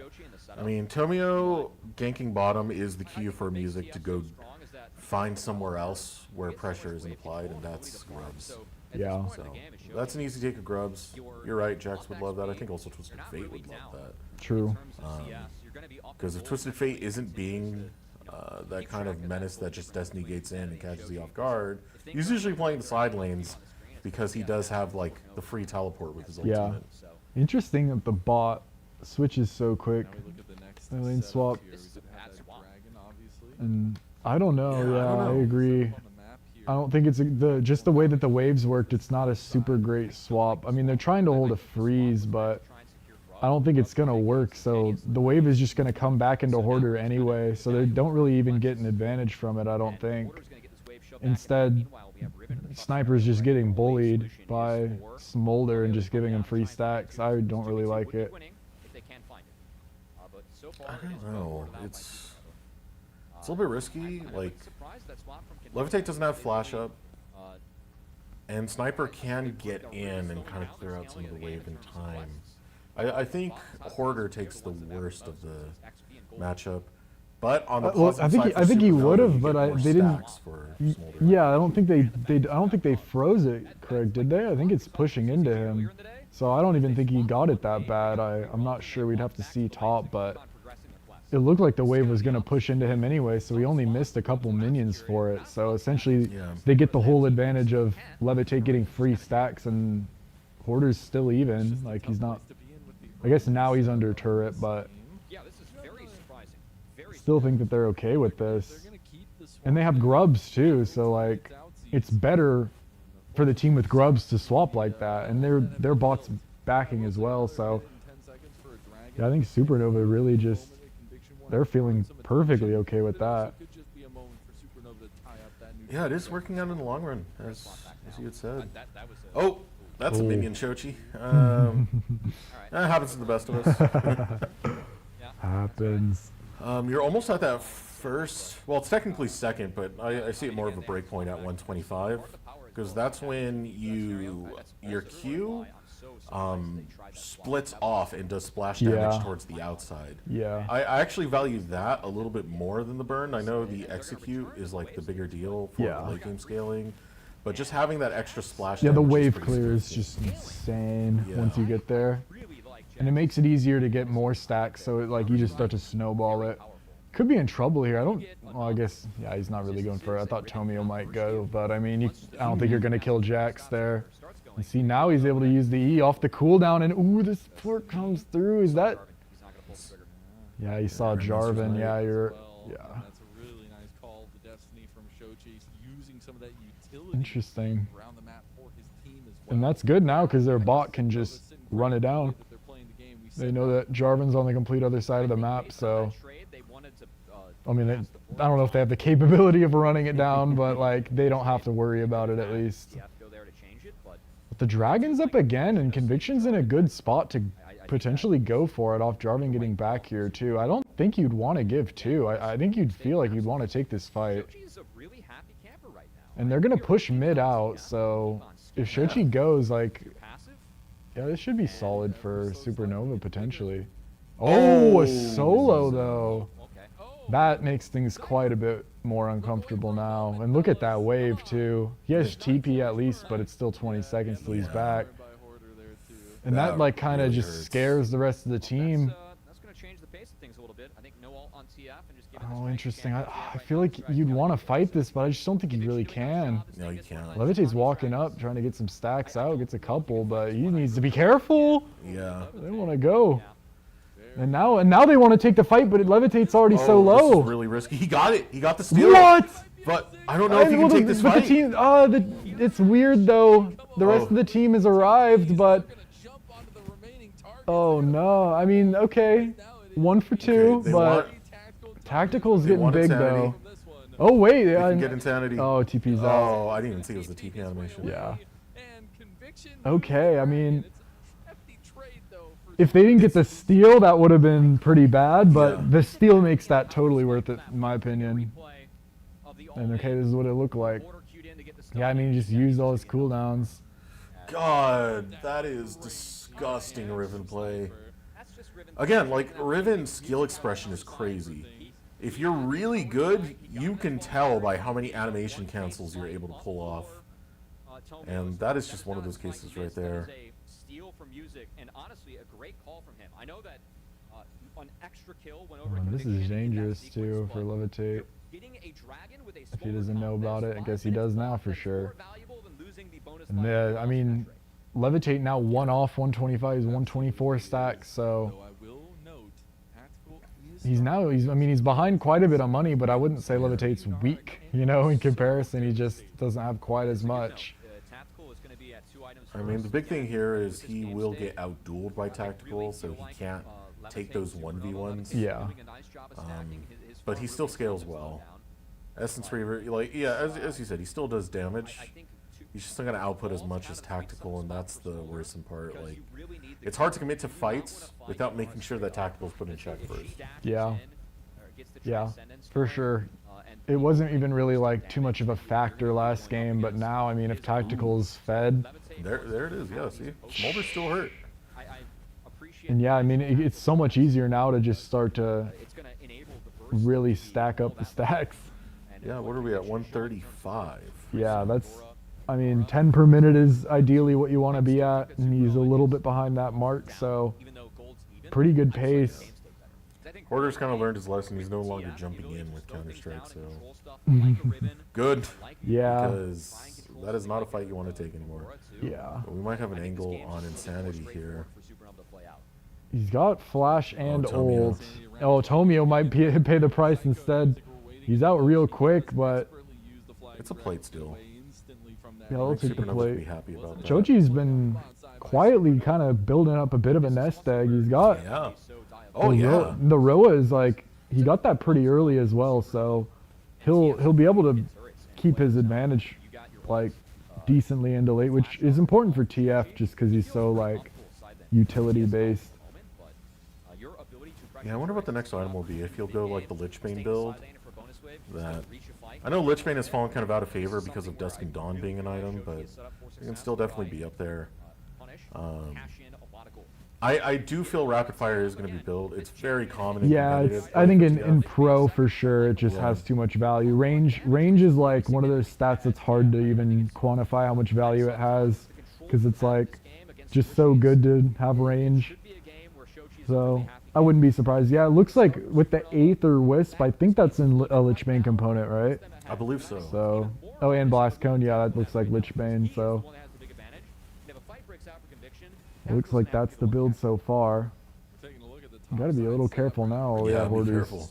Counter-Strike goes down. It is Uh-oh, not I mean, time to I think Muse is just caught. Oh man. Oh no. Yeah, that's not good at all, because now they're just gonna grab that Rift up. Minute towards Dragon as well. Kill goes the tactical again. It's just almost too much, and Levitate, oh, might get ran down. Oh no, Tactical gets it again. 6 now. Tactical is just, it's too much money. Shochi, I don't even think can escape. Maybe has the flash. Okay, uses it. I like it, but oh man, Tactical is just, this is an insane amount of gold to have this early. 2.2k, that's just And shy he's of a and he full just item. picked up another turret as well. I mean, why That's not? first brick, isn't it? Yep. Oh, do they get it? Oh yeah. Just about. Yeah, that's a lot. I mean, That's 400 gold injected right into his veins. and that's always been a problem for Supernova, is the turrets. Like, just seems like Conviction has just been kind of across the board playing them a lot better, and that gold adds up so much. Poor Levitate didn't even really have a chance there. Wow. Yeah, I mean, this was just a bad angle. You saw Music die in the mid. You know they're going after Herald, so the rotate towards mid makes sense from Conviction, and it doesn't take that much information to really know that. So. Yeah. Yeah, I agree. It's not great. I do give credit to Hoarder. He's caught up to Sniper and Gold. Yeah, Hoarder's been playing pretty well so far. They'll need him to just stick on Tactical and make his life really hard, I think. Like, they're going to need him to do that. That's going to be his job, because he's so fed, bro. Like, it's just unbelievable almost. Some extra stacks. See, there's a hungry dragon down there. Nothing wrong with some extra stackies. Oh, could potentially be in Grandmaster's Might, trouble. wow. Yeah, I don't know why he used it there. It doesn't make any sense to me. A little bit of jump scare, I suppose. Herald will make quick work of that turret. They could go for a second This is going to be the Bruiser Jax build. He went Trinity Force. Yeah. There have been a few who have been going Dusk and Dawn into Rocket Belt into Hourglass. I think And it's a more Jax, bursty yeah. build that a lot of people get caught off guard with. But I think in order to fight Riven, you need to go the Bruiser. Yeah, or in this comp, you just need to stay alive a little longer for sure. Like, I think they want to use him as kind of a frontliner, but it's going to be like pretty typical. Yeah, here's the thing for Supernova though. If you find Tactical, okay, if you're able to take him out, that is the entire gold lead erased off the map. It's true. He has 2.3k. It's a 2.3k gold lead for Conviction right now. So take him out, and suddenly there's life. Like, that's a lot of the econ you need out of this game. Interesting. Pretty big trade there. Yeah, so it is Lichbane second for Shochi. It's definitely rapid fire. You can already see the dagger build. Yep. For sure. Don't hate it, but I think the only problem is you just don't have a lot of damage really right now until Levitate kind of gets a little bit more. Like, I just don't even see how you win a fight until Levitate scales. He's 21 stacks off from Execute being online, so at the very least he's been doing decent with that. I know when Smolder first came out, it used to be like 13, 14 minutes you would get your 225. And then they started to do some nerfs to kind of slow that down a little bit, which has worked out. I think it's a little bit more tame than what it used to be, because, God, those were unethical pentakills back in the day. Yeah, like OG Zeri, just unethical pentas. Yes, you understand. And this is, yeah, just, I don't know though, because like, it kind of felt like what happened to Conviction last game, where it's like, you just get to a point where you just can't really kill anything, and like, it's only 21 minutes, and I feel like they're like already a little bit there, you know. It's like just so, it's once again, it's just so on Levitate, but this time he doesn't have like a crazy gold lead. Like Shochi, he'll be strong for sure for the next couple fights, but I think rapid fire cannon just kind of cripples your damage for the most part. Like, it just turns you into just like a bit of a gold card bot. I think for Levitate, I would have wanted the Bruiser build a bit more. Usually it's, I believe it's Black Cleaver second item, and you use a lot of like Deathfire Grasp in order to kind of just get a lot of burn damage. You shred them down, and then late game you still scale no matter what. But it does keep you alive a bit more for these fights, and I know Levitate's been having a hard time dealing with some of the Burns onslaught. coming up next wave, he'll have enough stacks. Yeah, so it'll be 225 there. That'll feel good, but yeah, it should be. Yeah, that's 225. Oh no, he just face checks. Oh, Levitate. Oh no, that's so bad. Now the flank TP comes in from Sniper as well, just cuts the whole team off. Oh, and what was that? He went over the wall with the flash and the double stun. And they could keep going if they want. I mean, why not? Triple, and look who it's all on. It's all on tactical. They can just go get Baron if they want. Unbelievable. I wonder what did Levitate see? I don't know. I got to see a replay of that, because that's heartbreaking. Like the face check right there, no one's on the map. You gotta have some fear of the Fog of War. If not, like, if you're gonna at least use the Destiny Gate to scout. Look at what Tactical's about to buy. I don't even know. He's gonna be a whole item ahead. Man. He's about to get like IE, yeah. Full Infinity Edge. Okay, let's see. Let's see it. Yeah, this was just... He felt too confident because he had some teammates over on the opposite side towards the ramp. So he thought he would be okay to like pinch into that. Oh man, but, yeah. Like, J4 gets on you fast. It's very hard when Across the Veil's used by Aurora to notice where Aurora's coming from before it's too late. That was unfortunate, because it's going to be hard now. Like, I mean, we saw just last game how they were fighting for Baron until almost like 35 minutes trying to get the first one, and I guess Hoarder getting that turret's pretty good, but yeah, I mean, you're trading it for a lot on the other side. It's so much money. Now, I mean, the lead's on everybody now. And it's still a while out for Rapid Fire Cannon. Oh, this is brutal. And I would believe fourth item, you gotta go Zonia's Hourglass, because this dive is brutal. This dive is nasty. Sniper, like the way he plays is just, it was really interesting, because like he kind hard of to stop his ribbon. bided his time and then like saw the flashing gauge and it was just crazy good. Yeah. So it's like he's not even really like a duelist kind of brawler 1v1. Like no, he's cool with being in the fights. Okay. Levitate is going the Bruiser build. I see the Kindle gem. He's just going Black Cleaver as his third item. I think that's a good call. I don't think he has much of a choice at this point. Oh, they're about to get another turret. Yeah. I mean, you forfeit your outers to defend your inners. Yeah, I don't know if they can defend this one though. They're not over in Gotta be time. fast. Where's Mom? Get Mom down. Okay, Say I hi. mean, they can't take the turret too Ooh, he wants quick. tactical. Oh, that was a quick cleanse. Wow. Jeez, that Mikhail's came out fast. But they're trying to hold him down because look at the bottom lane. Hoarder's still taking turrets. Yeah, that's not bad. I mean, they're gonna get to back All right, pretty Destiny quick, Gate. but I mean, tech the Destiny can he Gate keep right here. going? He could keep going. Yeah, I mean, no one's backed. He doesn't know that though. He doesn't know that no one, or I guess He knows now because Sniper's Destiny Gate back was now. used to scout. Right. So I'm happy that Shochi did that. That information was incredibly valuable to continue the push, and now they get to focus on another tower. I don't think they're gonna get it quite yet though.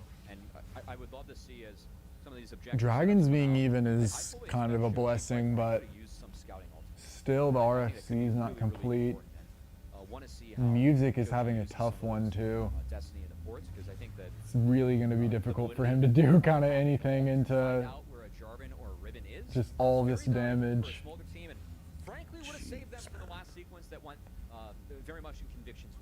Okay. Oh, he wants Insanity.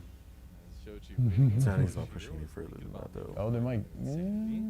If they stop his, I don't think they trust it. Yeah. Good job of getting some side lane presence, and he is going to become that factor you had foreshadowed to earlier in the strength he's going to have in the solo side lane against Sniper. Got to see if that's going to come to fruition for them. Levitate just doesn't have enough money. Yeah, I mean, IE's done for tactical. Ooh, that's a 4K lead. Ah, the It's like an entire item lead. It's more than an item. That's the scary part, Yeah, man. that's not good. Because he's stacking up, but like, you need to start. I mean, yeah, you just. It's not a lot of damage, really. I mean, Levitate's pulled out hero late game angles before. I think this is the hardest one he has to pull out, though, because in the past, we've seen it recently, it was the Caitlyn. Before that, it was the Senna. Senna also scales, but she gets a lot of range and stats from scaling, right? Yeah. It's not the same case with Smolder. You get the execute, which is nice. He's pretty close range. Yeah, you're pretty close range, which puts you in so much threat. When there's a ribbon on the map, like, she wants to cut you up, man. This is difficult as well, because Hoarder looks like he's going for the Zanyas, but like... Yeah, you need to. Yeah, there's... I like that because it kind of allows you to go for pretty crazy engages where you can like flash jump in and then Zanyas, and your E'll almost be back by the time that Zanyas is out, but it's still like... It's just so difficult because you're not just trying to lock down one person, like there's a lot of people on the team that can kill you, like Sniper could do it, Insanity can do it. Yeah. Even Tomio can do it, he's a lot ahead as well. But I will say, like, yeah, I mean, Supernova's stalling this out. They're really happy with that, obviously, because they just want to go as long as possible and try and get Levitate to carry. And this is where music still on the Dragon earlier is actually paying off really big. Because this would be sole point if you didn't get that steal. So this allows Supernova, if they want to forfeit one more Dragon. Oh. That's decent damage, I suppose, but not that much to find off of it. And they hit Sniper have a crazy flank. Okay, they spotted it, Sniper. yeah. Hoarder, you might need to be careful.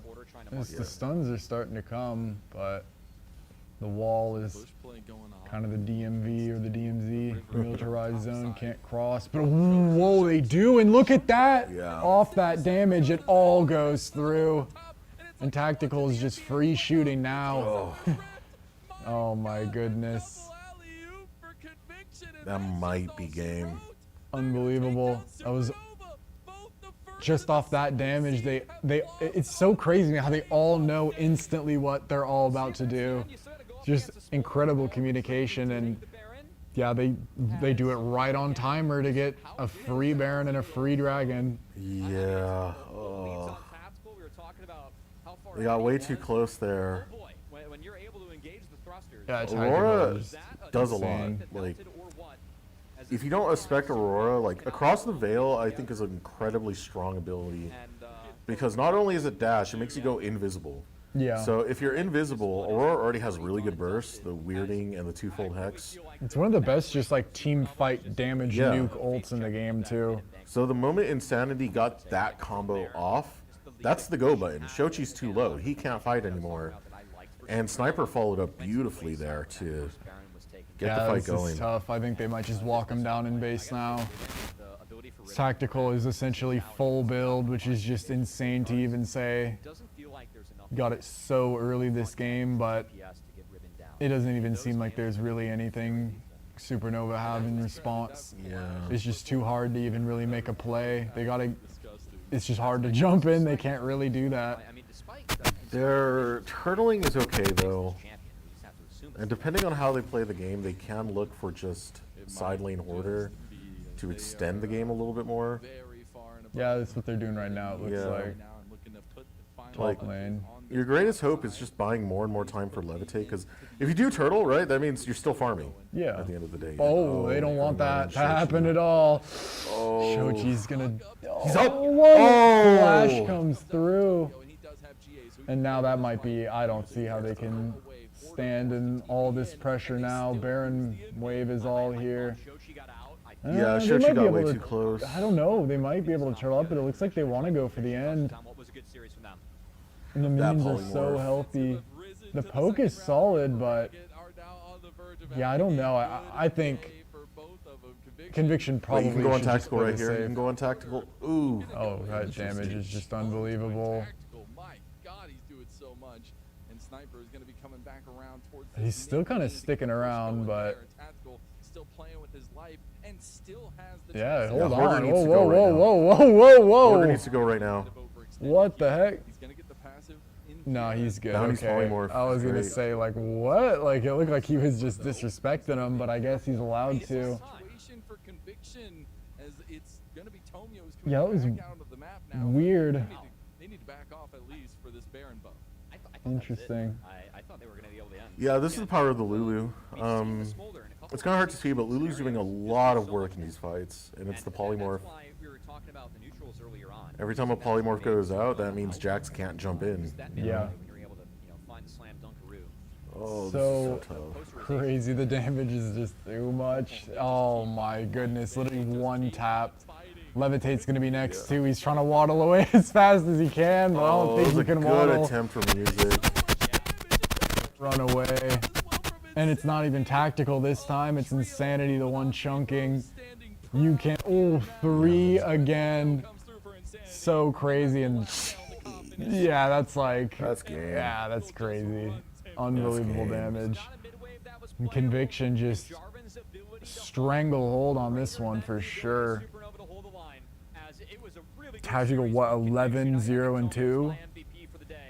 In spite of Tactical's massive Game 3 performance, I felt like Tomio was really solid in all 3 games. Oh man, that is a tough end for Supernova. Wow. No one expected this team to be the weakest team in playoffs. Numbers don't mean anything today here at the NACL. Yeah, Conviction, they just take it. It Yeah, was a great effort from Supernova, of course, but that last game just, those early fights just kind of just never really came back from that. That was a crazy game for sure. Yeah. A little bit not as high octane as the last one, bit more of a beat down, but Yeah. It was hard when Tactical got that far ahead. Solo kill from Sniper was really brutal as well, and they didn't give enough respect to the Aurora, Insanity on Aurora. Oftentimes, it's just the burst that's all that's needed to start the fight and make the carriers run for the hills, but they can't do damage. And now this sets up an interesting week next week, because that means CCG versus Conviction in the upper bracket for finals. Wow. That puts Winthrop, who just beat Maryville, against Supernova in the lower bracket. Winner of that faces NRG in the lower bracket. Winner of that faces whoever loses the CCG conviction game. And then that will actually set up the grand finals. But let's take a look at this. I mean, tactical, that's all you got to say, man. Like, the damage was pretty gross. Credit to Levitate. He was doing a lot still. I thought he farmed pretty well, but there were some hiccups that were just like kind of, I don't know, it's kind of just hubris, man. Like, yeah, that dying mid there is kind of the dagger. That's kind of the dagger. Like, you can't really come back from that, unfortunately. Like, before that, it was kind of a hard path back, but after that, it's just kind of unwinnable. You could see, like, that grew so fast. After that, just a straight mountain to try and have to come back from, and it's tough. I think Supernova, like, I don't know. I think they've got a lot of stuff to feel like kind of solid about for sure. But like, I think the thing that I noticed the most was just like, I mean, you saw it in every game, but Conviction just had way more control of the map and like took down way more turrets and stuff. Like, that's just like gold that is just kind of out there. What do you? Well, I can't remember what you call it, but it's like not like standing gold or something, where it's like just gold that's out the map that you can just go take. Right? And like, it seems like that's such a big, like, specific part of what they're trying to do, that it's like, and also Tomio dying 2 times on Vi, Sejuani, and Jarvan is insane. Like, that's crazy. Smile, that damn smile. Man, you should get this guy on a like toothpaste commercial. He's got the perfect smile for it. Yeah, it was a really good game from him for sure. Yeah, he played phenomenal. I don't know, as a Supernova fan, obviously I'm disappointed, but I still respect what was put out here. It was a joy to see Sniper play one of his old tried and trues with the Riven. That looked really good too. I also think it's a bit of a redemption arc for Sniper, because if you've watched Sniper throughout the regular season, Decoy from Dorado was able to solo kill him. That's a 7th place team, I believe. Arbrio from AMI was able to kill him. That's a 10th place team. So like, for Sniper to get treated the way he was by some of the developing talent, and now step into playoffs and be able to handle someone like Hoarder, who was seen as the next one after Zamudo, I think is a good statement from Sniper, because there was a lot of expectation on his shoulders. Yeah, and honestly, like, I think solo kills as well, like, I think they obviously matter, but to me, it's almost like a bit of a kind of neutral, just because I think if you're so afraid to even fight anything because, like, you're worried about your aura, you know, like, I can't get so, like, I think that, like, to me, it just shows he doesn't really care about any of that, you know. I mean, I didn't see exactly what happened. I don't know if he was just a terrible misplay, but it seemed to me like he was playing very confident. Like, in that last matchup, like, it's 1-1. He's picking his comfort pick. Like, I'm just gonna play my game, and like, he knew his exact. I mean, you saw him hit that crazy solo. Like, so maybe he's just building up that confidence. Got his ints out of the way early, just in time for playoffs. Now this is where things get crazy, because you're looking at the teams in the lower bracket. Each and every one of them can make a deep run. Winthrop, again, beat Maryville, a team where 3 players are back-to-back NACL champions, and one of the players is back-to-back most valuable prospect. So Winthrop are on a high right now. They can make a lower bracket run. Supernova, they still took a game off Conviction very convincingly, so they're capable of a lower bracket run. And now NRG, the #1 seed, is also capable of making a lower bracket run, given the caliber of talent they have. Zamudo, being someone who's not in Tier 1 only because of visa issues. Spica, former pro, playing in the support role. So like, each and every one of these teams are capable of deep runs. And that's what makes this bracket terrifying for me, man, because it's the first time I've seen a bracket in NACL history where I've been like, I have no idea who's making finals. Well, yeah, I guess that's like a good problem to have, right? Because to me, at least, just watching these, like, CCG, I think, made the least amount of mistakes of almost any team I've seen. Like, they were playing, like, almost perfect league for a lot of those games, and like, they might not even be a name that like a team that sticks out to you when you look at just like the overall, just everything that's going on, all the names on the teams. But like, yeah, I mean, if that's like everyone, like you said, just has a potential. I have no idea who's gonna win. Like, That's a really good call out, because I actually looked at CCG as the team with the lowest ceiling that I didn't think was going to make it the farthest end. They've proved me wrong. I'm proud of that, because I like developing talent that's performing well. Yeah. And that's what Aljun, that's Fiji. Both of them have been kind of playing out of their minds. Another shout out to Only 35, who's in his sophomore year. So I like the shout out to CCG, because they definitely deserve it. They look good, man. They look good. Dardoch and Koyuson are leading that team to victory. But I think that might be it, man. Yeah, that was a crazy day. Glad to see some playoff games. Like, all the games super close, super fun. Yeah, from here out, it is going to be best of fives. Okay. Wow. One best of 5 per day. The best of 3s are done. Okay. It was only for round 1 and then round 2 of upper. If you're fighting for your life, it's a best of 5s. Okay. I like that. I like that. But crazy stuff. How'd you feel seeing the insanity? Oh, it was fun. Some of the most fun league games I've got to watch. I haven't watched probably as much as most people, like, just given how long like just league esports has been around. But I really do like. I like a good close game. I like when I never know what's gonna happen, because to me, League is still one of the only games where I can't really tell. Like, I've played a lot and I've watched a lot, and I still like going into some fights. I just have no idea what's gonna happen, and that's so There's exciting. some deep strategy about it. Yeah, I really like League. So like, yeah, I'm excited. I don't know. Like, yeah, I'm really excited to see who wins. Like I was saying, I don't know. CCG looks scary to me, but like, yeah, you obviously know, I guess, just a bit more about what's going on. But like, yeah, Knowing like a bit more, they're performing. Well, I was gonna way say that above all the teams I would have picked, Yeah. like coming into this, are all in lowers right now. You know, like so. I don't know. It's just a crazy. It's a fiesta. So lots of fun. I'm still trying to process that Maryville are eliminated in 6th place. Like, that's mind-boggling to me. That's so crazy. But Gotta run some laps. I'm glad you're in on that. But that's going to do it for the Costream. Zach, thanks for joining me, man. Of course. We will be back next week, I think for only 2 of the days next week, because I will be on the main broadcast for one of them. Sweet. But we Let's will go. have more fun and get to see the chaos that is 2026 spring NACL. Oh, I yeah. don't know who's going to win, and I love it for that fact. But Oh, again, yeah. thank you, Zach. Of And course. see you another time.